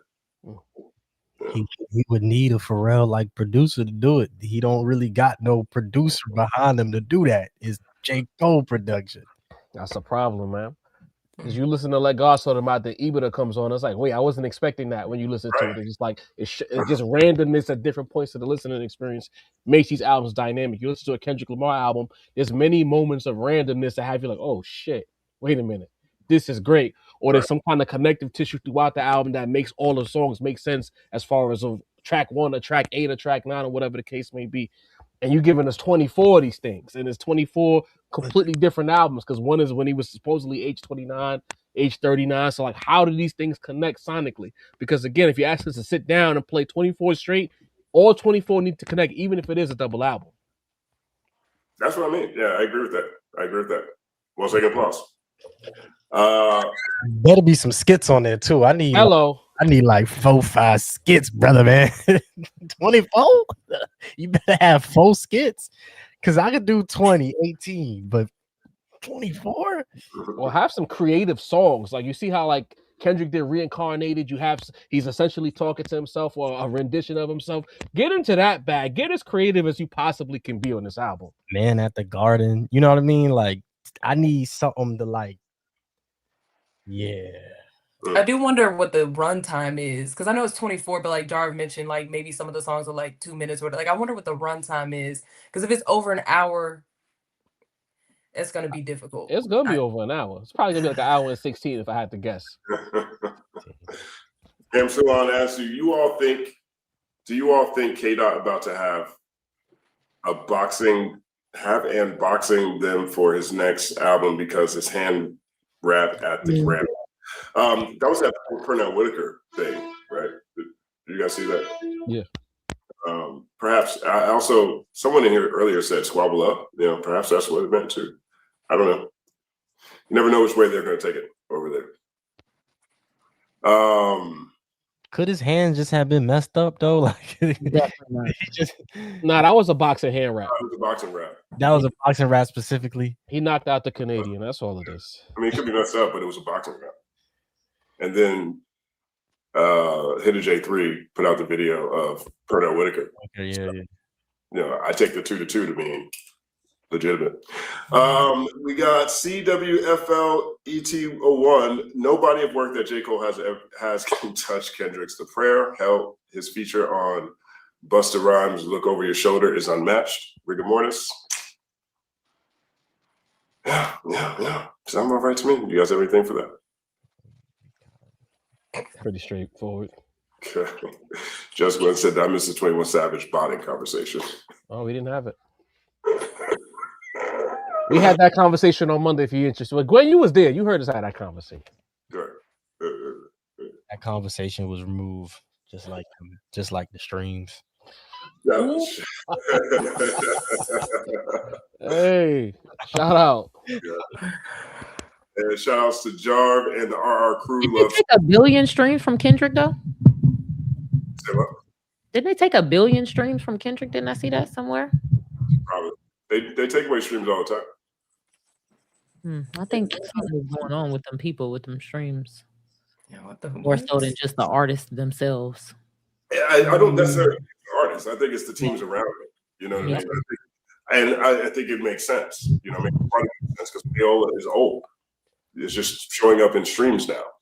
When there is a number that an artist needs to hit to look successful in the marketplace, if you have the right team around you, they're going to find a way for you to hit that number. Moni said it was a lie. Let's go viral, y'all. I'm the K-bot. I've been botting, y'all. They calling us K-bots.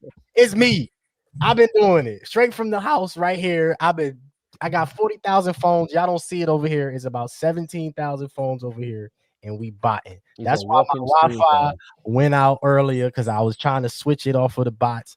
It's me. I'm the reason they call us K-bots. I got 1,000 phones over here. Clicking and clacking, listening to all types of Kendricks, everything. Is me. These sources said, since we're on the subject, check out Sleep Token. Folks try to say the prog metal, but they are actually genreless. Don't listen to Fantano. He hates them because he sucks, but they are amazing. Okay. All right, cool. I'm almost out for a music tip. Word up. I think running to the ceiling tonight. I've got something I have to step to. You guys, man, this was I can't remember the last time the whole panel stayed the whole time. Man, this was dope. This is really, really dope, man. I thank you guys so much for coming through. I want to just give a big thank you to all of you for sitting in this conversation, everyone listening to the conversation, but everyone who's had amazing things to contribute to this conversation. Would you guys, one by one, give, you guys got anything you want to shout out, anything that you want to promote, anything you want to say? Yo, Paper, scissors. join to be a member of my channel. You get exclusive content. Read my soul. Y'all know where to find me. I got that on everything. Twitter, YouTube, all of that good stuff. I haven't released a video in like a week or two. I was fighting the flu. So this is like my first day out. You feel me? This is like my first day out. You feel me? Shout out to, the dudes that be doing the first day out. Thank you, Justin. Shout out to the panel. Everybody was dope. I appreciate being up here, man. The Culture United, man. I love watching y'all too. Being in it is just even more amazing. So I appreciate it, man. Thank y'all. Y'all know where to find me at. Read my soul. Now say applause.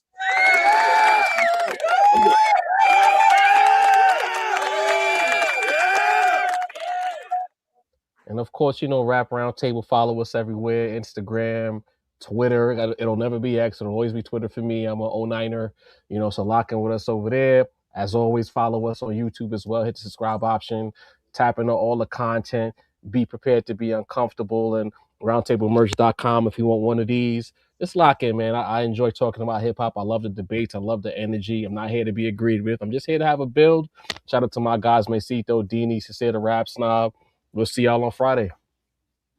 Now take an applause.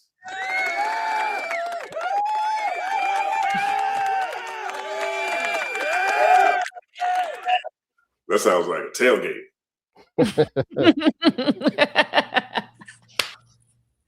They drunk clapping. Hold on, I got a different one. I'm gonna try a different one for BK. Go ahead. I like tailgate. Oh shit. Yo, this was a very full body conversation. I want to say very full bodied. Very in-depth. I want to say shout out to Elle for picking up the applauses and the fa. Shout out to you for just sparring with me always, like you said, and when you're my favorite person to agree with and disagree with. I fuck with it. Jarvis, was so nice to meet you virtually. I'm literally listening to your voice all the time, so it's just crazy to like hear it in real time. I'll be tapped into the Rap Roundtable. Yeah. You actually like, I think just y'all do like a good job of not being the typical not being the typical old head where like everything's shit, fuck Jay-Z, you know what I mean? Like you do provide some nuance and some balance. And it was great to virtually meet you as well. Read my soul. I fuck with your shit. My partner Morg absolutely loves your stuff. But thanks for having me again, Justin. I love this community. Shout out to the mod, shout out to the chat, shout out to Justin. This was fun. Oh yeah, shit. You can follow me at Look at the Material Podcast. BK and Bogo's my reaction channel. So I'm trying to step into streaming a little bit because I'm in school and I work. So sometimes I don't be having time to do the long form shit, but you know, we make it work. So Word up. Now take applause. Thank you.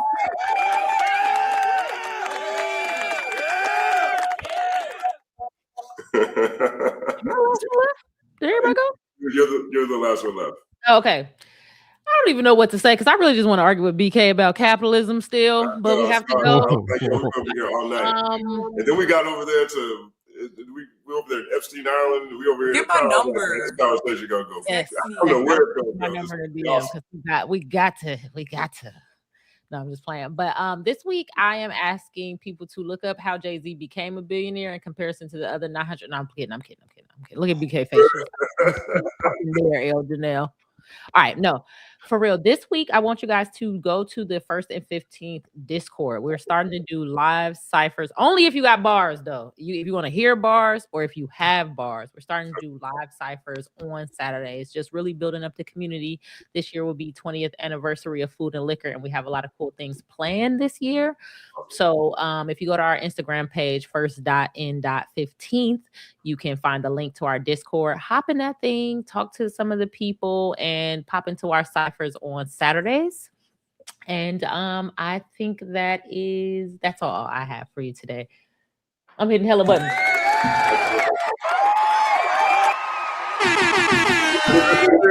Hey.